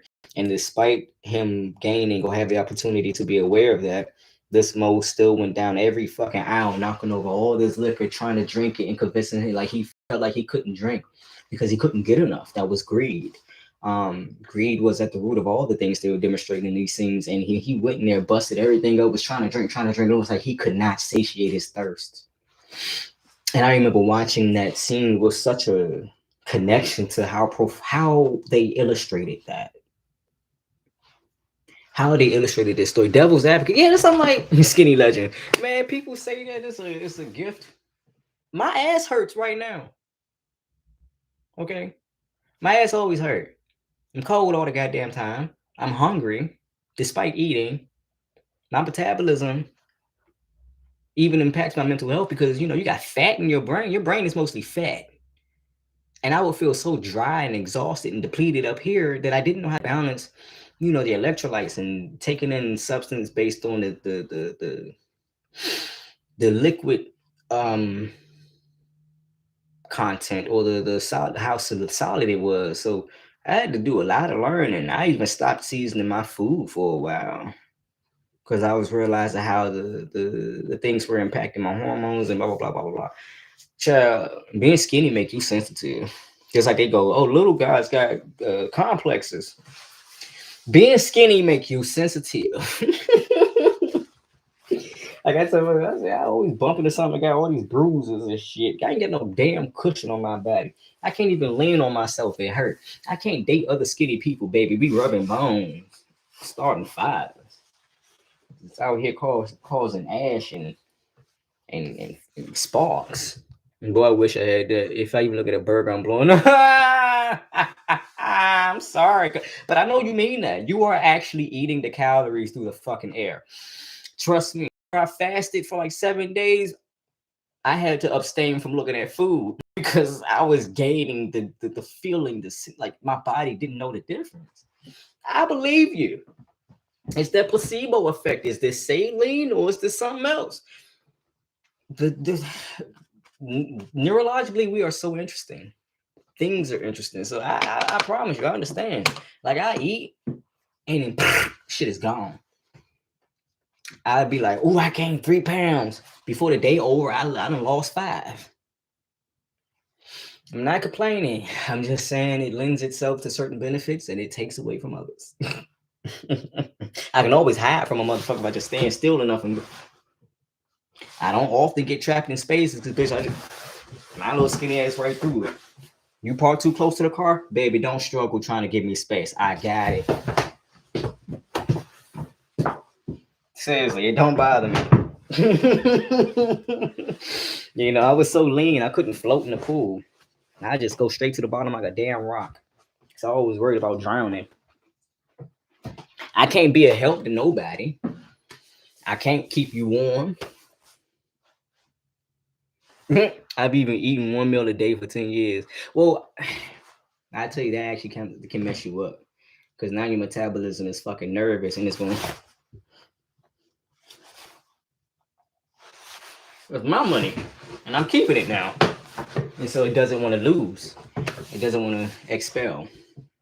I also learned emotional and spiritual categories matter to your health, your weight as well. I feel heavy if spiritually I am heavy. I don't lose or gain weight if I'm like in a certain type of stress. Other types of stress make my weight very volatile. And if I'm working out and trying to gain muscle and I'm not happy, I might only get 30% of the result because neurologically I'm not firing off. So if I'm not happy, what tends to happen in depression is less activity. That means all your cells and enzymes and all that shit that need to be working ain't working because you're not happy. So I tell people, I say I can lift all the weight in the world I want to. If I'm not happy, I'm gonna stay the same size. Like, and I've measured that. Like, I'm not gonna grow. I'm not gonna get the hormonal. I'm not gonna have the look of like, oh, he just worked out. Like, I will look like I didn't do shit.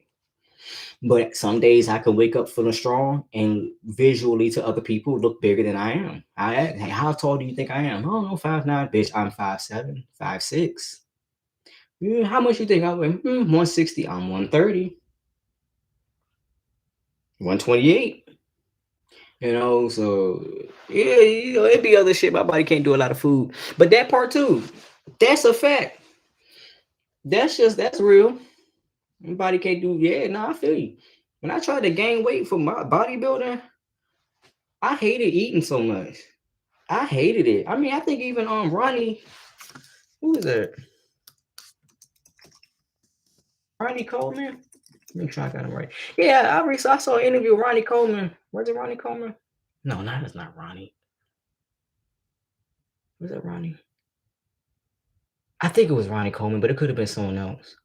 But it was a bodybuilder, a black bodybuilder, talking about how he hated eating the diet he ate. It worked, but he hated it. And I'm like, I feel you. That shit is not natural. You got to do a lot of mental gymnastics to force yourself to do that. Because it's not natural that you eat every 2 hours or every 20 minutes. It's not natural. And for people who it's not natural, it's not natural that you have an urge to stuff yourself according to calories.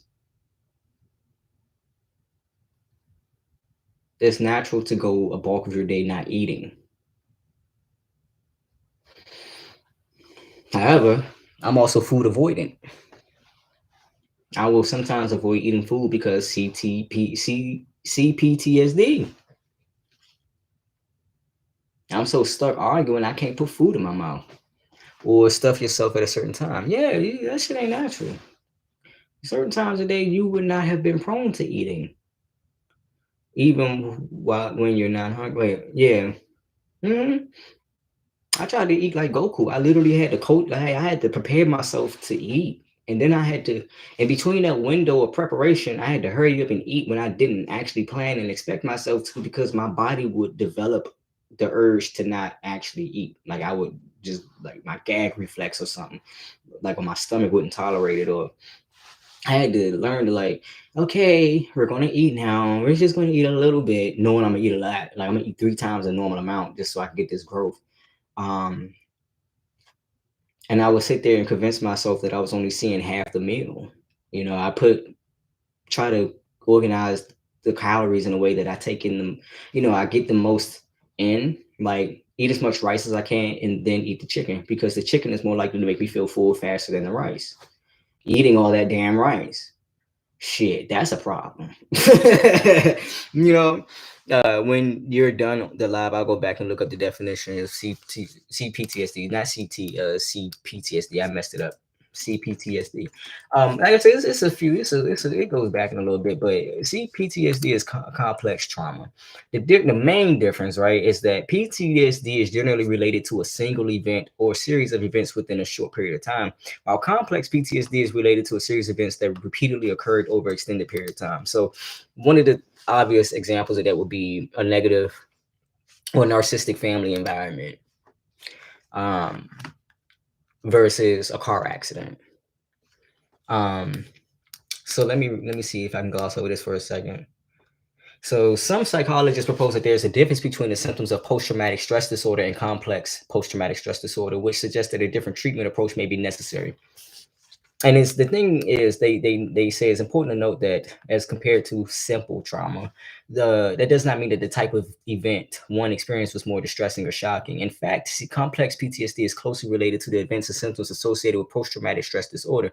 The main difference is that it's related to a single event or series within a short period, while complex is a series of events that repeatedly occurred over a period of time. It was to the point, like I said, I had blankness in my memories. I had missing time. I had freezing. I wouldn't move. I wouldn't do things. Um, Developing passive aggressiveness, developing non-beneficial behaviors and adaptations because of a constant of fear regarding the way I was regarded as a child. Not taking care of my health and being scared to actually take care of my health. You know, because I was always told, "Oh, you can do it yourself. You can do it at home. You don't need nobody. You can self-educate." Blah blah blah. But I have extenuating circumstances I need to get addressed as soon as possible, not later. Putting everything about myself on the back burner because I was so used to that. When my needs did occur immediately, the adult that was supposed to be taking care of me needs help, and somehow I'm the part of the system that does that, despite me being a child. Um, so so PTSD is more likely to be associated with flashbacks of an event, vulnerability to specific triggers, or difficulty coping with a major life transition, while symptoms of complex PTSD are more pervasive and can be generalized to any number of stressful situations. The individuals who have experienced complex trauma are more likely to live in a constant state of anxiety, or conversely may have trouble distinguishing red flags based on normalizing their experiences. I was having a lot of panic attacks. I mean, every week. I was having panic attacks because I had reoccurring flashbacks that I did not understand were my own. Um, I was having Here's something that made me understand that I needed to investigate my PTSD, because I realized it was not what I had previously read on a subject, and that's how I discovered complex PTSD. Was that I'm laying in bed sleep, my dad is laying in his bed sleep. I wake up, excuse me, fuck you, fuck this, bitch, fuck you. And I woke up like that. I mean, like, my voice in my chest is disturbing me. And I'm like, what the hell is going on? And I wake up feeling the curse words falling off my tongue. And I see the stream of commands, the words on the way out of my mouth. And I realized as I was gaining my composure, I was still cussing. I realized who I was thinking about, what I was thinking about, and why. As I was getting out of bed to go get some water, I heard my dad also cussing. And so I said, let me put my robe on again. I got up, we met in the hallway. And he goes, I had a bad dream. I said, was it about my mother? He goes, well, I don't like to like say nothing like that, but yeah. How'd you know? And I go, was it about this particular behavior and pattern of the behavior? He goes, okay, so we need to have a seat. This is freaking me out. And that's when I realized I had a complex PTSD. In the fact that it was reoccurring and it was inserting itself in my life in a way that I was not even aware of it. And like I said in the live about 2 hours ago, so most of the live stream I'm focused for an hour and a half, and then the rest of it I'm just talking. So up to about an hour and a half, I'm actually on subject. Um, and so what I realized was that I needed to actually do more research and take it seriously. That PTSD is reshaping my brain. You know, I was looking into neuroscientists and neuroscientist studies, new and old. You know, looking at information, looking at the people who were disregarded in the past, and now how these thoughts are heralded in a way. And I just started recognizing my triggers and stuff. And like I said, my dog interrupted me when I would have these flashbacks and I would have these vivid audio experiences. I was having irrational fear. Like I was afraid when they divorced that I was going to be psychically harassed and attacked by my mom. I was afraid as a child that my mom was going to basically haunt me, terrorize me, and punish me if I didn't choose her side, if I didn't choose her favor. And I lived with that for years, not saying shit. And learning to adopt the joy I gained in being responsible in some way, right? Like I said, I wanted to be responsible when I was young, and I started to grasp as many mature complexes as I could so that I could be prepared in time for these things. Um, of course, I realized I was robbed of certain innocence in youth. I'm not angry at it in particular because there's so many different conditions you can grow up into and different reasons why you are okay with or at odds with these conditions. However, recognizing in myself that's not something I would do intentionally to somebody. And if brought to awareness, I would do my best and everything I can to prevent it. But realizing she didn't do that same for me. And if anything, also tried to make me feel bad when I did seek improvement for myself. Do you think cognitive behavioral therapy works? Yeah. Yeah. Yes. Absolutely. Because the cognition of it is where it occurs, even if it's subconscious. It's occurring in the mind.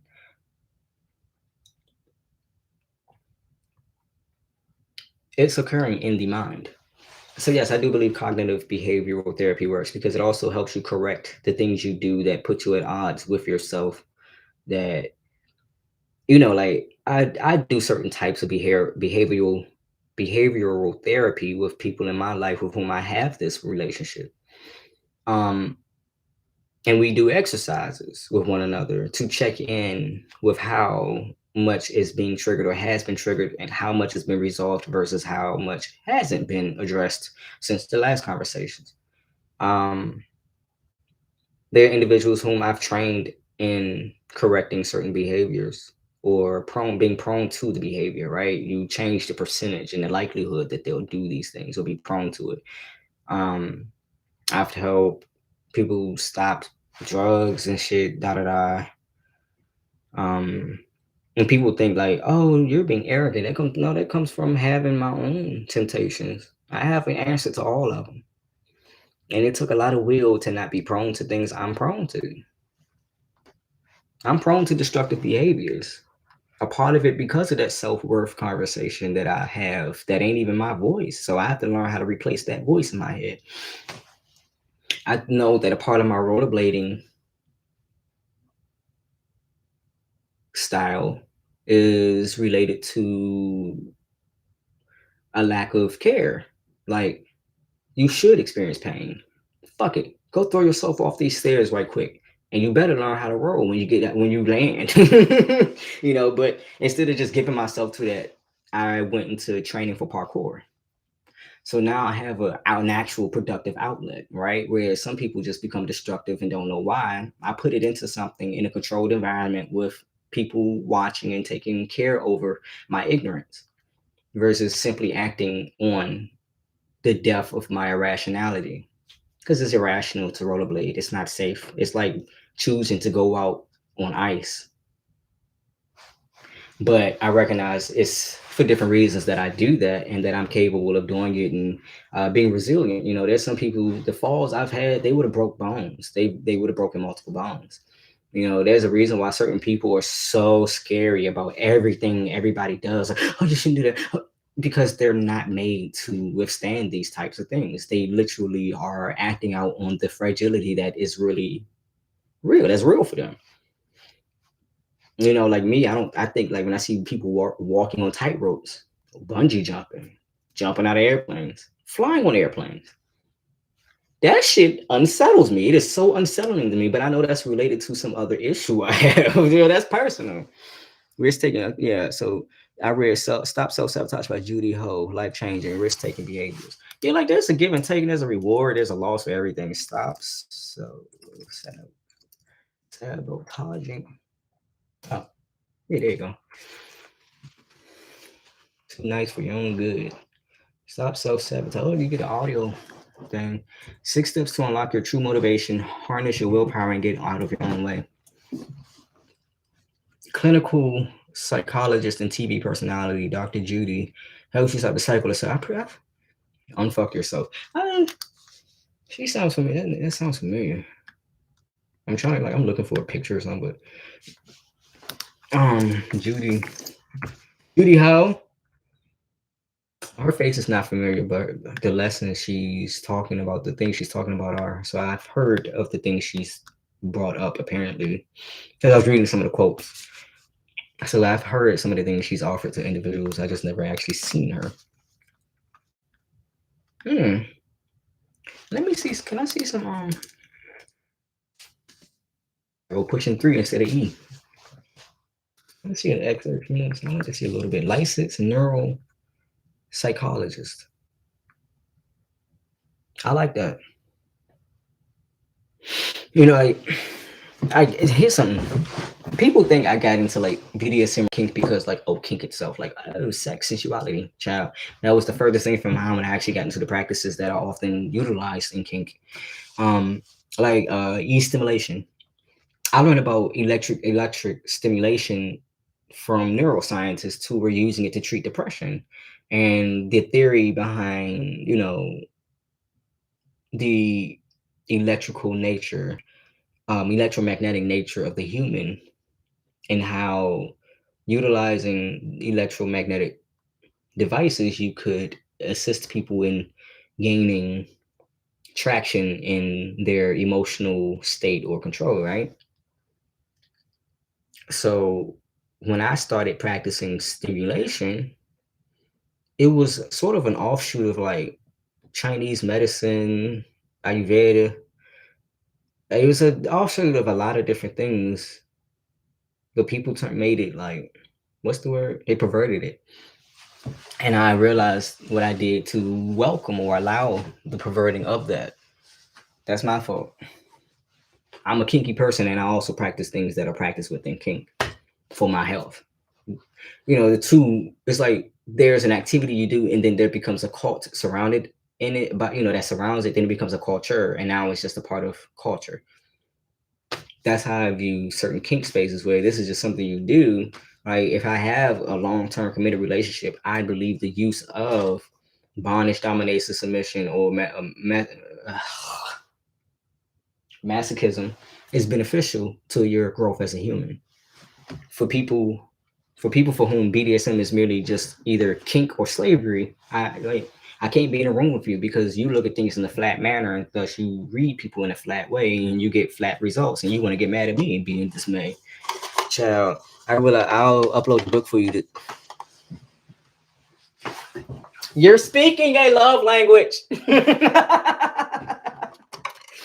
You understand how many books I have on my but I'm gonna touch it.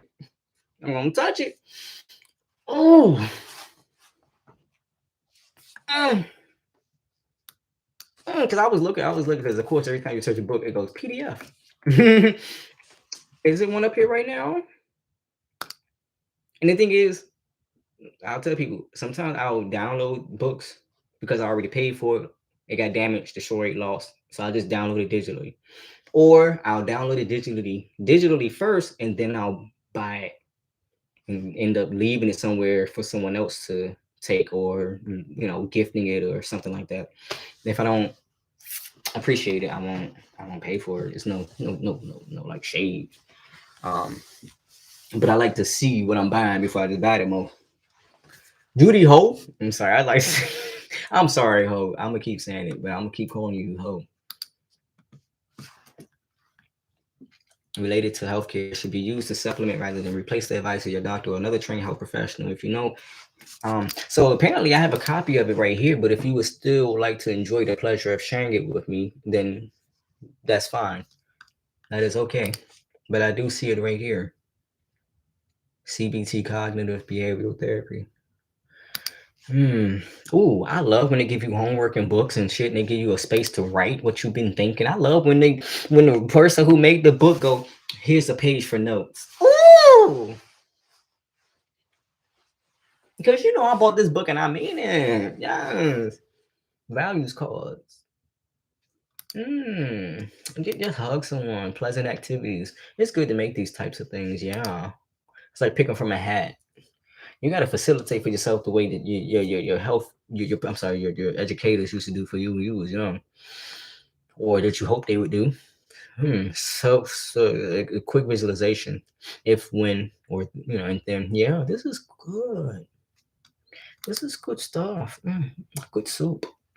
Actually, actually phone a friend. Okay, 10 minutes. Okay. Write out my ABCs. I do that. When I get too stressed out and I'm able to catch it, I will literally say my ABCs and I'll do it. I'll recite it in different languages.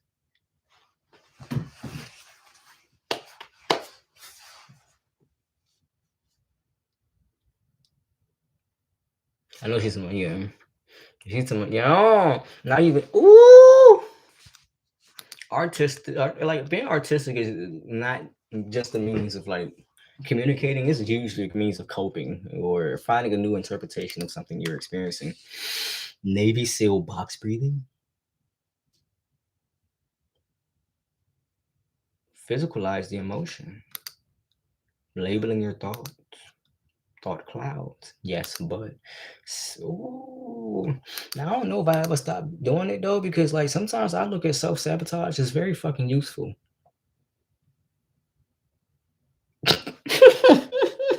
There's a time and a place for everything. That's how I view it. Like sometimes I'll be like, this is too perfect. Better. Like, let's say like I do a piece of art and everything is in order. I'm like, bring some chaos to this. Like this is too much OCD I'm seeing. This is neat it's too much. I need some imperfections here. Like I will legit make a whole project and be like, I'll make a copy, but I will. Let me fill in that gap with black. Okay, I'll grab green now, just so I can get my mind out of the pattern. I think that's what it is. I'm breaking patterns. I'm prone to like not wanting to be caught or kept, right? I got some Aquarius placements in my chart. In tropical and sidereal is just some very interesting aspects. Ooh, look at this.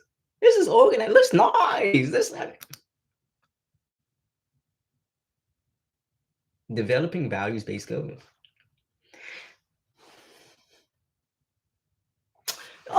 shit. Helps you get into the habit of creating goals that are rooted in your values, which will serve as an inoculation against slipping into experiential avoidance.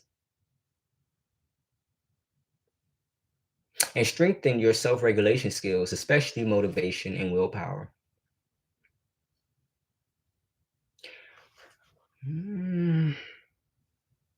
You said this change this. I realized the way to deal with my triggers. Yeah, yeah. And I find that active reading helps. There's some stuff I like to like watch videos or listen, but it helps to reinforce the learning if you read it. I'm a visual person though, so avoidance is big for me. When I'm triggered, I avoid. Same with me. My thing is I also have that's avoidance times responsibility, right? Being super responsible for myself.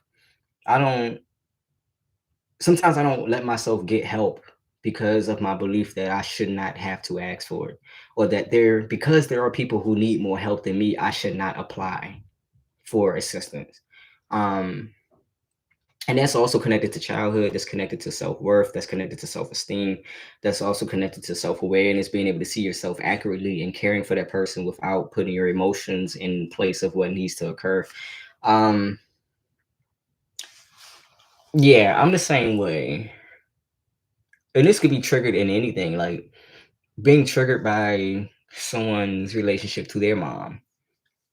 I will find ways to avoid talking to them because I don't want to talk to them about something that I might not actually have the opportunity to talk to them about.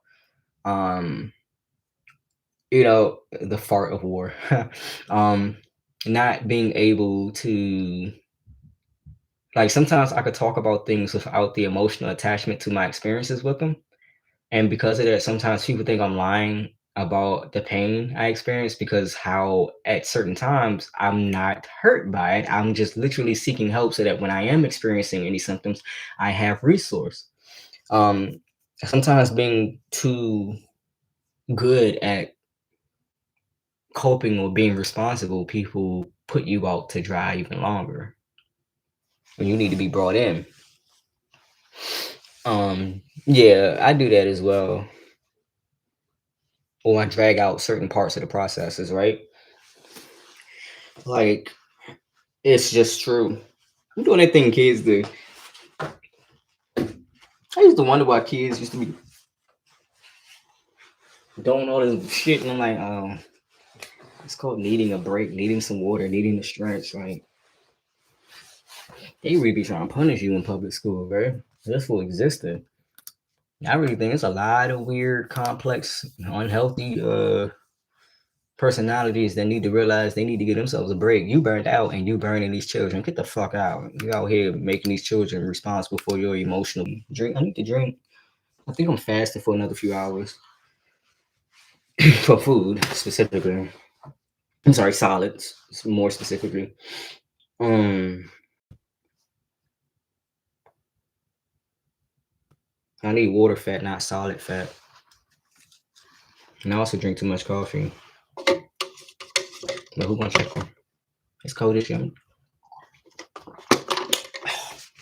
looking through my files for the book. Just give me a sec. All right, cool, no problem, no problem, no problem. Been 5 hours, child. Do I look like I'm fit to go to sleep to you?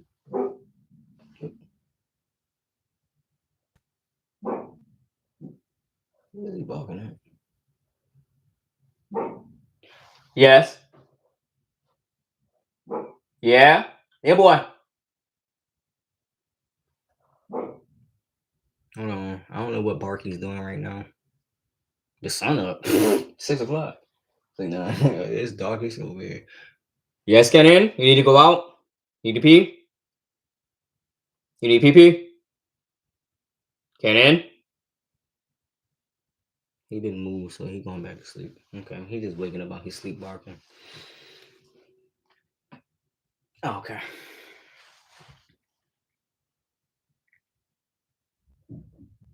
Never mind. He up. Gotta let him out. Ooh, excuse me, cat. You go pee pee?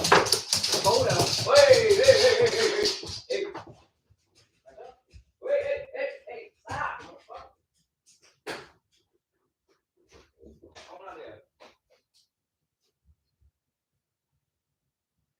Doors open. You can come back in, but I gotta go. Shit, I gotta go pee my damn self. Sorry, y'all. It's unusual.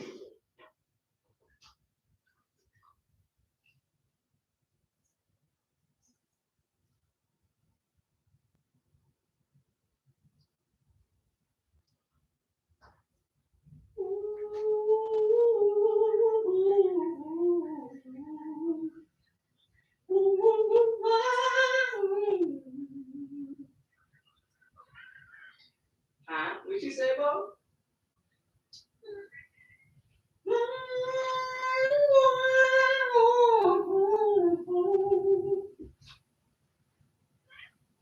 Yeah, sing with me, Bo.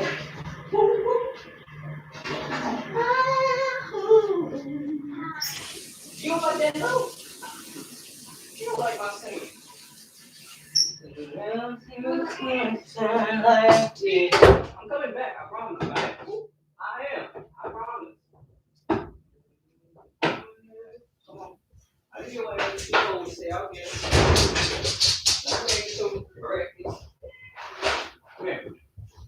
Come on in here. Now, Bozo, you just ate like not that long ago and you lying. Come here. You wanna come in here? If you gonna bother me, you know what? That's cool. You I don't know what you're trying to do, but here. Here you go. That's how you goddamn do. You don't want to eat? Eat your food. Thank you for your patience. I promise you, I'm coming back.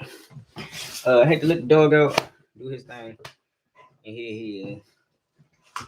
So I'll probably be fighting him in a few minutes to get off me. His affection is so aggressive. Damn, I was about to Google something. I forgot what I was about to look up.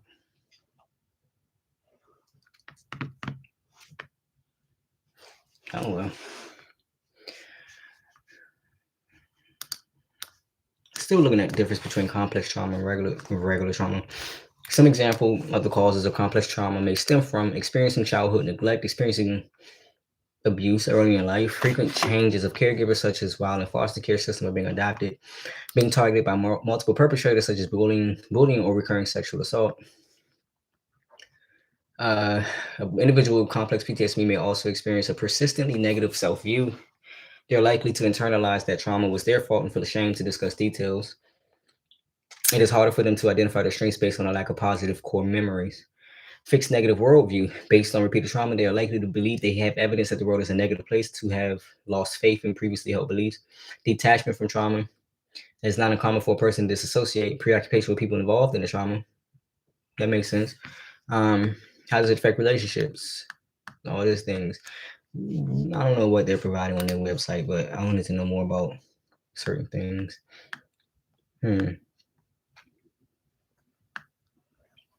Re-experiencing symptoms, flashbacks, and nightmares are probably the best known symptoms. Memories of the trauma may trigger powerful emotions. They may relive the sights, smells, and sounds.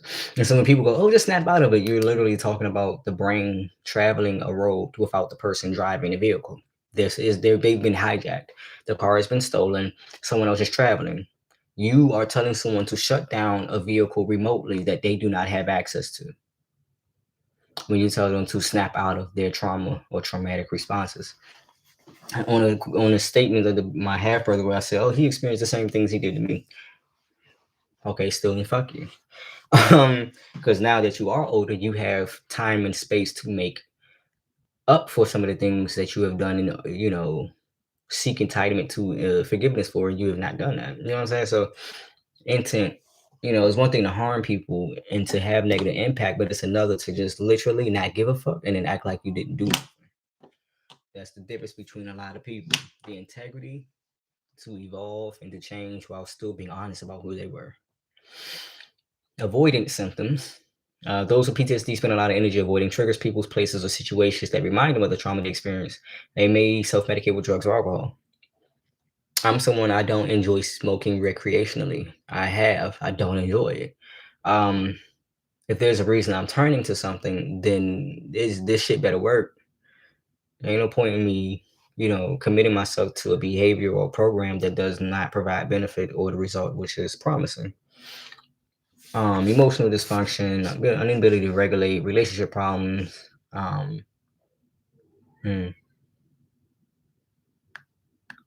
It's crazy. It's weird. I think I'm going to have to read like the actual studies because I'm reading this eye movement desensitization and reprocessing (EDMR), relatively new therapy. It may be helpful for complex PTSD. And EMDR, excuse me, the subject remembers a trauma while following a bilateral stimulus. When it switches one side of the body to the other, that leads to a back and forth eye movement. No, that works for some people because a lot of it is retraining the mind to not follow those same neural complexes, not go to the places that they've been before. If you can get somebody to keep doing this while what it said, while following a bilateral stimulus, that leads to a back and forth eye movement, you are reprogramming the brain. So you know how we use devices to measure data. One being the lie detector test, which measures like your heart rate, and other minor effects in the body, or even this monitoring vibration so that we can assess earthquakes. Um, that's how the brain is perceiving information and writing information, is reading and writing simultaneously. However, when you have complex or PTSD at all, there are moments and a lot of times when you are not writing, but you are reading information. But how are you reading information that you didn't write? The brain is on auto. So the brain is sending people into complex traumatic responses, not their cognitive awareness. But if you can train them to become cognitively aware of or within their trauma or their stress or the disorder or all parts of it, then you may increase the ability that they are likely to grab the rope, find the rope, grab it, fashion a new one, Um, So, and that's something I notice I do too. Again, I'll wake up. Now, I do this just for my general eye health, but one thing I do is when I'm experiencing certain type of patternistic stress, meaning I'm falling into a pattern and then it's stressing me the fuck out. I'm doing 20 different things at once so I can unravel myself. That's why I like my style of rollerblading so much. I like velocity. I like a lot of lateral movement. Like when I run, I don't like to run distance. I like to run agility. I like to have busyness.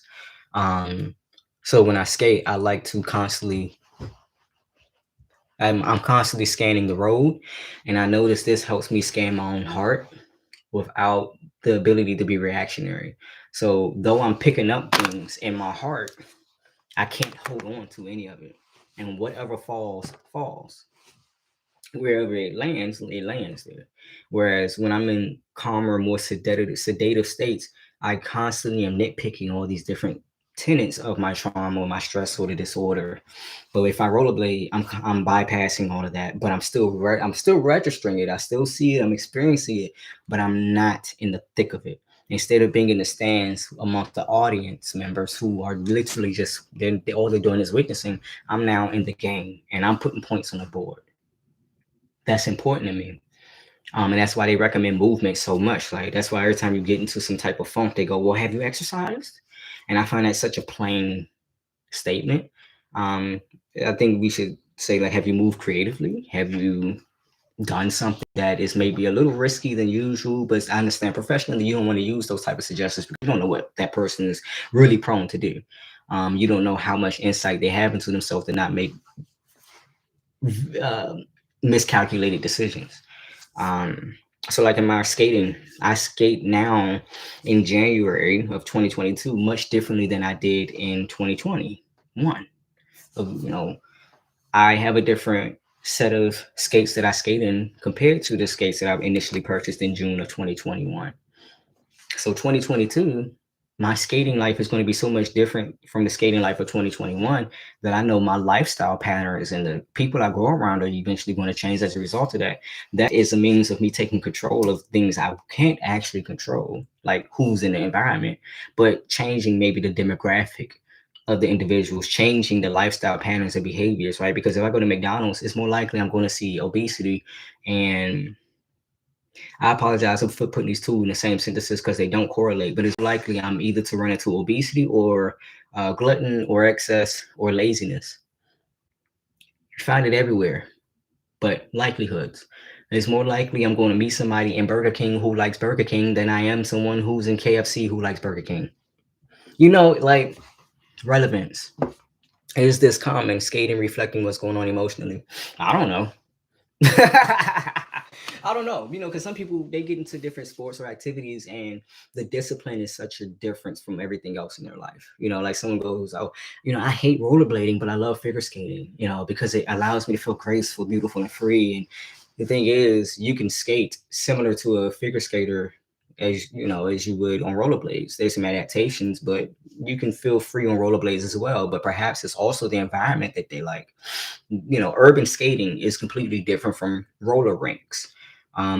You don't have no control over anything. If that car is pulling out of that parking space, if this person is walking out from behind a large vehicle, you generally have to be aware of so many different levels of risks, and hold yourself accountable for everything.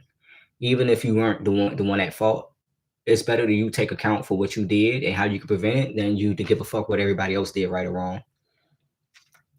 Because the things are put in place for people to behave correctly, but if they do or don't, it shouldn't matter more than what you actually do to ensure your own safety.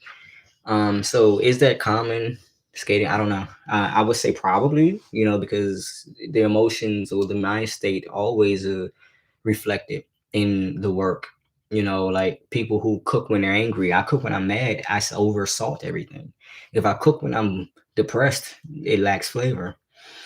Um, so when I skate when I'm happy, it looks different than when I skate because I'm angry. I don't know about everybody else, but I'm one of those people. Um,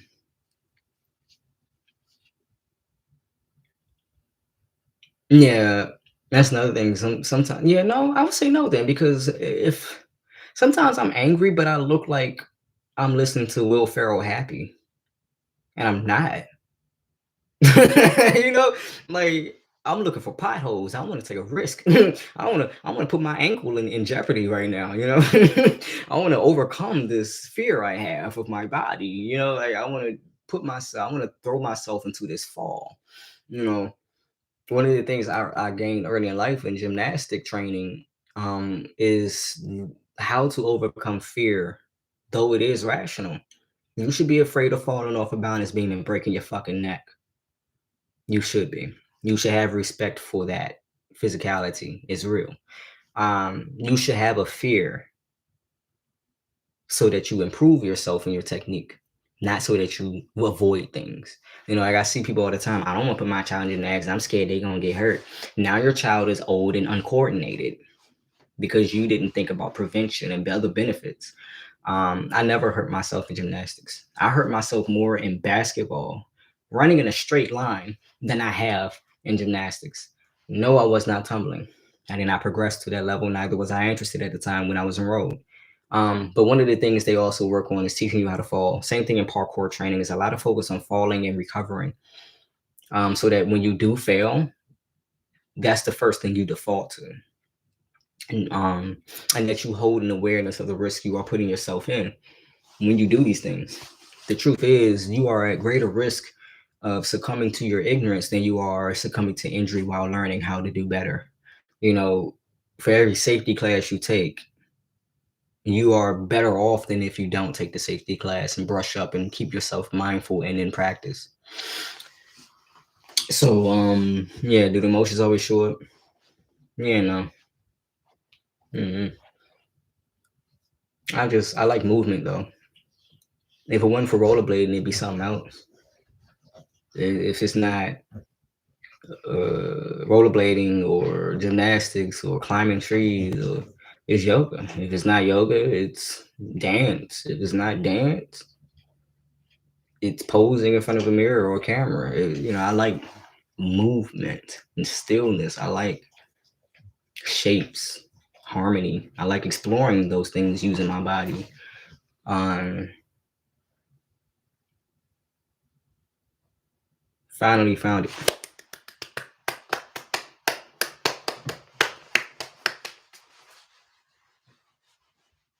You say you in Ghana or you from Ghana?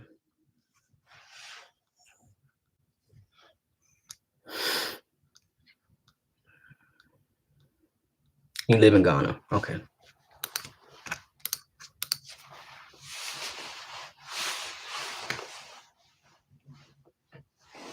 I always thought it was interesting. Then I realized I lived a lot around a lot of people who had assimilated. Um, I lived around a lot of people from Ghana and didn't know. I just didn't know until I would go to like parties that had like that was like mixed boat parties. I don't know if that makes sense, but like it was a mixed boat party, and I'm like the only like American in that bitch. And I used to wonder why out of like a lot of different people, Nigerians and Ghanaians, I can understand their accents a lot better or their formulations of speech. Not all of them, but the ones that they share commonly with people who are not from the culture. I was like, why do I understand that immediately? Then I said, oh, I grew up in DC. Everybody was Negro at one point out this motherfucker. Grew up in DC. I say that very loosely. Toronto, but in Ghana. Should I even bother asking why? How'd you end up in Ghana from Toronto? Mm-hmm. I ain't even gonna look too deep into that, yeah? We know why you went to Ghana. We know why you went. You know, I always say, you know, like I had a friend that was Nigerian. She always said you shouldn't go there. They never accept you. Oh, that too. Everybody said, yo, I don't know what y'all doing out there, but I need to get my fucking ticket. Clearly, I need to get my shit together to get the fuck out. Shit. I see a lot of people say that. Like, child, it's ripe. Ripe.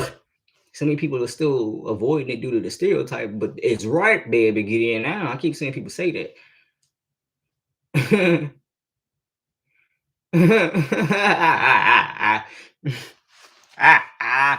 Man, I'm maintaining till my time. That's all I'm saying is my time.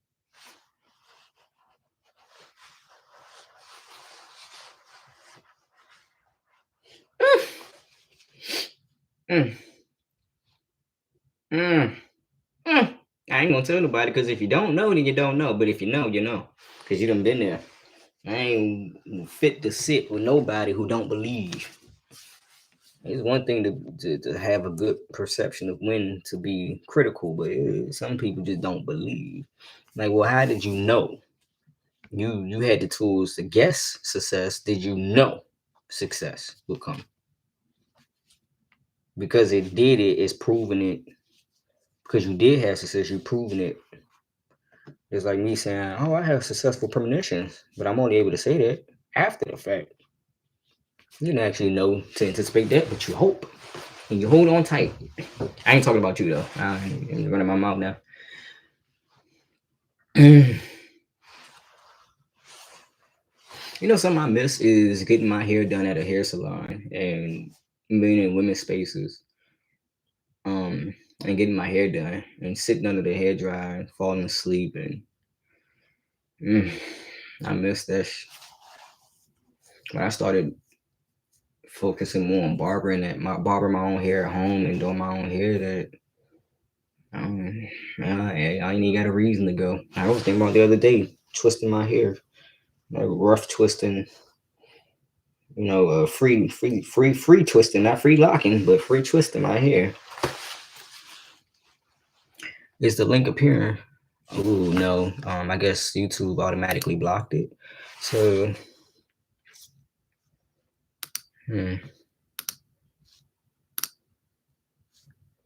let's see if you can post the link now. I like how easy it is to do this, by the way. YouTube getting some good improvement. So try to post the link again. I made you a moderator. I don't know if you got to do anything on your end, but this is temporary. I just want to see what the limits of this is.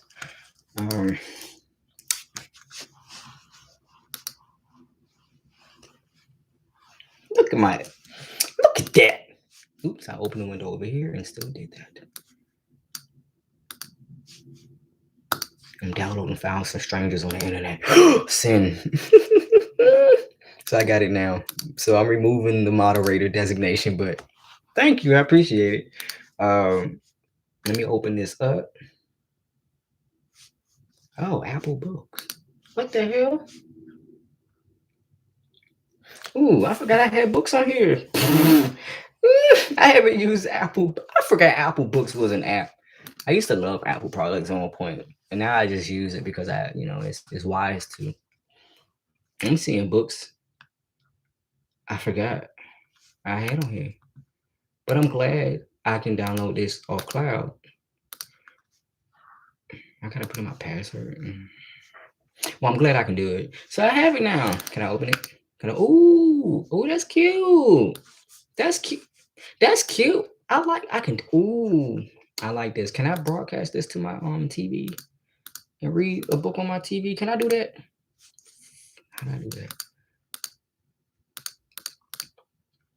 Y'all gonna learn with me? Can I do that?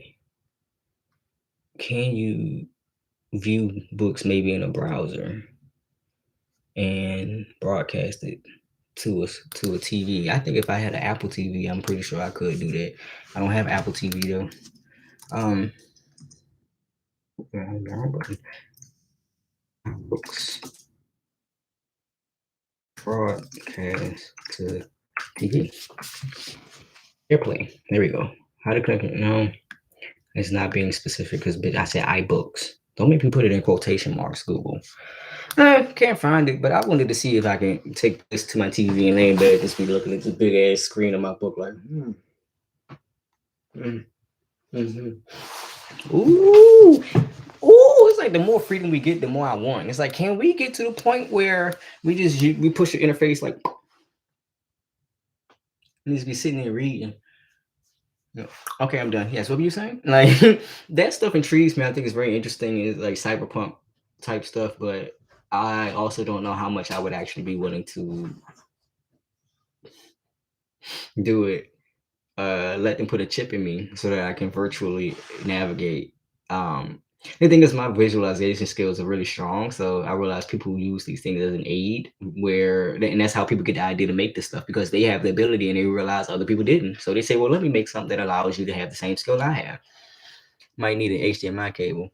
I can do it that way, but I wanted to do it broadcast. This is smart TV. But yeah, I could. I have an HDMI cable, but of course Apple changed the fucking fire port for whatever reason. I'm not buying, and I refuse to buy a new cable within the same year that I bought the other one. I'm stubborn like that, and I don't like to spend my money. Thrift baby. um.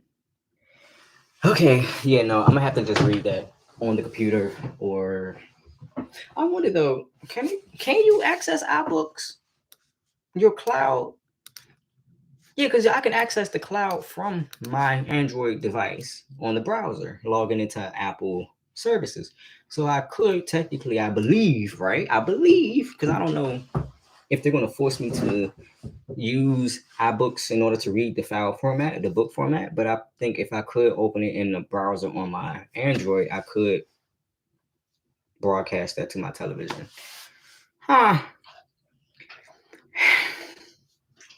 They are, and they get on my fucking nerves. It's like they don't fix operating systems; they just make new ones and fuck you up even more. They're like mean girls, but of technology. That's not the word for today. You weren't at the last meeting, so you wouldn't know. You're wearing the wrong colors, you broke bitch. Bye. Like I feel like Apple be taunting me. Like every time they make a new operating system, and instead of fixing the last operating system, they fucking make a new one that makes more shit invalid. I feel like they doing that Stone Cold Steve Austin, like they stomping a mud hole in my ability to keep up and my desire. Like when I got this computer, I was pissed off because first of all, the operating system was over a year old, and yet I had a graphics card issue where it accelerated every piece of media to the end in seconds. So even on YouTube, I couldn't watch videos about it skipping straight to the end, going to another video, skip it. It was like speed video watching. Bitch, if I was high, maybe that'd work, but I'm not. I don't know how on speed, maybe. I don't know what kind of high I had to be off to be able to watch them videos fast they played. But the operating system was over a year old. And instead of just fixing the shit, they made a new operating system. Developers don't like dealing with that. I'm sure you're aware. Developers don't like that shit. By the way, I'm being nosy. What business you got in Ghana? Because you talking about UI. What you be doing? And what's your name on that other web? You said I've been talking to other media. Where I've been talking to you at? What? They get on my nerves, but I take it over a PC. um, I utilize all the systems, but not all. I don't work with Linux and some other things, but I try to do as much as possible. um, I remember the other time I got a Apple product. I took it home, opened it up. I was working on a graphic design project for a guy, his organization, and I saved the project, so I could walk away and come back and review it. In that time, power went out when I opened back the computer, and I was expecting to reopen my file. Bitch, nothing I had done in the last 24 hours is saved. Not even files I saved to the desktop, and I literally will watch it. I'll open up a text file, push save to desktop, see it come up, and then see it disappear. So I started making duplicates and duplicates of duplicates of duplicates, and all of them would eventually just disappear. The computer operating system was basically deleting everything the user did. And instead of Apple actually fixing it, their fix was to automate when you save the file, it would automatically lock. So if you wanted to delete something, you had to go to the file, open view info, and push unlock. Because you could lock the files from reading and writing and all that shit. So but I couldn't recover those files because technically the computer had amnesia. It never saved. Child, instead of Apple, like I said, fixing the problem, they made a whole nother operating system. And again, like I said, compatibility. They won't just fix a problem and create compatibility for other people and developers. They'll kick them off the fucking boat. Like, this motherfucker is Rose, not Betty White, not Rose now. And this motherfucker is Titanic Rose. Apple is trying. Yeah, they be trying it. I'm in tech entrepreneur. Child, this our first time talking. Oh, you follow me on other places our first time talking. How you doing? Entrepreneur, tech, yes. Now, I must admit though, this Apple in my yes, it is, bro. It is. My daddy got himself one. Okay, I agree. My daddy got himself one. And this is an example of fickle human behavior. My daddy got himself one, and he went and started opening shit. He was like, it did it, and I blinked and didn't see it. Let me do it again. I'm like, and I was mad though, because again, they're practices. Okay, an example. I bought the iPhone XE. Yeah, this motherfucker has a 4K camera on it. They proceeded to make about three more Genesis SE, not XE. They proceeded to make about 3 more versions of the iPhone before they put another 4K camera on that bitch. I might be exaggerating, but people was mad. I got this little cheap motherfucker for like $150 and a 4K camera on it. Bro, what the is that? And people really be going out paying the amount they would pay for a laptop to get fucked? Man, y'all dumb. I'm sorry, but y'all don't be thinking. Y'all be trend chasing, and that is sad. It's sad to chase a trend, especially in technology. It's sad to chase technological trends, and I'm saying it as somebody who I love this shit.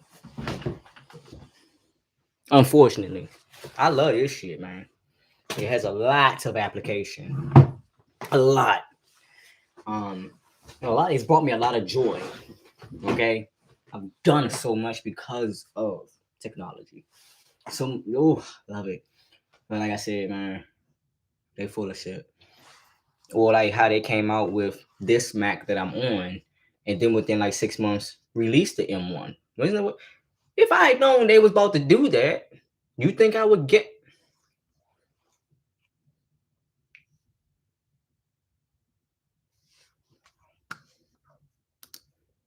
I have a computer I won't upgrade just so I can use Intel based apps.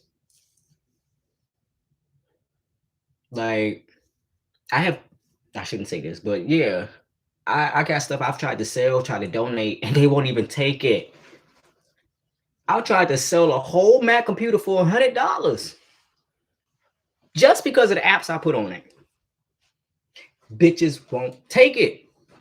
They treat old or even month-old Apple products like a dirty dick. Because people will take a dirty pussy over a dirty dick any day. What do I mean by dirty dick or dirty pussy? I literally mean one that is sullied. Like, they'll take a beat up box before they take a limp noodle. Oh, I have been trying to get rid of this shit. I have been trying to get rid of my Apple products again. And it's crazy because how much they're valued when they're released into the market. And I can't even get rid of this shit. What time is it in Ghana? Ooh, that's why you say the sun up. You 5 hours out. It's 11:30. You about to have lunch. I got another 2 hours to have breakfast at home. Mm. Mm-hmm. Mm-hmm. I mean, I'm about to get real. I want to ask you a question. What's something currently playing musically over there right now? You know, like when we came out with when we had Return of the Mac, you could not hear it. You know, like I never knew there was a love like this before. To this day, you gonna hear that song as much as you hear the electric slide, cha cha slide, keep it shuffle, and wobble in that order. What is y'all listening to? I showed up be hitting YouTube with that. Let me see. I'm gonna type this shit in there. I'll be going to YouTube, be off that Ghana 2022, 2021 music playlist, DJ Fire.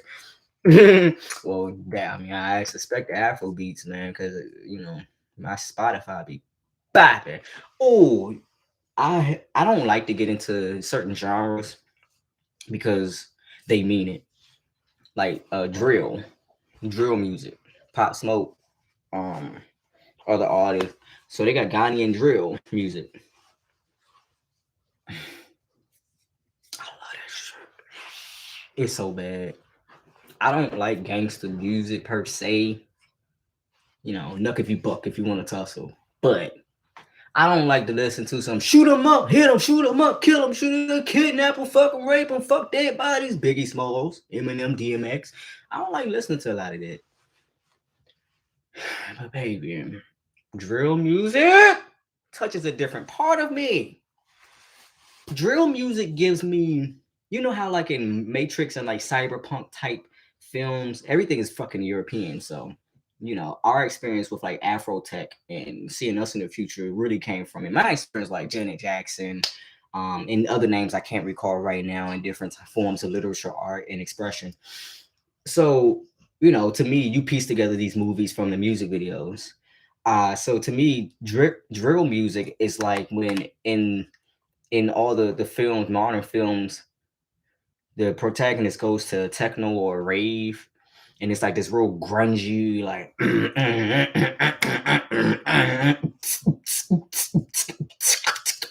and everything fake. You know, I don't know if you've ever been in that techno. I want to fuck off, right? It just hit hard. It's grungy. It's hard. Yeah, drill music is like that to me. It's like golf chord, but with black people. It's like screamo without screaming. The fucking frequency is screaming itself. Is so ooh. African drill is about violence so much for its flosses. Oh well, here drill is not about flossing. Apparently, from my exposure, right? That's based on my own ignorance. Let's be clear. And the struggle. Mm-hmm. Yeah, they've gone to drill. Yeah, Goya Minor, Nectune. You know, well, I'm familiar with that second one. Makes me think of the visuals of Belly.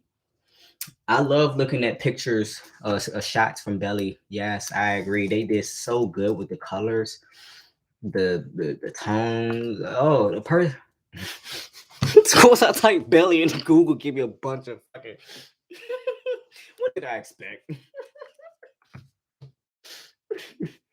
Oh yeah, no, I really liked it. I liked it so much. It was like, is this even necessary? Why are you doing this? Like, I can imagine who, I need to look it up. Who color graded this movie? This night, we're not even talking about the framing, the concepts that were brought into the space. We're talking about just the frame, like the coloring of this shit. I imagine that motherfucker probably took forever. It's like, man, you done with that scene yet? Come on now. You got to let great be great. That's what I imagine that motherfucker was doing, because he was going off. Like, I'm looking at these pictures of Nas, man. Good job, bro. You about to have me stuck looking at me. I'm about to go on Pinterest. Are belly niggas on Pinterest? Let me look. Okay, niggas on belly, niggas on Pinterest. Okay. Niggatress. Sorry. I apologize. You said I'm a piano. That film is, it is special. It holds a place in her. I be watching it, don't even actually be watching it. I'm about to type that backwards for some reason. Despite reading it in order. Yes. Tell me this is something I've already listened to. Nemo!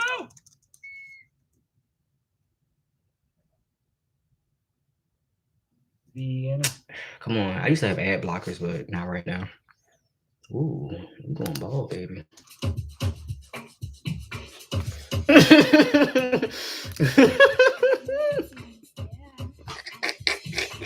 Like, it'd be real. Like, I remember when Tumblr hit, it was a lot of niggas that wasn't on Tumblr. They were like, the fuck is this? Why would I publish things on the internet? Oh my god. I find some of the best fucking black porn on fucking Tumblr, bitch.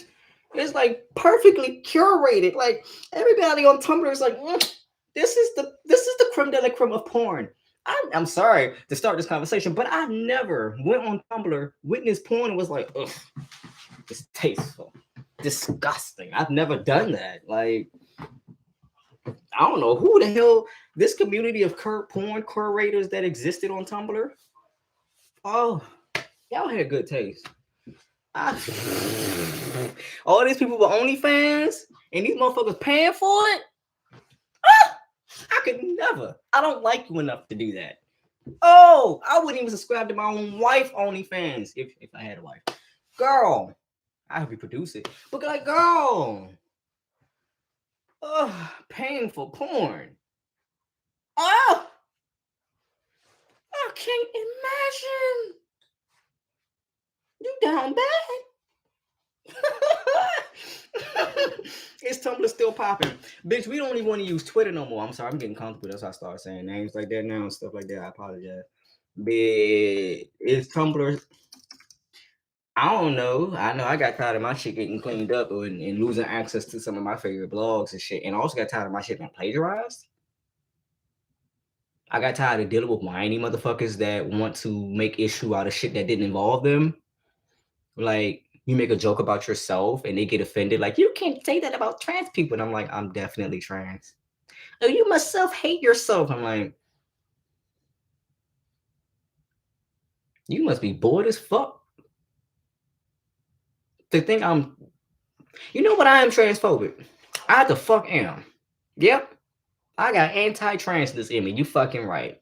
Yep. Because I'm not fooling myself and the shit that come with being a human. I am. Like, I'm anti-graphic designer. I'm a graphic designer. I'm anti-cinematic effect. I love cinematography. It's about balance, baby. It's telling paying for porn is wild. Like, bitch, I'm a millennial. That's what I said. I told somebody that. I ain't gonna say who, but I told somebody that, and it was like, nah, you sit right here and let me type something and see if you lying.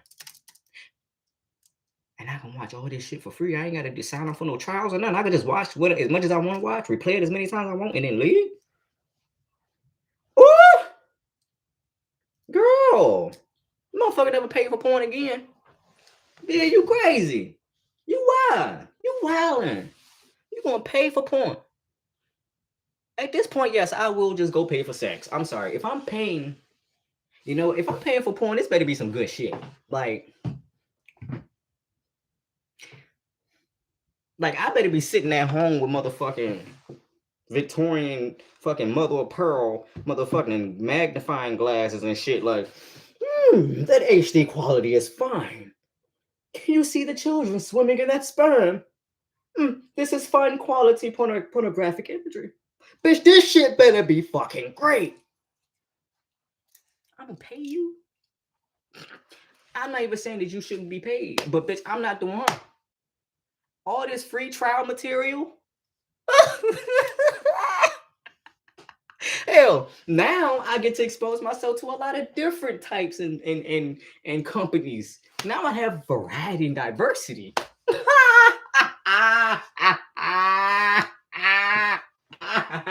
Paying for porn. P4P got another meaning, huh? Oh my god. That's not funny, bro, because some people have legitimate reasons why they pay for porn. It ain't nobody's fault. But we talking about motherfuckers who clearly don't got to.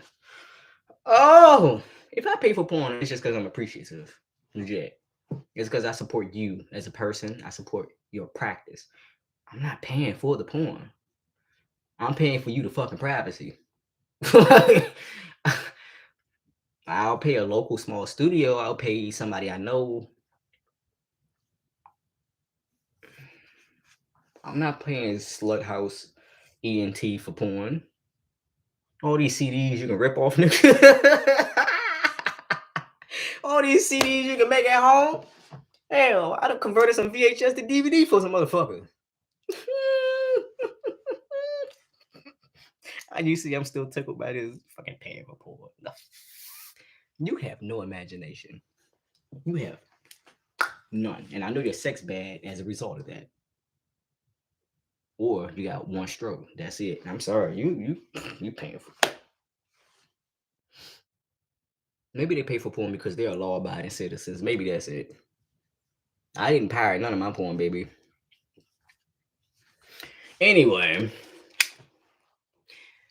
is Tumblr still popping? Is what we trying to establish. Founded in 2007. It was made in 2007. Ooh, they go overboard censoring tech. There's a lot of shit going on where people our age got on the internet and got children, and they realized all the shit their parents said about them being on the internet is true. And now they want to prevent people from doing the shit their generation fucking made the markets for on the internet. Like, all this regulation ain't gonna help you, baby. I done played Grand Theft Auto basically my whole life, and I still don't have an urge to steal cars. Some of your children are just fucked up. I'm so sorry to say that. Not like I done been playing GTA, and I still, for the life of me, can't pull a goddamn rocket launcher out of nothing. Some of y'all stretch reality too far, says the trans person.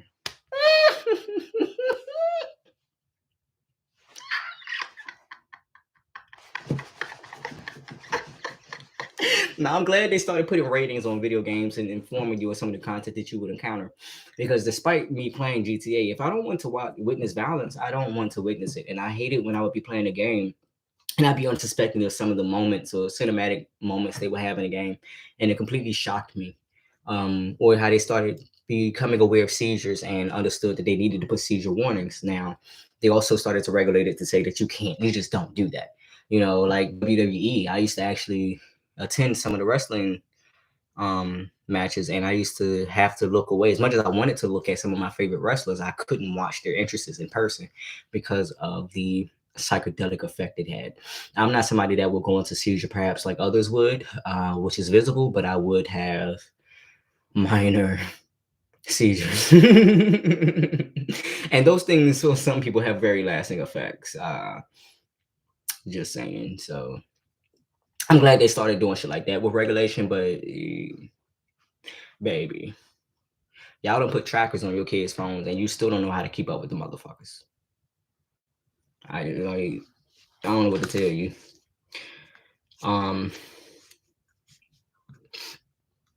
I used to love writing on Tumblr because people will actually read. Like, people went to Tumblr with the purpose in mind of actually reading at length. I like the colors. I like the way the website is simple in its design. I like the fact that the icons actually make sense, because one thing I didn't like about the new web style is that everything is using the icon, but none of the icons actually know what the fuck they actually use for. I'm sorry, visual language matters, but it's annoying to me that you can't just make an up arrow look like an up arrow. Why this motherfucker gotta look like a goddamn question? Like up, left, maybe. I bet. Well, the fact that now in the future, escape actually does shit. You remember back in the day, they'd be like, okay, now if this is happening on the computer, you press escape. How many times in the 90s and early thousands did pushing escape elicit any response on your goddamn computer? Now you can actually use escape. You know, now you can actually push multiple keys on your keyboard and it perform functions. Whereas if you push multiple keys on your keyboard at once, that motherfucker went and wouldn't put any input. Like I used to type, I say about by the time I got to middle school, I was typing about 100 words per minute if I really tried. I averaged anywhere from 50 to 80 words per minute. Um, leisure. So I'm just typing, and the computer would doop doop doop doop doop doop doop, and the dude was like, "Stop doing that to the computer!" And everybody's like, "They're typing. Computer's just fucking slow." Like I used to be. The teacher had a contest with me, he lost, and then was like, "Oh, I respect." Back then, it only worked with control. Have you ever had your computer freeze so bad you left it for like 24 hours and that bitch was still like, I'm thinking. I don't know what about, but I'm thinking. You push the power button, that bitch don't cut off. I've had to unplug computers. Yeah. I remember there was this debate. It's jokes you don't forget. I remember this debate. People was like, how to take a screenshot on a Mac. You know, you push like Command Option and 3 or Command Option and 4, I think it is. And there was this debate among Mac and Windows users. It was like 3 buttons to push. That's too many buttons. You shouldn't have to do that. And somebody was like, Control Alt Delete. That's all they said. That was the joke. That's it. Dial-up days, baby. Yeah. Now it wasn't even the internet. That motherfucker was just freezing because it only had about 24 megabytes of fucking RAM. Remember monitors had 2 colors, negative and positive. Either it was space, it was something on the screen, or it wasn't. I remember you could only open one window at a time. I remember MS fucking DOS. Right? Ooh. I used to love that shit though, because you can get really intense and do ooh. Oh my god. The only thing I can probably compare to how much joy I had in technology to when I used to use MS DOS as a child is when I grew up and learned how to eat pussy. Excuse me. But that's about the most complex thing I have joy doing that I can compare in my life. MS DOS and with the long back. Remember your computer used to come with a guide about how to sit and have your posture. It was like, okay, now when you're using this device, make sure you sit straight. And you used to literally see video guides and motherfuckers sitting there like this.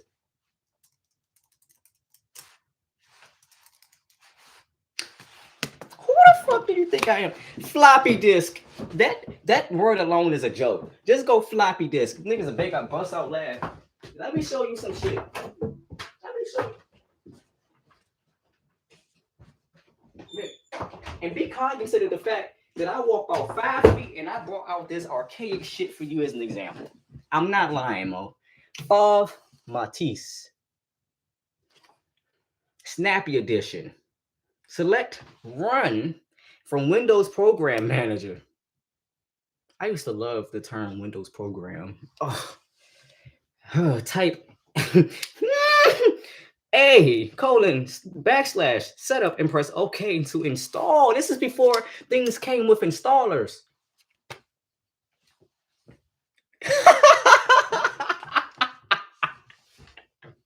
Look, I still got CD fucking libraries. I still got like Terminal Velocity video game. I still got Quake, like the original Quake and Doom. I got operating system still. Like what was it? I don't even know what it was. Why do we still have it? We still got cameras from the 90s, Mo. We got a camera from the 70s in this bitch, like 15-pound fucking camera. Shitty as hell, but why 1995? A graphic design software on a floppy disk. Dust flying off this motherfucker right now. Why? For the example, because it's funny. For the example, receipts. I don't know.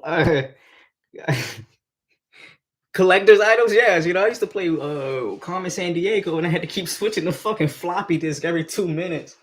I remember, like, man, simple by design. You couldn't be complex with that shit. The computer can only process so fast. Like, I used to be so pissed off up until like literally this year with how slow and non-responsive things were. Let me look at this computer. How much fucking? Because this is not the M1. I'm not on M1. 8 gigabytes of memory, 3.1 processor, Intel Core, blah blah blah. And I feel like this is the bottom of the bottom, which it is. I will freeze anything, bro. And I feel it. It's my Uranus and my Saturn complexes.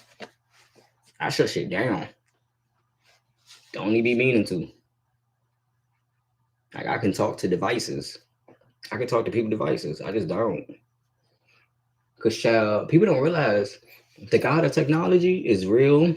Like, there's a God of water, the God of the sea, God of the lake, God of the dirt, God of the sands.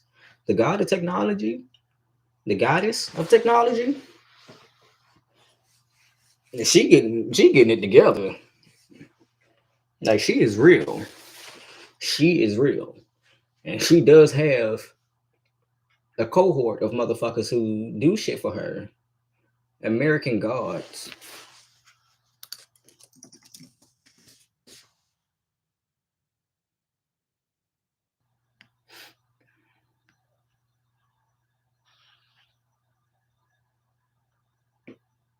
Mr. Wednesday. This is getting interesting. Very interesting cast of people. They all look like they have strong Libra placements. Every single last one of them. It's interesting. That's interesting to me. All these people have really strong Venus. Except for that one. That one got a lot of forehead. It's okay. Marilyn Manson. Wow. Hey, Dominique Jackson in this bitch.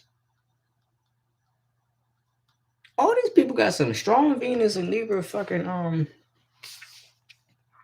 placements in their charts. In that show, there's a God of technology, new guys and old guys. Yeah. So let me go back in the God of tech. Oh my goodness. I see that.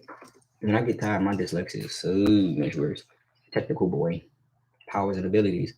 Technical boy is the guide and embodiment of technology. As a result, he can influence, manipulate, and control technology and electronics and the internet, though he cannot control the content of the internet. No, I don't have all that. I have a little bit. It's more so the electronic components that I can navigate.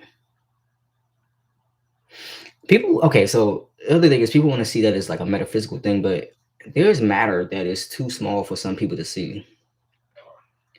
You can command that matter.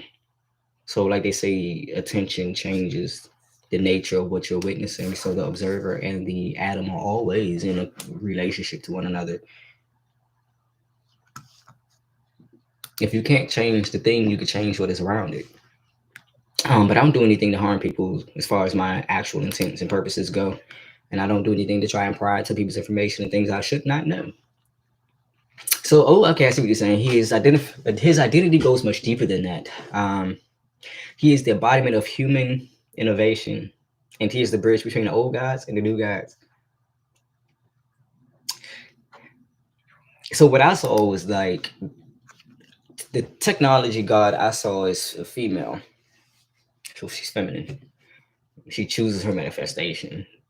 Um, she selected her manifestation. Uh, Males are useful to her because they do this, but her primary liking is to this.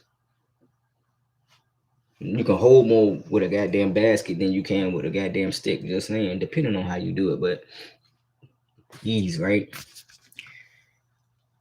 She better like they gotta respect her like they like everything else. It's not about like worshiping, but respect. Like I respect the facts of gravity of the raspberry tree glitching out. She unlocked something within him already. Emotions. Ooh, this sounds like I want to watch something. Like I might want to watch this. I don't have Netflix anymore. Whatever, I'll find it. Technical boy has been in denial of his emotions. However, after Bill, excuse me, I'm gonna say Bill, showed him the horrors of war, he begins to glitch out whenever he is supposed to have an emotional response to something. This is predominantly this predominantly seems associated with stressful and negative emotions like anger or fear. Tries to run a diagnostic on himself. Hmm.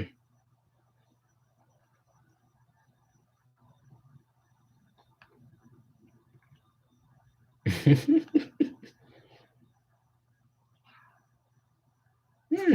I'm reading. Interesting. I mean, because to me, it's like when computers didn't, when we started getting into USB, when they started to standardize USB ports. At first, they just give you one, then it was two, then it was 10. It'd be like 10 fucking USB ports on the front of the computer, and then like a few more in the back. I'm exaggerating, but it was a problem for some of us as users who had too many male things. Everything was male. We didn't have any receptacles, and it was just like, what the fuck? To me, it was better to have an excess of female components than it is to have an excess of male components because after a while, you using up all the female component. They get worn out. They need servicing. Blah blah blah. Well, if you have 10 females to 4 males, you have a better situation here. Um, versus having 10 males to 4 females. I'm talking about goddamn electrical devices, but it sounds like it makes sense for humans too, don't it? I agree. No, I don't. Okay, balance, baby. Um, but yeah, no, I remember that. After a while, you didn't have a place to put everything because it's like that. Yeah, it didn't after a while because I forgot what these ports are called, but it's more like the ones that are shaped like this. Like the mouse used to come with the joint. It was shaped like this. You would stick it in. It had the little prongs around the side to grip. Versus the USB A and B. I think this. Yeah, before they started coming up with this in a standardized method. The other end is the flat one. But just saying, like before that became standard, if you were sort of ahead of the curve and not really the way you should have been, you would have bought and had a setup where you didn't have enough places to put your plugs. So you had to choose between a keyboard and a mouse versus a new type of device or a USB this or a place to plug in your external CD drives or anything like that. If you did adopt different things, yeah, like for the audio jack, yeah. So the mouse and other items used to have that type of plug, but then they changed it to the standard USB that we have now. Unfortunately, a lot of computers were not prepared for that change, and so you had 2 plugs maybe for your mouse and your keyboard, but then you didn't have anywhere to put anything else. And you had to. I know how to use a computer without a mouse. So I'll just take the mouse out because as long as you got a keyboard, you can type in and put in commands and use the computer without a mouse. But you can't use the mouse without a computer without the keyboard for real, for real. I used to tell people shit like that, like, well, if it comes to it, unplug that mouse and just use Command Tab. He's like, how you know that? Because I read the manual. I don't know everything. I didn't read everything, but I read my fucking manuals. If not, glance at it for the table of contents. Same jackass has asked me what I know about research or anything, and do I actually have skills in research? Same motherfucker don't know they ass itch. You don't even know your ass itching right now. You want to talk to me about my goddamn awareness? It's been 6 hours. Ugh, I'm disgusted. I'm hungry.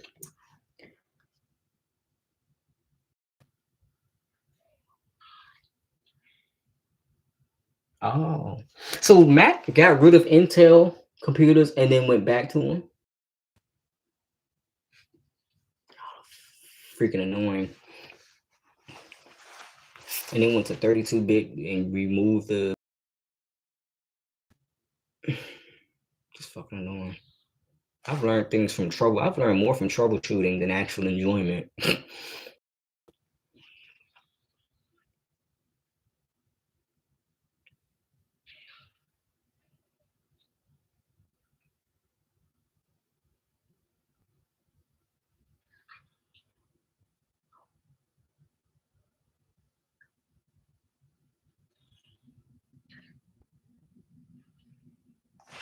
Excuse me, I was reading some more technology pieces I have that don't work properly. It's noon now. Yep, exactly. And it's 7 o'clock here. But thank you for talking. I appreciate it. They got rid of Intel when they got the M1. I mean, one of my computers doesn't that I don't use and tried to sell, couldn't sell. That motherfucker doesn't run Intel apps. And then I see this one says Intel. So I think they went back and forth. But thank you. You too. You too. So some of this stuff coming in this video might make a later appearance. Who knows? But thank you. Like I said, I appreciate you. Don't forget to subscribe, hit the notification bell so that you can be alerted to when I do post because I am not consistent. And thank you for your prayers. I appreciate that. I got the book. I got some materials that I'm excited to look over while I do some designing. I got to get the things off my heart that I've been wanting to get off. And I feel stronger after having this experience with all of you. Thank you. I will also be listening to some of this music, but I'm going to go do my routine, start my day as well. Mwah.